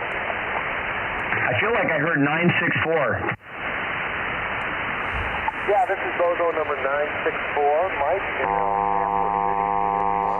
Yeah, I've talked on the tube on the man, what is that noise? Someone's. I've talked on the ISS crossband repeater once, but having a vertical, it's kind of hard. I definitely want to get a beam. When I get that ID52, I'm going to play with some more satellites, that's for sure. We did hear you in there. Pat, do you know where he's located? Yeah, 964. That's Mike. He's over in Alhambra. That's weird that I could barely hear him, though. It does sound like someone mowing the lawn. I got him on the vertical. Okay, 964. Thanks for checking in, man. Give it a try, Dana. See if you can get in there. You know what, Pat? That's something I got to do on this radio. I think I got to put up a dual. What do you want to call it? Put in a switch to be able to just switch back and forth between vertical and horizontal on this one. Yeah, that's what I do here. It works real easy.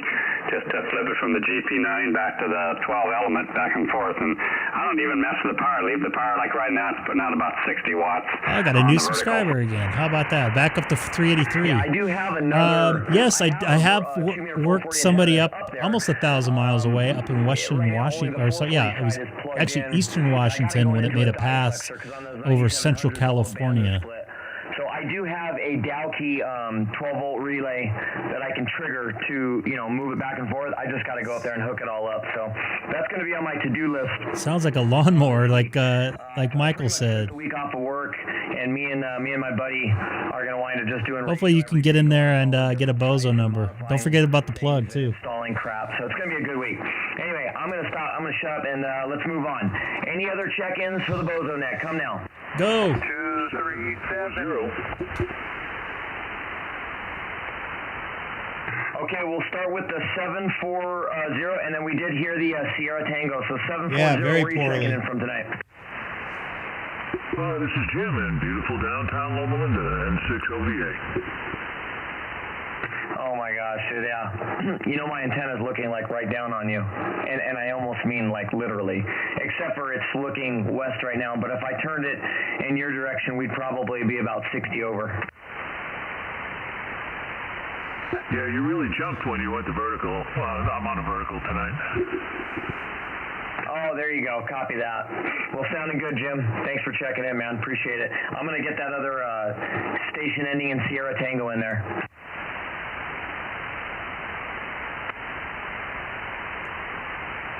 Copy number 14. Where are you at tonight?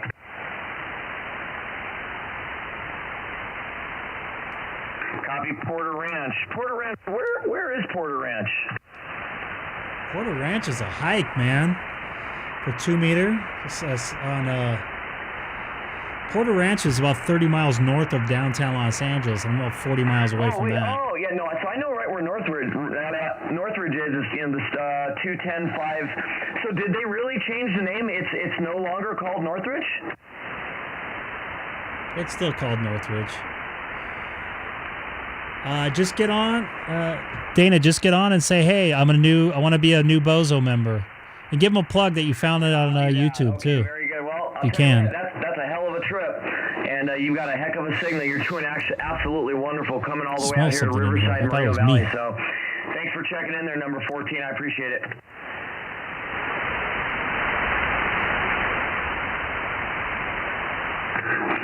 Okay, copy Roger there, Alan. All right, any other check-ins for the bozo? All right. Come now. 237. Colin, if you come out here, you can get your own. Maybe a official bozo. And 143, 237, where are you at? I'm in Bellflower, Cerritos here at the 91 and 605. Is that Andy AJ6BE? Copy that, man. Not too far from like Knott's Berry Farm-ish, right? Roger, roger. All right, man. Great signal, by the way. Sounding good. I talked to N6DXN today, Andy, if that's you. Rock and roll, man. I'm looking forward to having days off. This is going to be great. 143, man. Where are you at? Hello, good evening. This is Cornelio. KMC Charlie Zulu, 143. I haven't heard him in a while. I didn't get your call. Give it to me, KMC. Someone's cooking some Italian food outside or barbecuing it. It smells really good. Papa Hotel X-Ray. I'm Bozo 179. I'm out here in Moreno Valley. And, man, you're going to hate me so much, but God, when I hear the word Cornelio, you know exactly what I want to say, right? No. I don't know what is you going to say. I am Cornelio. I need TP for my bunghole. I would not have enough time to dial that in, unfortunately. That was the old Beavis and Butthead from the 90s. And whenever he'd drink too much soda or whatever, I think that's what it was, he would turn into Cornholio. That was his his alter ego. So Cornholio?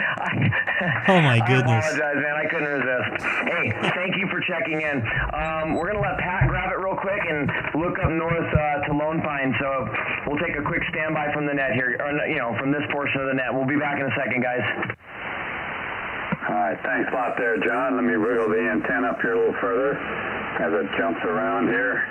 Right about, it went 15 degrees. Hang on a second. The old rotor's sticking on me right about there. Let's see, K6MWK, Lone Pine. XE1SEW. Is that on sideband, by the way?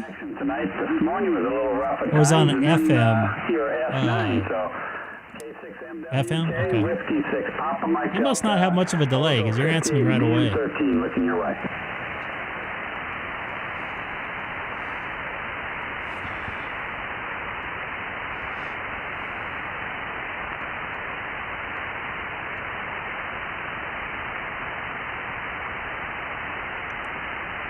Do you hear him? Oh, yeah.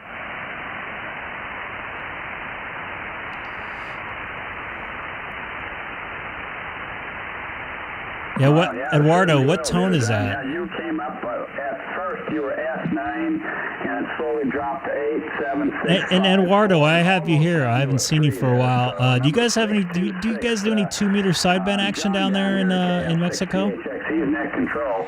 And, Thank you for the You might tone. want to try aiming your antenna up towards Lone Pine, up 395 up the Column Pass. My direction is about 300 and. Oh, Eduardo, hey, I know you're a cat guy. Check this out, dude. My cat made a special appearance on here, Milo. K6MWK, let's see if we're up again. Let me put this up on a bigger screen here. Yeah, drop down to about an S4 here. I'm going to see if John, listen for John, Jon. He's KF6PHX, and we'll see if he can make that connection. That's Milo right there. Yeah, dude, you want to know what sucks, Pat? Is I can't even. He showed up on. I gotta get this I can't screen. even hear anything. That's what's There weird. you to go. me. I'm about. Yeah. It's my new Hamshack camera, so he jumped up on the give or take.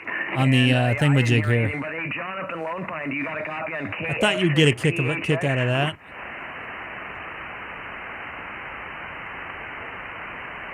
Milo, he's a good little kitty. John, that was the other John, Net Control, giving you a call. K6. I'll let him know.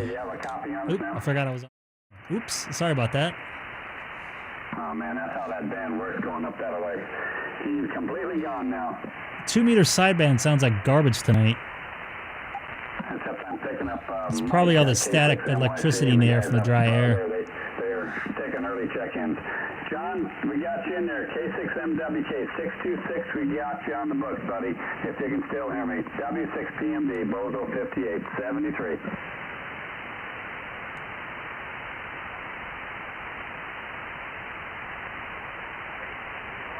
Yeah, we just got you just about S3 that time, about S3, John. Thanks for being there, man. And maybe we'll catch you on Wednesday's net. K6MWK, W6PMD. I'll be clear and turn it back over to John, net control. Yeah, so I did barely just hear him in there like a couple times, so yeah.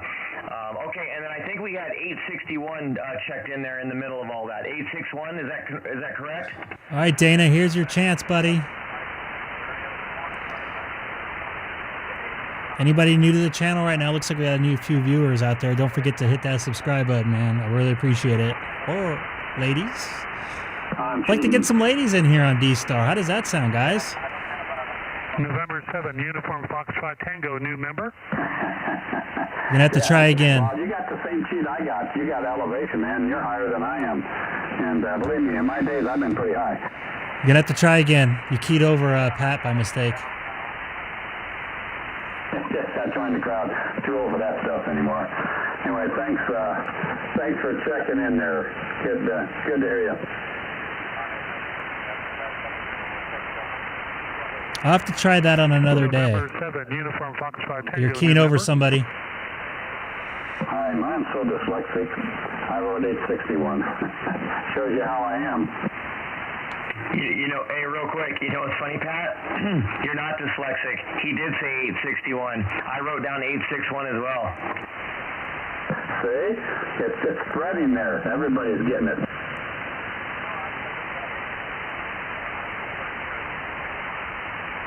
Last time I checked there, Mike, you were 681. And I think you still are. He should be able to hear it. Pat or John should be able to hear you. You're close enough. It's only Moreno Valley. With the preamps on, you're 15 over right now, looking your direction. I would want to do it, Eduardo. I'm going to stay with this right now. You just tapped 20 over that. I'll probably screw something up on it. Heck no, man. Can't beat that with a stick. All right, John, send it back over to you. And, All right, yeah, try it we'll again wait there. For, Lake Havasu. Okay, copy that. We did have a N7 UFT, I think, checked in. Uniform Foxtrot Tango, real quick, you in there? Yes, good evening. This is Dana, November 7 Uniform Dana's in Foxtrot there. Tango. My friend Greg got from YouTube K6EGG asked me to join the group, which I'd love to do, so I'd like to become a new Bozo member. Oh, snap. Okay, awesome. Real quick. So, okay, Pat, we're going to get to Havasu in just a second. Pat, I'm a little unprepared, I have to admit. Did we have here we go, any Dana. numbers available right now? Well, we certainly do, and number 965 is available. Okay, N7 UFT. Remember You're that? Going to be number 965 from here on Yeah, out. we'll So definitely write try that down, another and day. when you check in, you'll just shout out your number. What's your name and your location? Wonderful. Thank you very much. I appreciate it. My name is Dana, Delta Alpha, November Alpha, November 7, Uniform Foxtrot Tango. I am located in Diamond Bar, California. QSL Diamond Bar, and you have to do the quick bozo. We're gonna swear you in right now. Raise your right hand and say, "I promise." I didn't have to do this, by the way. Best bozo ever. This is kind of goofy. Definitely want to try another day, Be Gordo. the best bozo forever, ever, and ever. N7 UFT, my pledge. See, I thought I could trick you with the last and ever, but you nailed it, dude. So hey, I'm not trying to be rude. We're gonna move on real quick and shoot. We're gonna look out towards Lake Havasu to get some of those check-ins. But N7 UFT Bozo 965. Were you able to hear it, Ray? Diamond Bar, thank you. Welcome to the group. Look forward to you checking in. We're here Sundays at 7 and Wednesdays at 7. So thank you so much, man. Roger, thank you very much. Glad to be a member. N7 UFT 73, everyone. Yeah, welcome aboard there, Dana. And Mike, are you with us, CXO? Sir, yes, sir. All right. Sounds like you're on the hook now for Lake Havasu City, and John's going to look that way, and I'm looking that way. Hey, Pat, you got to stop here real quick. Roger, go ahead. Hey, this is 689. You got All right, I'm going to go back over to DStar here. Spent about a half hour on there. Oh, you had to do the pledge? I didn't have to do it. I did it a long time ago, though. I think they just started doing that.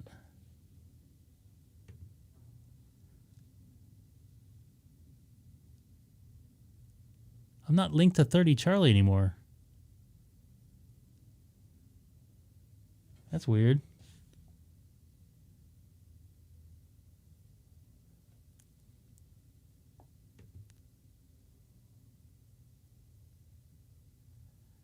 I cannot link to 30 Charlie.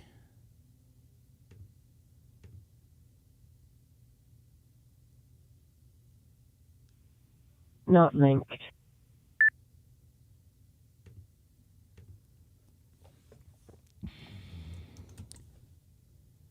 Let's see if I can connect to 12 Alpha.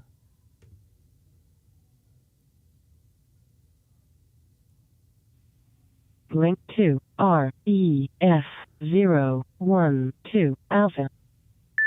Let's see if I can connect to 30 Charlie now. Link it to REF030 Charlie. I am not linked. I probably got booted from 30 Charlie.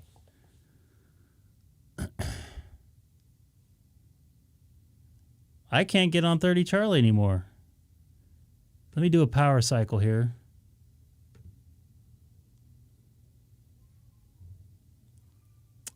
I think I might have gotten booted off 30 Charlie. What do you guys think?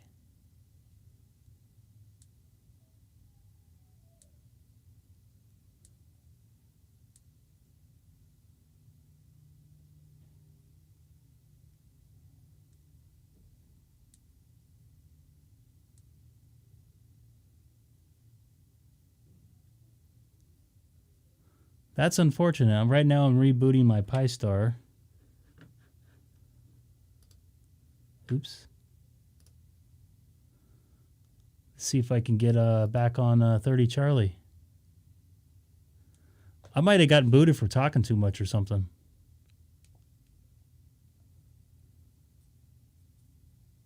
That sucks.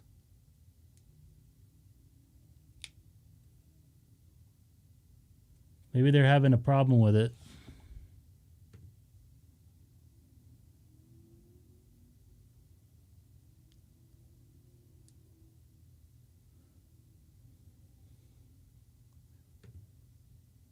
My Pi-Star is restarting.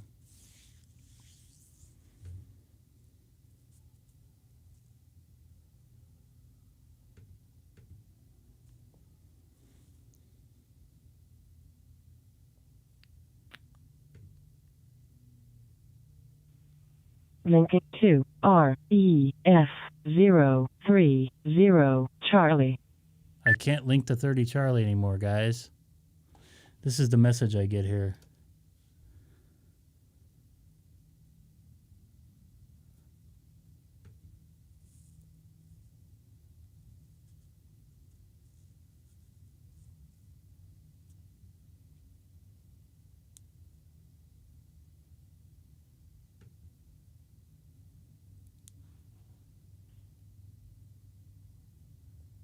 I wonder what the deal is with that.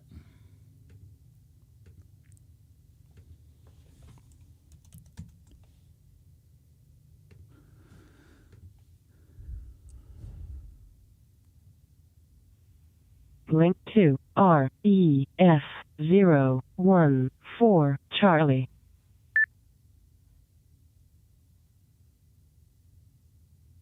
So I'm on 14 Charlie, but I cannot connect to 30 Charlie. I must have got booted. Linking to REF030 Charlie. I did. It doesn't work.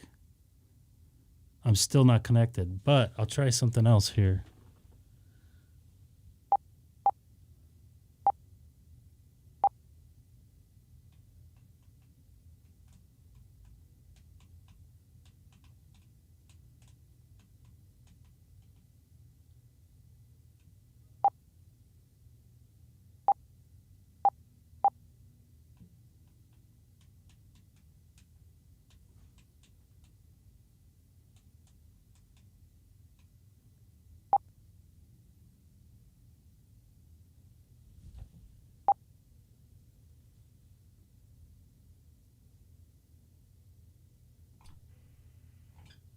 See what this is linked to. Remote system linked. So we linked to 30.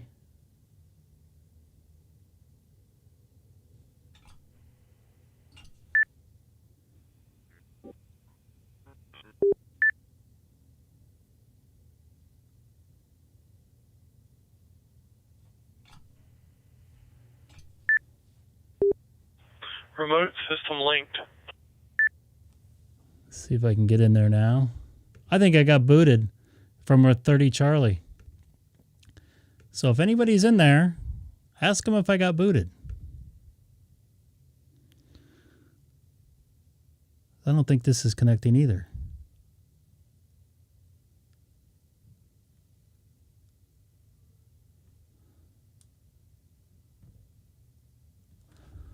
I can't even get to the dashboard. Maybe they're having a server problem. There it goes.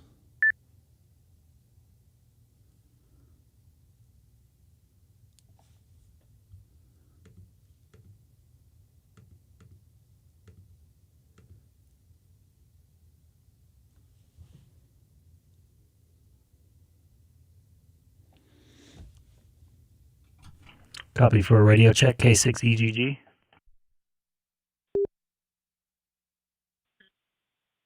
EGG. This is Kilo 4, Victor Kilo November. The name is Adam, and we're near North Carolina.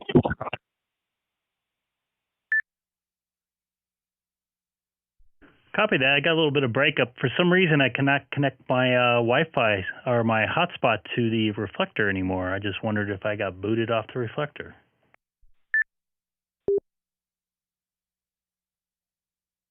I don't know what to say there. How's the quality of my signal? You said it's breaking up? I think it's the repeater I'm talking into right now. I'm talking into one that's up on top of a hilltop here in California. I would imagine so. You're sounding good on this end, so it's probably just the transmit out of the repeater.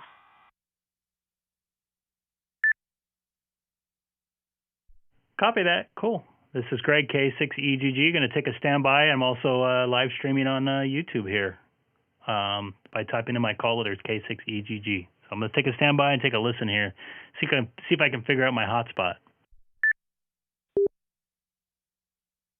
Very good. Yeah, we'll do the same. This is K4VKN standing by.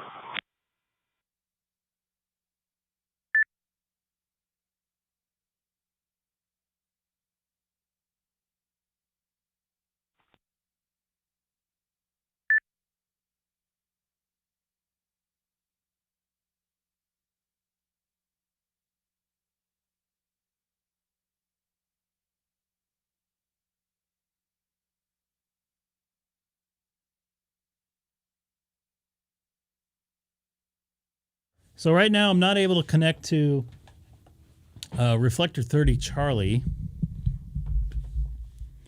for some reason. I am able to connect it to a local repeater here. And I can't even see the dashboard for some reason, which makes me think there's some server issues with reflector 30 Charlie. But I'm going to try another way.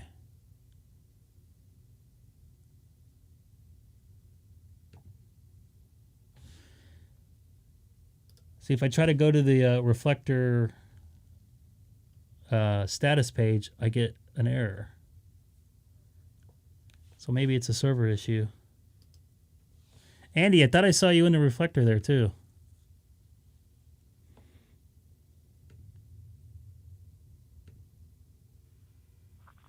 Yes, sir. AJ6BE.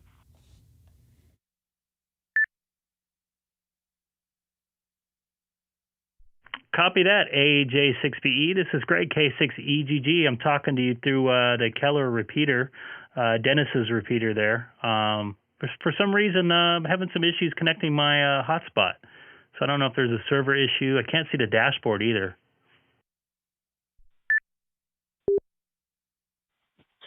Yeah, strange. I was kind of watching you online doing all that. It's above my pay grade, as you know, but I was starting to think maybe you got booted too. But I'm able to log in here, no problem. And if you can go through the repeater, I would think there's nothing wrong with your registration. So I don't know. I don't know enough about it, I guess.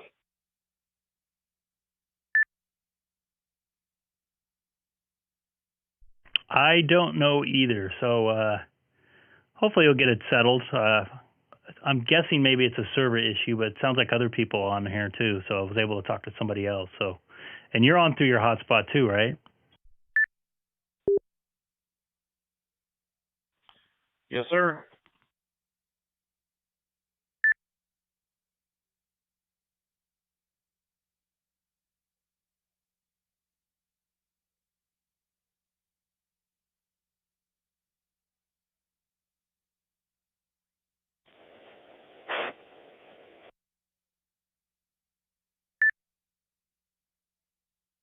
Through my no-no spot, AE7HF. Maybe just reset the whole thing.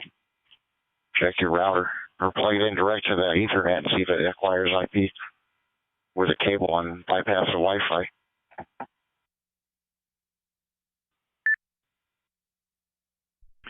Well, Colin, I'm able to connect to other reflectors. I can't even connect to the 30 Charlie dashboard.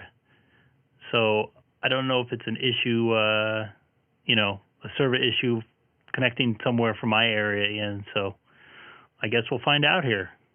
We'll see. This is Greg, K6EGG. At least I'm able to get on this way. Check your email. That's on your QRZ. Admin might have sent you a message if they blocked you. That's what happened to me the other night. My IP got banned, and I can't even connect to the dashboard on the computer, the F430.DStar.org, whatever, because that was bad. And I seen the email later on, a couple days later, I found the email too, but I don't know why they would, because you're not blurping out any GPS stuff and everything. Who knows? I don't know. Maybe it's just a temporary thing. I'm going to jump out here for a minute, AE7HF.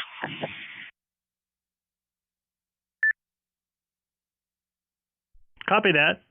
I understand. Maybe that's what happened, because I can't even get on the dashboard myself. It might have blocked my IP, so I can always change my IP address and see if I can get in. Yeah, Dana, I'll go back offline here. Dana, if you hit the bottom of the screen there where it says HD or the little wheel, you should be able to change the settings quality.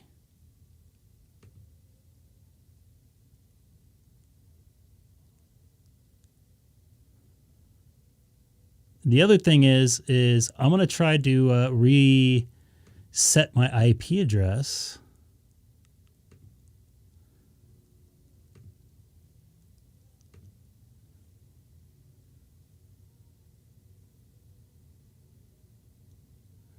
I'm going to try to reset my IP address, which will also take me off line.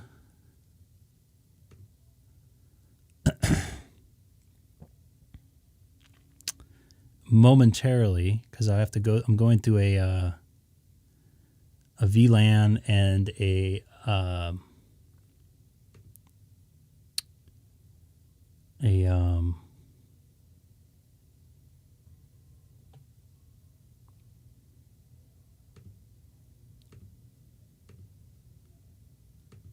another ISP.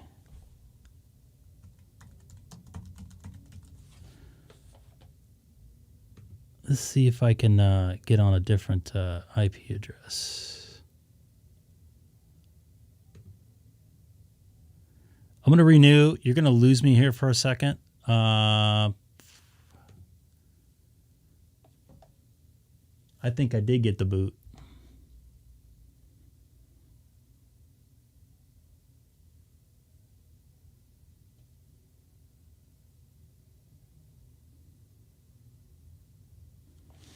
Let's see if I got a new IP address now.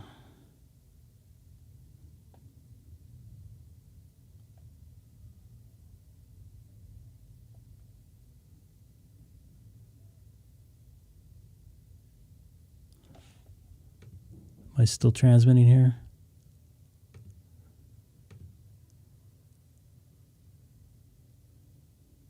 I did not get a new IP address.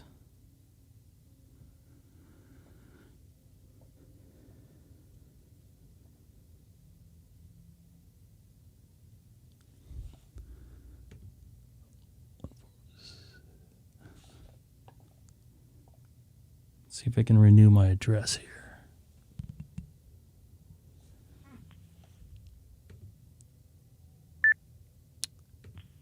VA3II, listening 30 Charlie.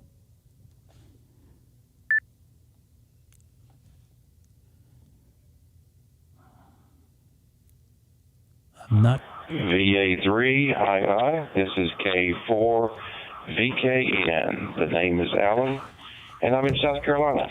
Have a copy.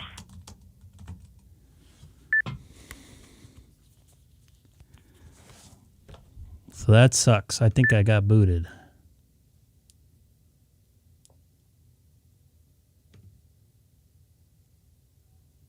Sorry for the delay. K4VKN.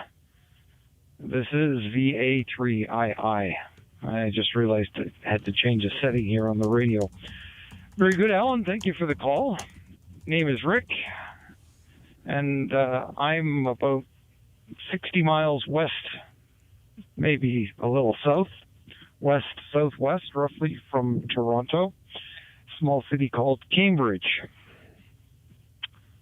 Out walking my dog before I go to bed for the night. I'm using a HD74 Kenwood, and through a hotspot. I get pretty good range on my hotspot. It's sitting on the desk there in the shack. I get just a little under half a mile, so I can go around the block if I leave my HT. That's probably right off the QEW. I'm sorry if I went away there for a second. I'm trying to renew my IP address. Around the lake over toward Niagara. But you're not around the lake there. I know we made a trip up there not too long ago. I think it was about a couple years back. We came across there at Niagara Falls and stayed on the Canadian side for the better entertainment all the way around. And we went to a play there that's put on. You probably know of it. It's called Oh Canada A. Really great little play, and it's lots of fun. And it has good memories. We made a round trip, went over the waterway there, and we crossed over into Niagara. Then we drove all the way up past Toronto, all the way up to Ottawa. Spent a couple of days there looking around, and eventually a few days later came back down through the States on the way home. My IP got blocked. I can tell you that much because I can get on to the. And pretty good, really good about your hotspot there. I just wondered how I'm sounding because I finally got my little the gateway through my cell phone, which is the different IP address. ID51. Finally got that thing straightened out. It was on my previous ham, and he had all kinds of stuff left into it. He turned silent key and no one to talk to. So I've been getting into DStar here for the first time and trying to get it set up correct with my hotspot, which is a small little jumbo spot here sitting to it. And I had to re-image that device because the password was in there too and I couldn't get it out. But anyway, that's about it from here. I just thought I'd try to see what I sounded like. Back to you. VA3II, this is K4VKF.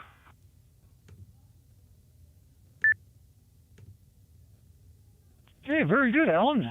Solid copy. VK4VKN from VA3II. Well, very good. I'm glad you had a nice little vacation up here in Canada. It sounds like you traveled quite a bit. It's a big country, just like yours.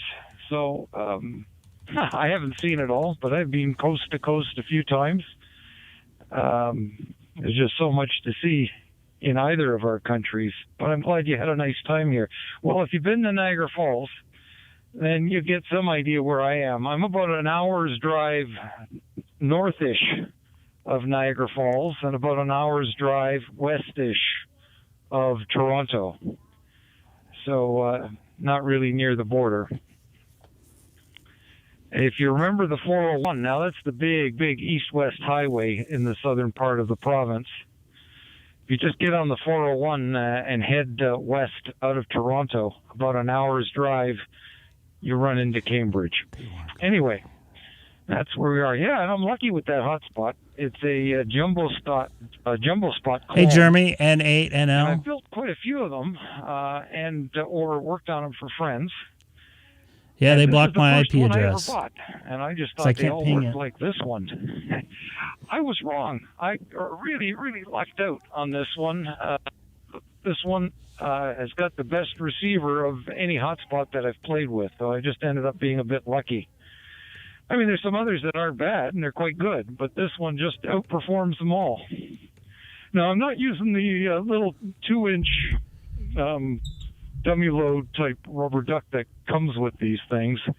I've put a Nagoya.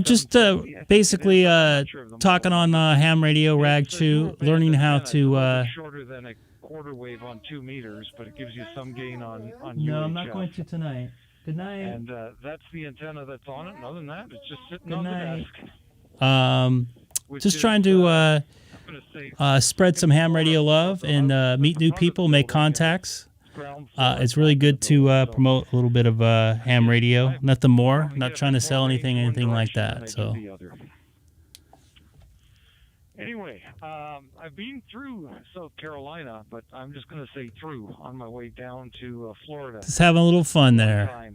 But my wife has got some, well, no living relatives there, but she's done her ancestry, and some of her long ago ancestors actually were down in Charleston. So she is eager for us to make That a way trip people can down hear there their signal too. in our retirement. But this COVID. All right, I'll check out the N8 LN. Thing is I can get on through a repeater, so you're not really doing anything. This is K4VK again. Yeah, Charleston is down by the coast. We're in the opposite direction of the state. We're like the armpit of South Carolina, all the way up in the, if you look at South Carolina, it's shaped like.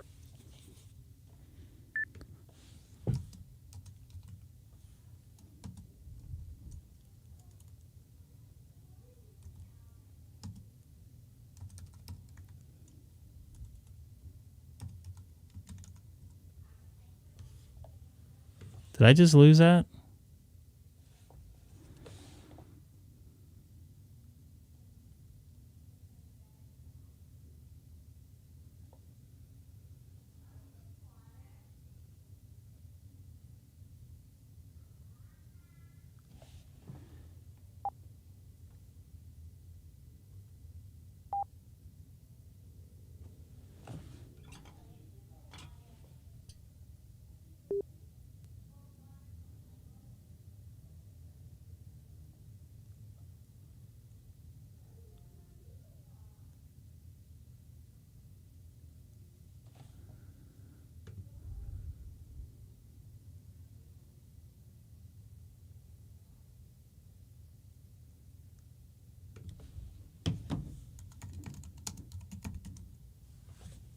Looks like they just booted me off the reflector that I'm connected to. System unlinked.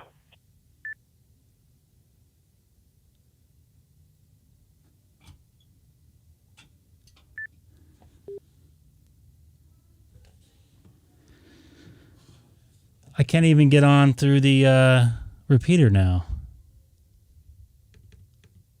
So somebody's watching the stream right now. Why don't you drop me an email, whoever you're watching? Let me know what's going on here. I'm not doing anything illegal, so. Alan, thank you very much there for it goes. the call.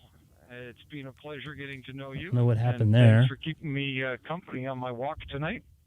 I really enjoyed it.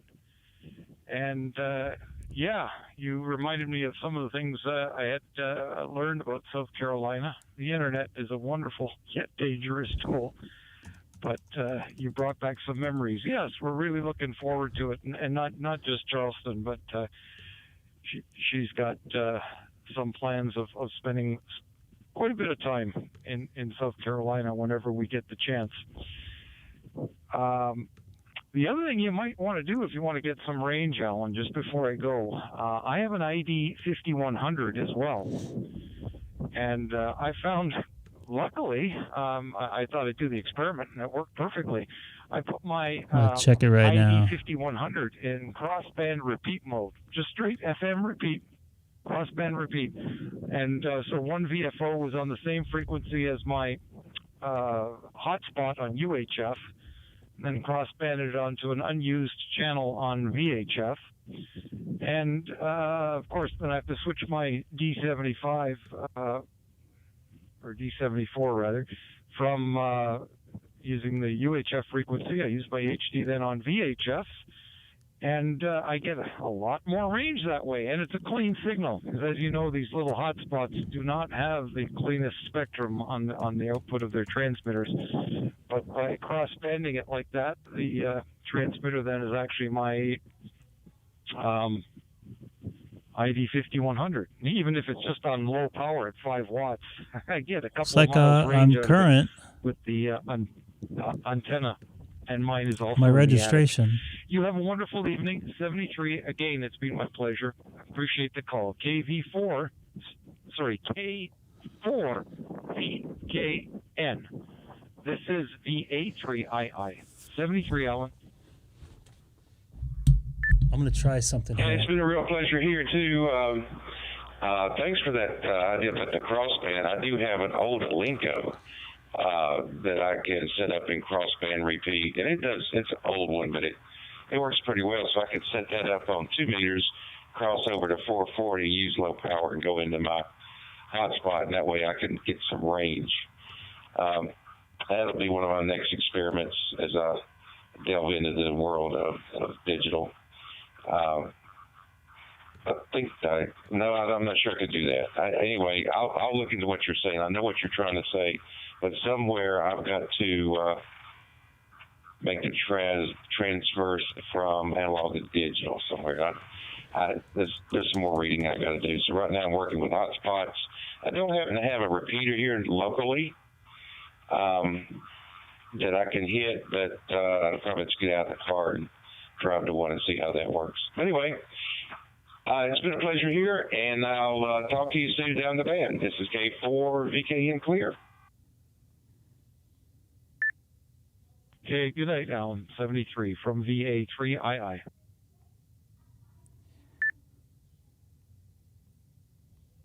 Will that work? Do you think the radio will transmit crossband from an FM incoming signal and transmit to the digital side? Or does it have to be all DStar all the way through? The crossband radio is on FM, but when you think about how DStar works, DStar is actually a digital modem tone on an FM or phase modulated carrier. So FM basically will work. So it receives the modulated tone in FM, retransmits it on the other band as a modulated tone, and that gets converted from modem tones back to digital in your radio. Can't renew my license. Anyway, have a here. good night. Try it out. You'll see it works. From VA3II. And I got to go QRT now. I'm going in. It's kind of cold. Cheers. I don't have any handhelds with me, but I'll look into that. Cool. Send me to AE7HF. Have a good night.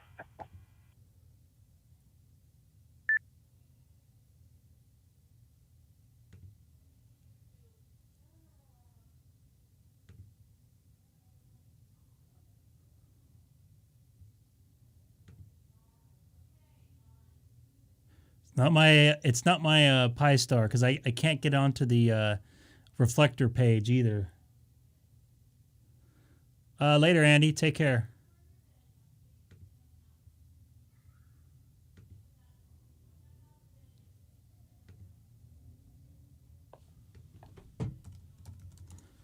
If I can get a new IP address, I'm in business. Which is why I don't understand. I cannot. Yeah, guys, everybody watching, I did get my IP address blocked. I've figured that out. For some reason, I cannot renew my IP address to get a new IP address.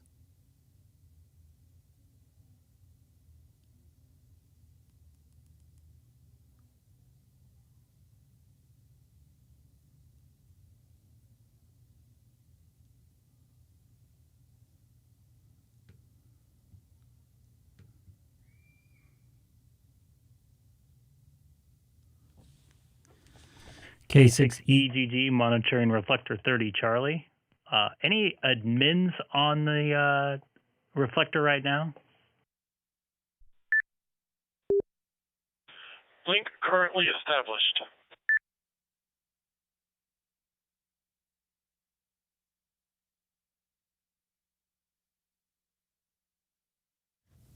Did not do that right.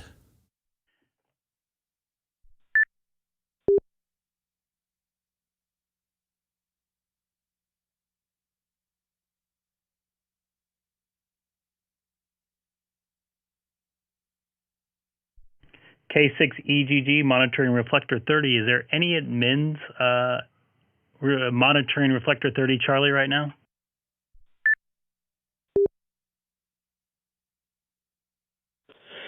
Who is that? K6EGG? KF3 didn't catch the last. I had a question. I think I got my IP address blocked. Do you know anything about that? No, but you make the reflector.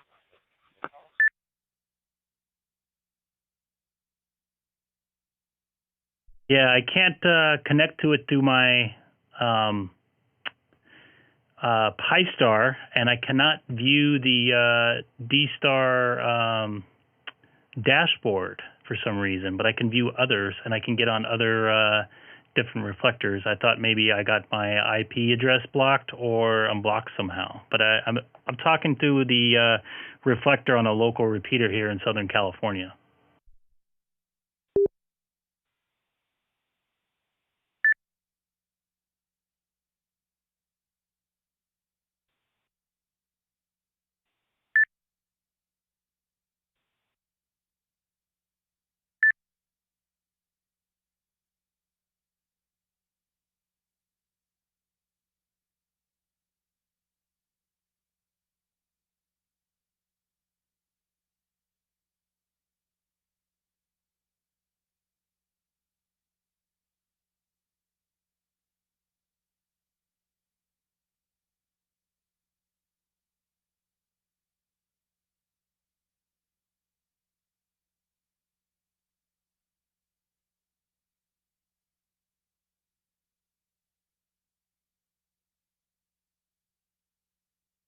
Hey Ken, how you doing? I got blocked out of 30 Charlie. I have to connect through, or at least on my IP address, so I have to connect through my local repeater. So I sent a couple emails off to see if I can possibly get back on. I guess they're mad because I was trying to get YouTube subscribers. That's the only thing I can think of, but we'll see.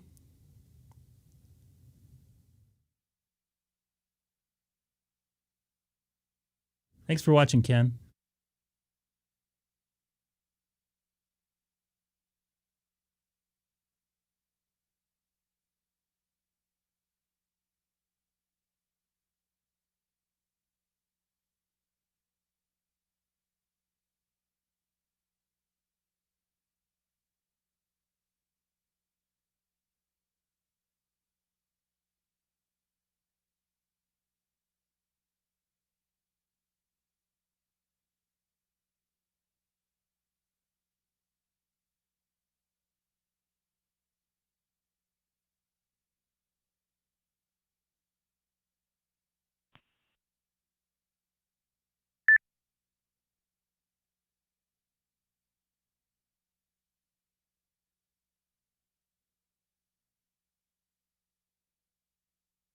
Yeah, my hotspot got cannot connect, and I cannot view the dashboard. And I tried pinging the website, and it says I'm blocked. So I guess it's the same gateway and server. So I'm blocked from the server for my IP address.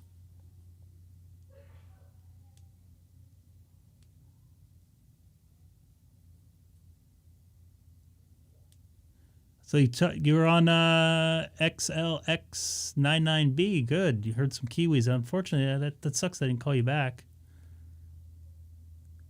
I'm not sure who blocked me. An email would have been nice. I did not receive any email.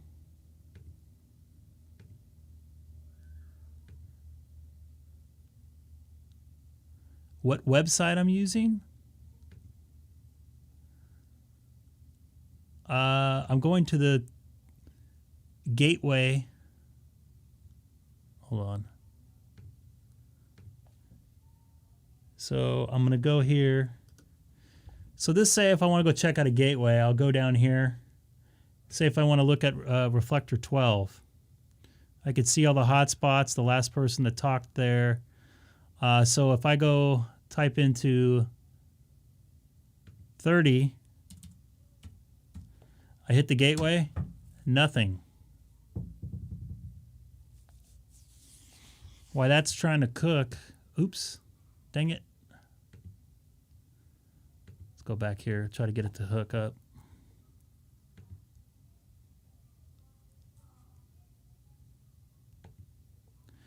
Try to connect here. Nothing. So I probably pissed off somebody. KS7SW, KD7DLA. You can tell them by using.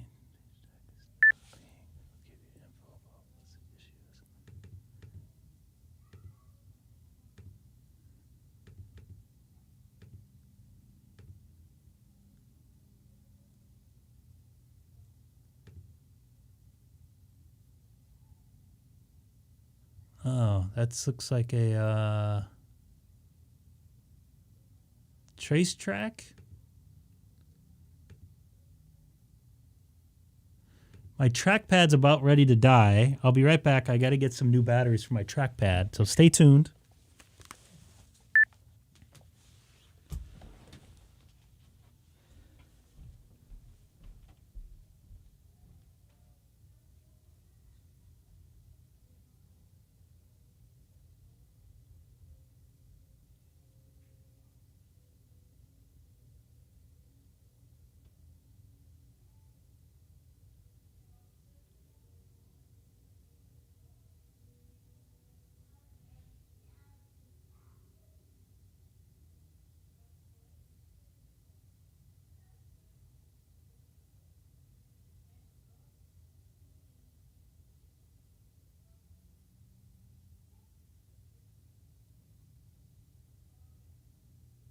E7 DLA KF7 SW.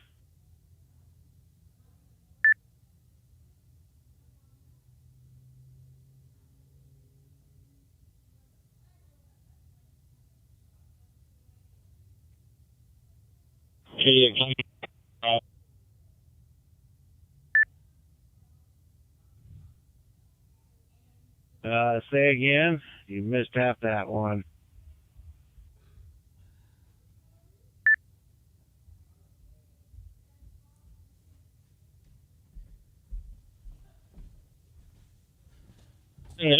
Let's see if I can get this going here.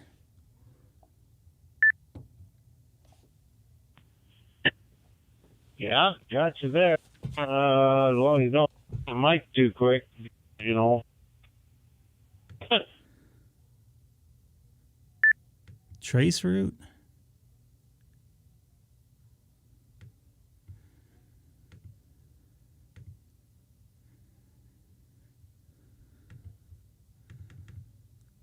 Yeah, I'm using a local repeater to connect right now.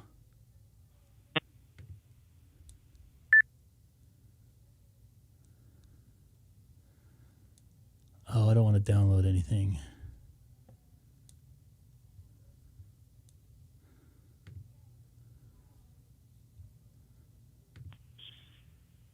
You still there, Dan?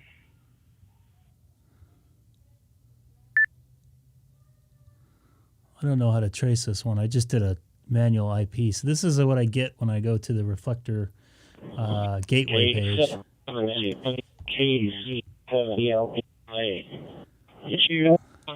Yeah, Jerry. It might have been from where are you at? Are you up Allen tonight? When I was on the repeater here.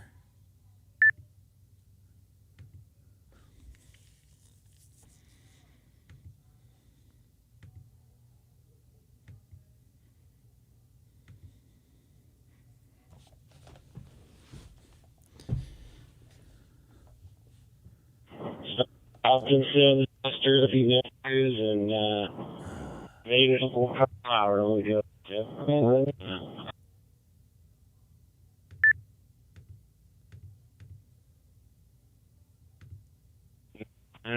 Okay. Was that room everything I told you it'd be?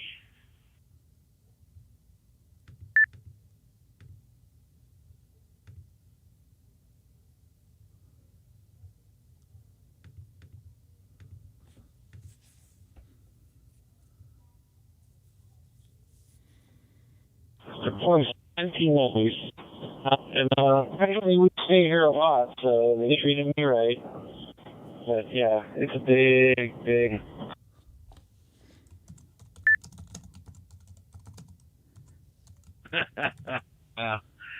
Oh, yeah. By the way, I did the update on the big rig.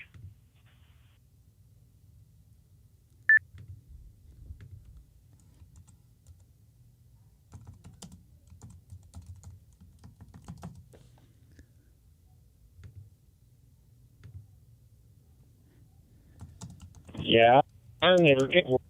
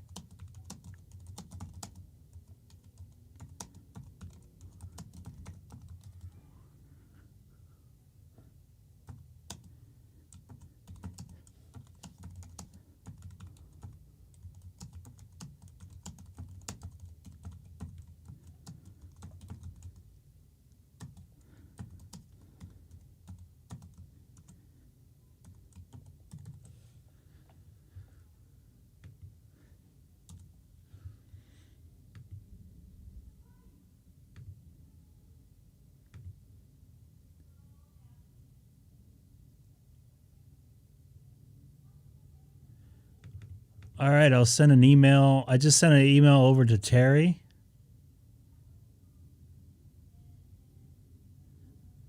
And Dana, I'm going to send an email over to AA4.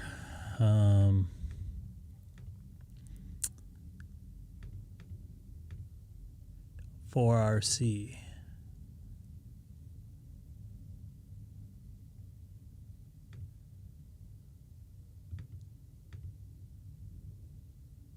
Crap, did I send it on the wrong email address?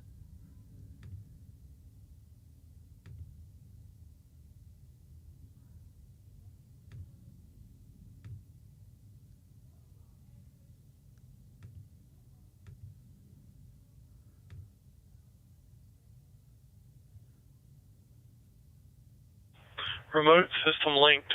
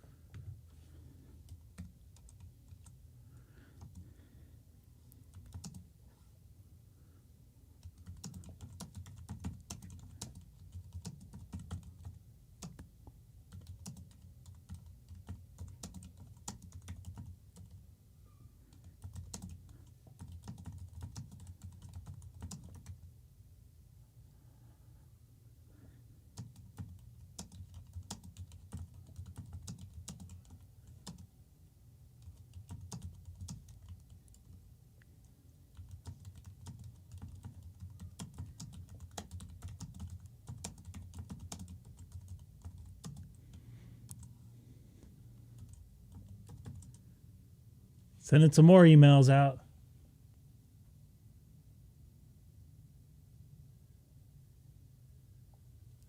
I doubt it, man, because I can connect to my phone.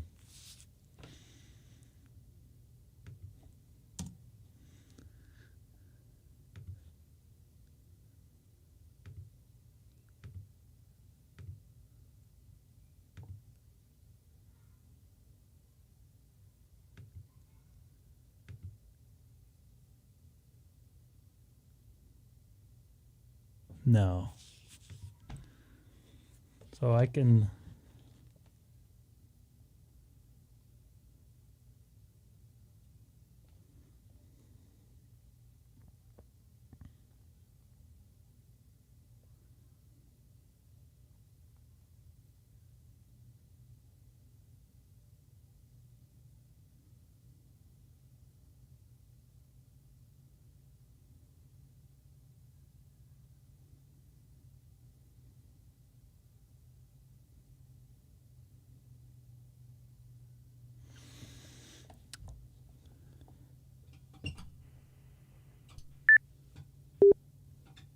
See if I hit that. Ah, crap.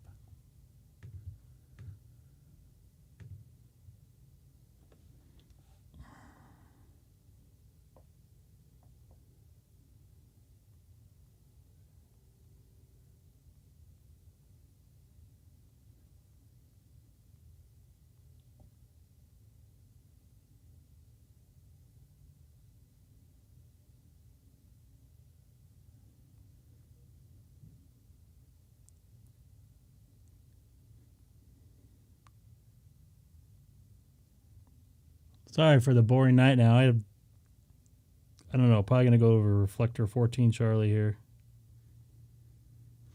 I'm going to unlink this. Oops. Put this back where it should be.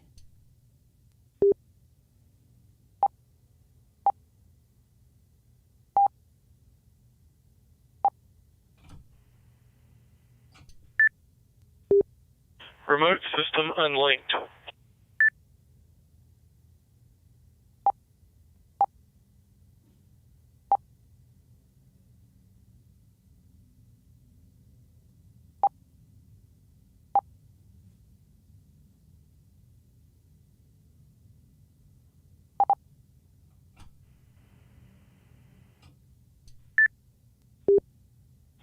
Remote system linked.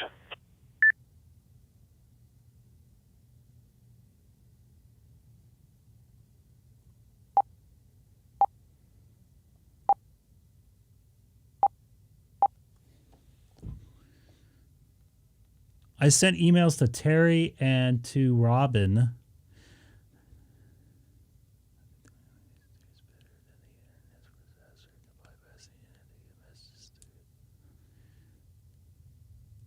I think I got blocked, dude. I am 99% I got blocked.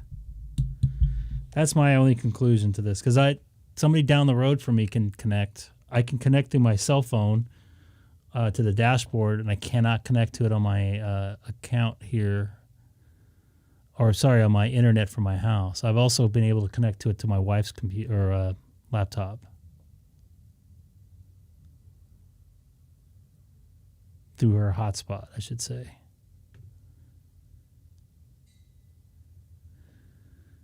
Trying to renew my IP address is not fun. I don't know why I can't do that.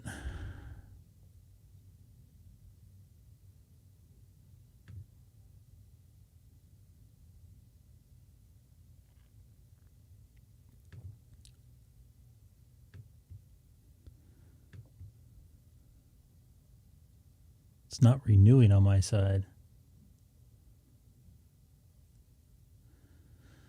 So I sent emails to Terry and to Robin. I'm going to move over to reflector REF 14. So if anybody wants to join me there. Link to REF 014 Charlie.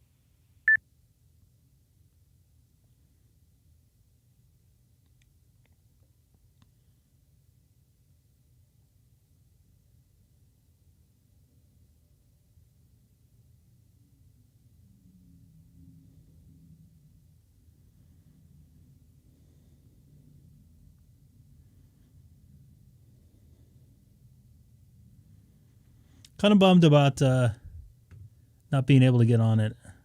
Something changed on your side. Router configuration or hotspot. Definitely not my hotspot configuration, because I can still get on 14 Charlie.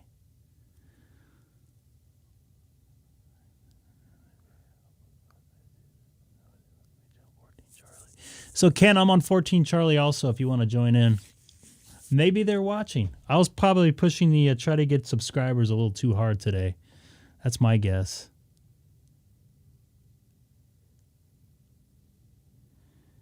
And I was talking a lot, but hey, man, I brought a lot of traffic copy, on. November 7 Uniform Foxtrot Tango, 14 Charlie. I do, Dana. How you doing tonight? This is Greg, K6EGG. Also on YouTube. Hopefully I'm not going to get in trouble.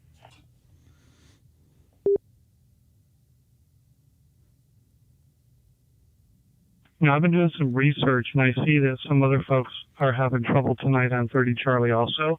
It has something to do with internet gateways that are getting clogged. So in our area, I seem to be okay, but I tried to come in on another IP address, and I can recreate the same problem you have. Yes, Ken, 14 Charlie. Well, that's good. I'm glad to hear that.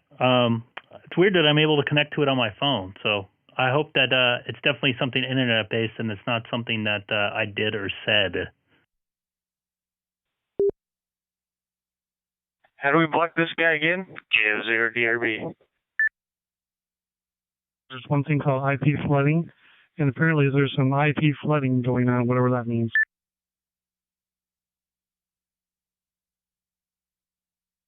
And by just a quick second, Jerry, can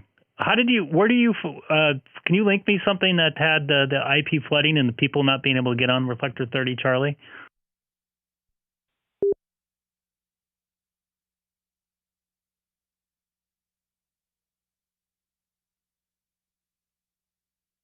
And Jerry, how are you doing tonight? I'm doing well, doing well. Just trying to give you a hard time, but I'm not sure what's going on there, but I'll let this other station go ahead with that information there. So, I don't know. I was just trying to, help out a little bit, whatever I could help with, So, like I said, I'll let the other station and you guys go ahead.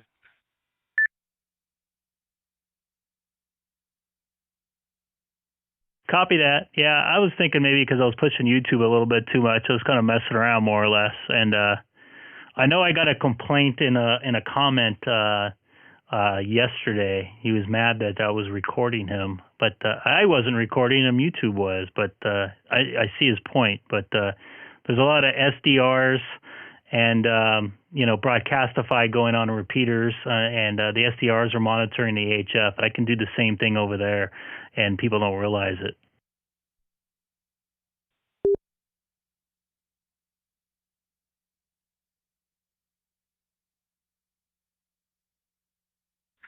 Well, it's one thing if they say they don't want to be recorded, and you just gotta take them out of that. And I suppose I don't know how that all works.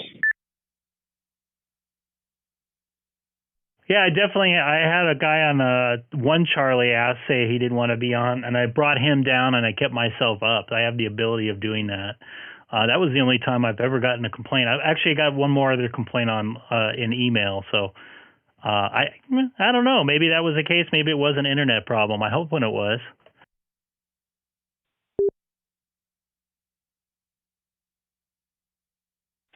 Well, I'll be honest, some of the things that I've heard on 30 Charlie surprised me, and this would be one of those that would surprise me the least. So I think you're okay. Might be just something else getting hung up in the servers or all the other magic that goes on in digital radio.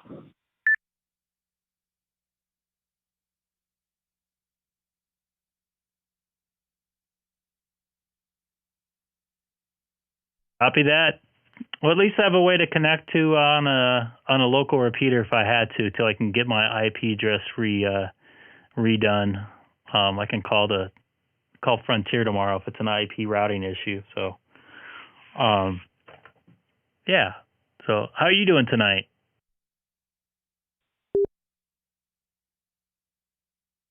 Doing pretty good. Been kind of a busy weekend. All in all, it was actually really good.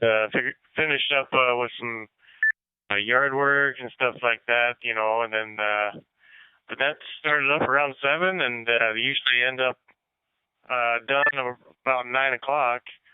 Got into 5 nets, just locally. It's amazing how many new nets are popping up all around me. I'm in a good central location south of Des Moines.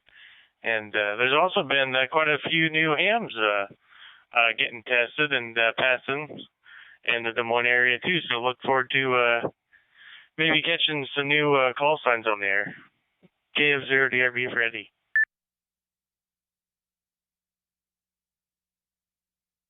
Copy that, Terry. Good to hear. And I just got a reply back from Terry, so he's going to reply tomorrow after he hears back from somebody that I don't want to say his name.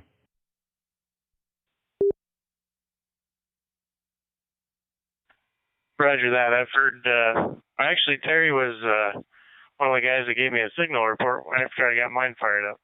And I catch him on the reflector every now and again, and he's very, very helpful. So great guy to work with.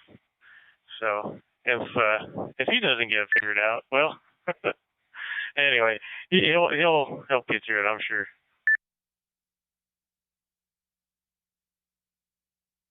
Yeah, it doesn't sound like it's my call sign, so that's a good thing because I can get through on a repeater. So if it's an IP address thing that was blocked or something, I can hopefully either change my IP address or they can unblock it.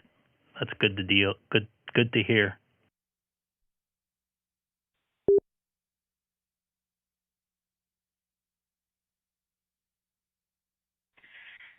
Yep, I agree. Was that other station still out there?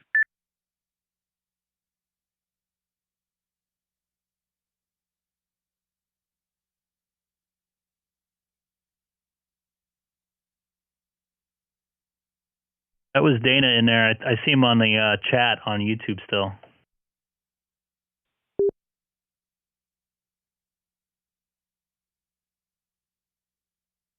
He is. He's after it. Yes, he is. That's what he does.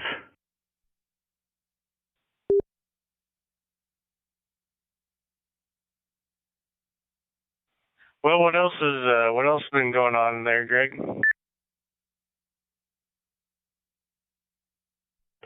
Not too much. I just had an early morning of work yesterday. And then I go back to a night on Tuesday, then an early morning again on Friday, then a night on Sunday. So I flip around quite a bit the next couple of days. Other than that, looking forward to Thanksgiving, seeing some family, having a little mini super spreader at our house.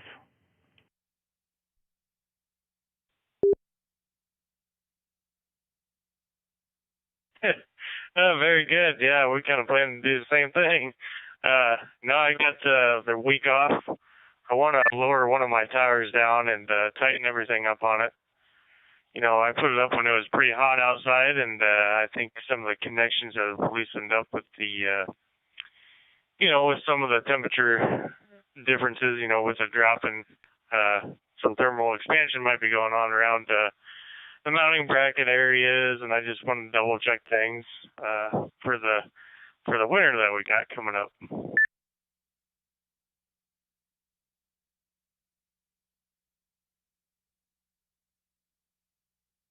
Copy that. I hope the weather is good in your area this week. I know it was just about 90 degrees here in Southern California, and we had some pretty heavy winds and a fire about five or so miles away from me. So I hope the weather's going to be nice your way. Hey, and anybody new to the channel, please don't forget to hit that subscribe button down below. I think we're seeing a low tonight of around lower 20s, and tomorrow I think we're looking 40s and 50s throughout the week. So not horrible. The sun will be out, but it's been so windy. I'm hoping that it kind of calms down throughout this week. Dropping tires down in the wind really isn't the most fun thing to do, and working on stuff with that kind of wind isn't all that fun either. But you know what? If the sun's out, that'll be just fine. So yeah, no fires around here, I guess. No forest fires anyway. So did they get it put out pretty quick over there? No, it's actually still going and got a little bigger as far as I know.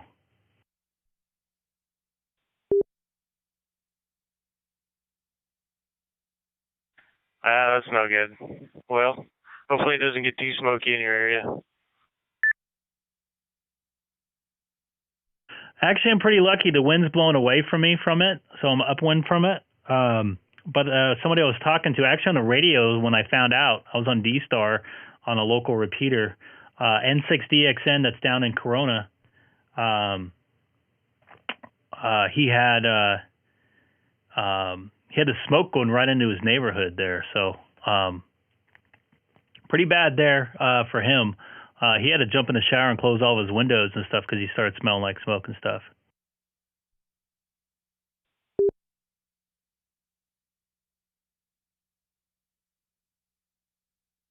Yeah, that's not good. That's too bad.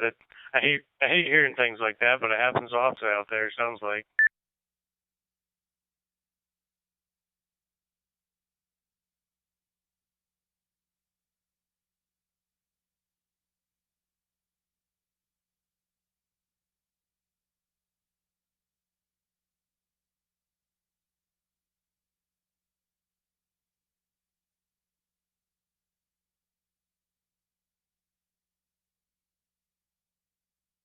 Well, are they getting you figured out there, Greg, with your reflector 30s? Negative. No. Dana seems to think, and I'm not discrediting him. He thinks it might be an internet issue, but it could be. I'm thinking I got possibly banned because I went away and talked on sideband, and when I came back, it was gone, or I couldn't connect to it. I lost the connection, and when I went into sideband, somebody I know here locally was still listening to 30 Charlie, and they were saying that I was trying to get YouTube subscribers.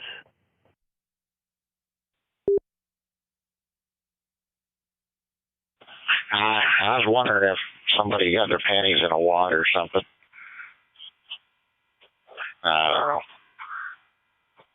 Figures, yeah, can't do anything without somebody getting all bent out of shape.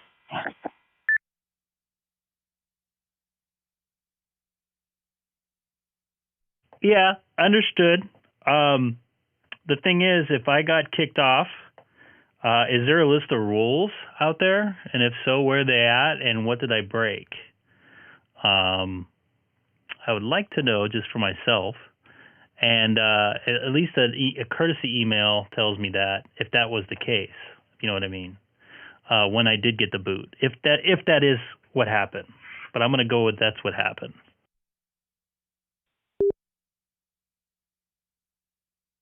Well, I think the reflectors are owned by individuals, so they, if you're going down that alley, it's possible that they are able to, let certain people in, keep certain people out, however they see fit. But 30 Charlie's so big that I don't think that you would, I don't think that they would have any issues with you jumping in there. So, but like I said, I think the reflectors are individually owned, and whatever server. This one, I think 30 Charlie do like an Amazon server, but whoever has control of that, I don't know.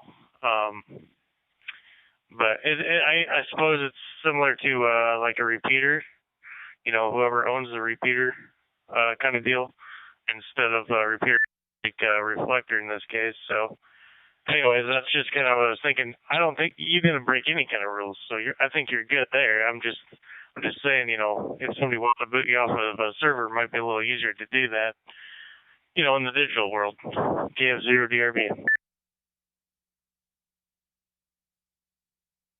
Comment. Go ahead, comment. Go ahead. This is Ken, KC5HQK.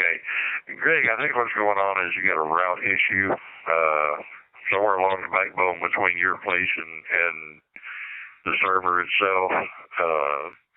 The connection's been broken. If nothing changed at your router and nothing changed at your hotspot, I can almost guarantee you nothing changed at Reflector 30 Charlie. Whatever's going on, it happened somewhere along the way. And that's a common issue. Typically, if somebody causes a loopback situation, the admins will cut it off until they figure out what's going on. But most likely, it's a backbone issue.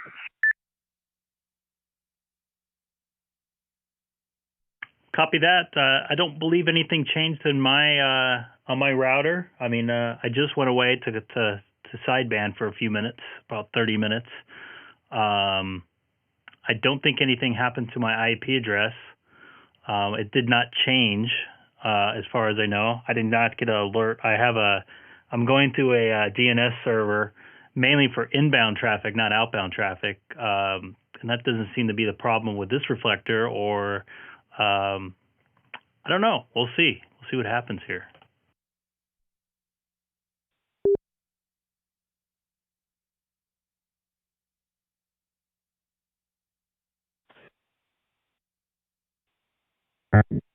F30, DStar org site, see where it dropped.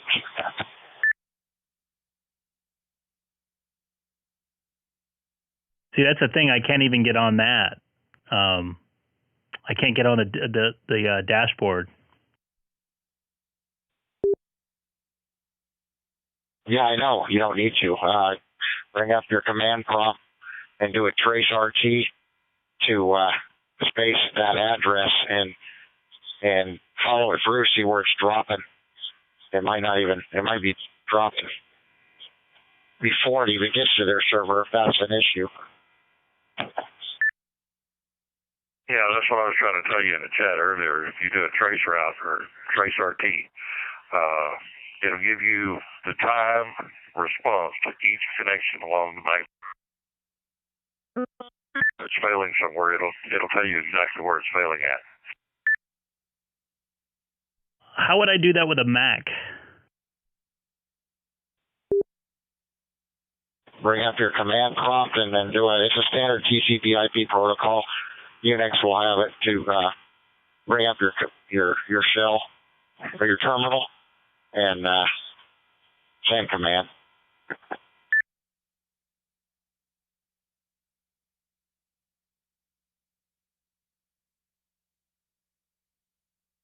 I don't think I know how to do that with a Mac, to be honest with you.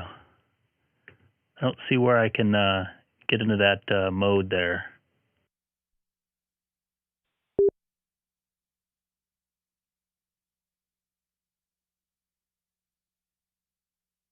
Yeah, if you go into your utilities folder, your applications folder, utilities, bring up the terminal window. Yeah, you don't even need SU user. Just do a trace RT, trace route in that. Google will tell you. They'll walk you right through a trace route. Same as like a ping. I know you can't ping it, but at least if you trace route it, you can find out where it's possibly dropping. I'm in some weird construction. I'll be back. K6EGG. Before you do all that, you're better off to connect to your router. And you don't want to record that screen and send it out on the YouTube video. But connect to your router, and somewhere in the utilities folder on your router, you're going to have the utility to run a trace route from there. And that'll run it from your public IP address, not from your private one behind the server. Straight across the backbone.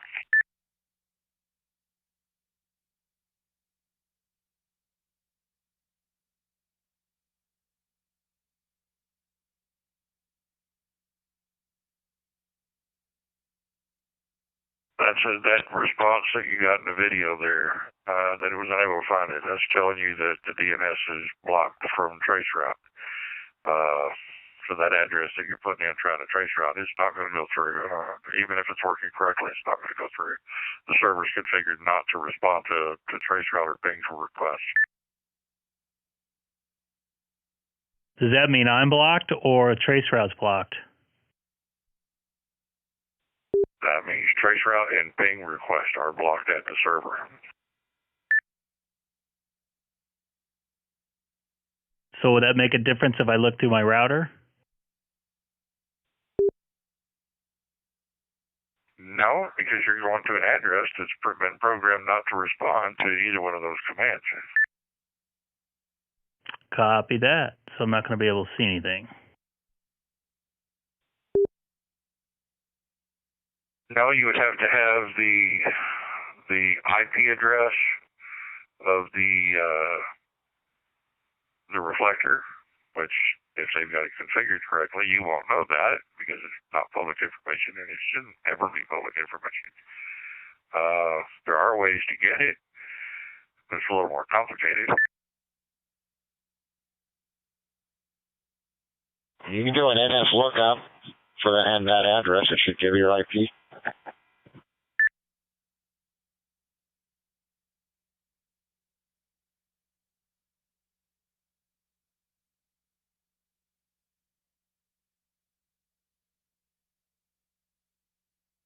Well, I can connect to 30 Charlie from here, but I can run a trace cert using a Windows command terminal, and it says it's unable to resolve the system target name. Unable to resolve target system name, so it won't go there.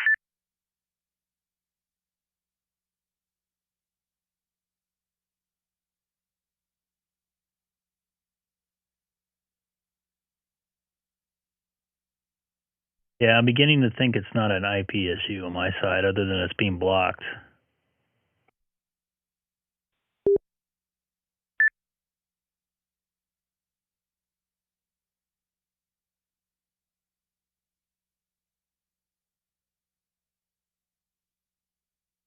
Hey, Greg, this is Dayman 7UFT. Who is your ISP provider? I have Frontier.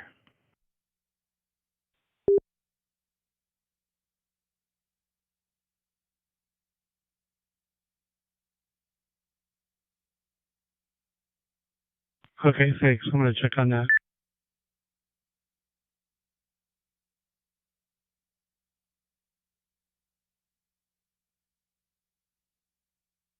Excellent. Thank you very much.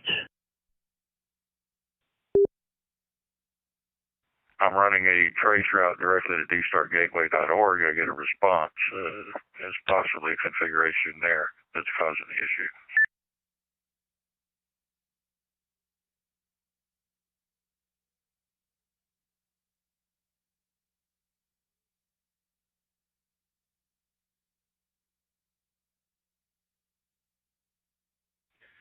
Well, I know in the past if I've had some kind of a weird issue with my PyStar, I know that you said you restarted yours, but I've gone into configuration sometimes in my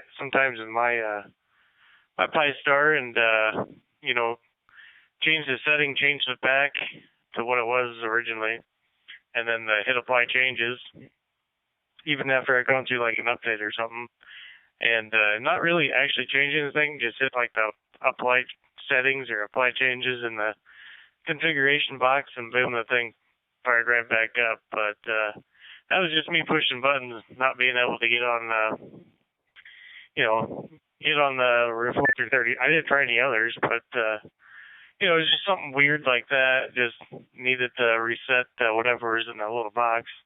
To reset whatever little number that it got miscalculated or something. So, that's my 2 cents. Not much else to say there. KF0DRB. Yeah, Jerry, I actually tried that. The thing that's got me stumped is when I'm on my cell phone and I connect to my Wi-Fi, and I'm connected to my Wi-Fi, pardon me, I cannot connect to the dashboard. When I do it on my cell phone, not connected to my or to my home Wi-Fi, I can connect to the dashboard. So that tells me that it's something to do with my IP address, not my PyStar configuration, at least in my eyes.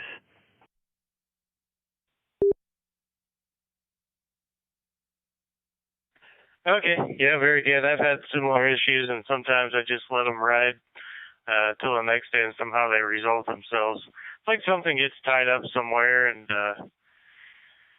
sometimes they figure themselves out, and sometimes you gotta power things off and on a couple times. I don't know. So, but yeah, I've had it to where I could get on to the dashboard from my cell phone, but not my laptop. But yet they're both tied to the same router, and yeah, it can be kind of frustrating sometimes. I would agree 100%.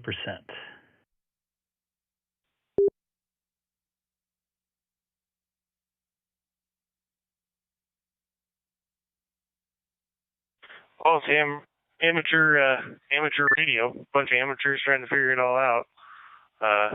So it's pretty cool what we got to play with, as far as these PyStars and stuff, what they can do, Raspberry Pis.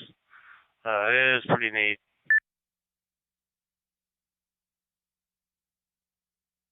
It is very neat. You're right about a bunch of amateurs trying to figure it out. I guess we'll find out. I got a couple emails in to the admins, so hopefully I'll hear back here tomorrow morning. If my IP is dropped or blocked, at least my call sign isn't blocked, so I can still get in. And if my IP is blocked, I could just renew it, I guess, through my ISP. Well, Greg, I got 6 dropped packets along the backbone. So it's a backbone issue. and that's going to DStar Gateway. 6-drop packets trying to get to their server. Interesting. And what's your ISP? I'm on Consolidated over here in East Texas. Copy that. Maybe I'll just, maybe overnight, just like Jerry said, it might fix itself.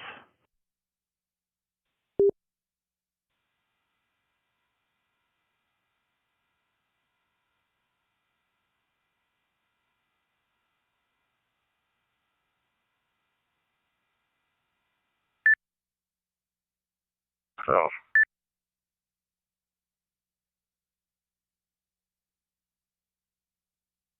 Ken, you were taken out by a carrier there. I didn't see who it was.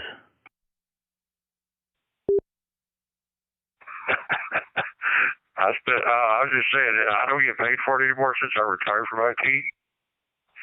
I spent years going in and out of the NOC and working on servers and all kinds of interesting systems. The last one was for a hospital network that I can't name, but a national hospital network. We're running back into their servers. Does that still make me an amateur?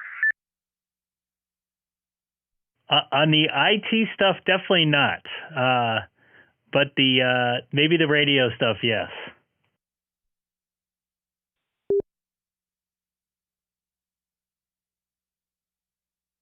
Qualified amateur. Hi. Yeah, I like all the different backgrounds this hobby brings in. You know, there's a little bit of everything, and I find it really neat. Kind of brings us all together. And yeah, send it back to whoever else is out there. KF0, DRB.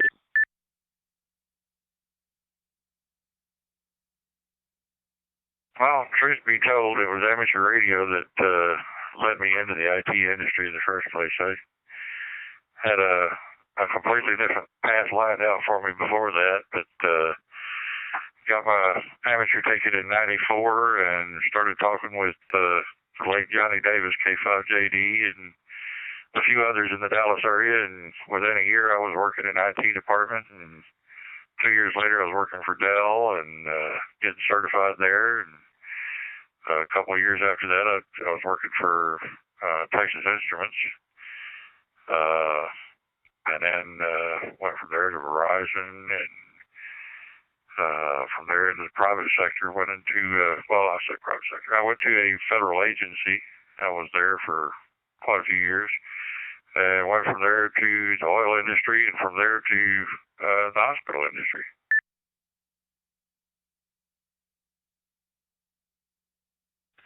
Very cool. What a background.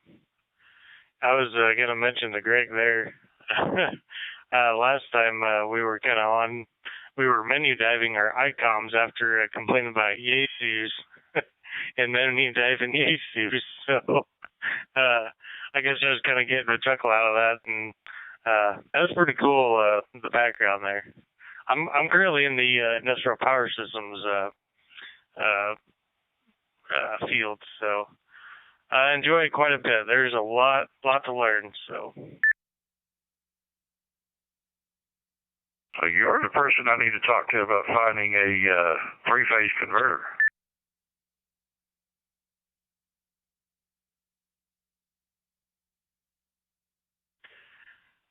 Well, yeah, three-phase to what? Now I need to take single-phase and convert to three-phase. I got some three-phase equipment I want to run.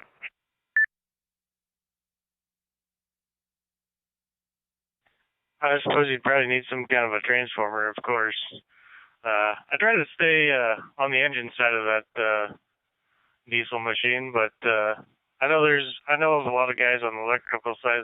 It's kind of a funny industry. You know, you get the engine guys, and then you got the guys that work on the other side of the switchgear, and I'm limited myself to the engine side, to where the electrical guys, that's a lot more involved, and that's why it's kind of a split department.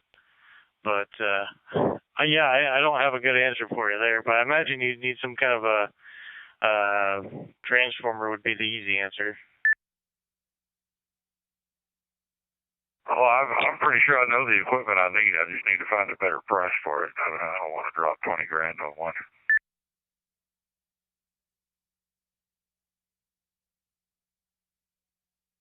Yeah, it can be easy to do in that kind of world. A7 HF. Some woodworking equipment that's about 15 horsepower, three-phase. Now I got 200 amp service coming into the facility, but I need to be able to convert to three-phase to run the equipment. Otherwise, it's going to be probably 20 grand to replace the motors with single phase. There's another station checking in there, but that was actually going to be my next thing. And different motors. I actually been talking to a guy that just wanted a sawmill with all three-phase equipment. I told him to leave it alone because it came with its own gen. He was wanting to change a lot of things out.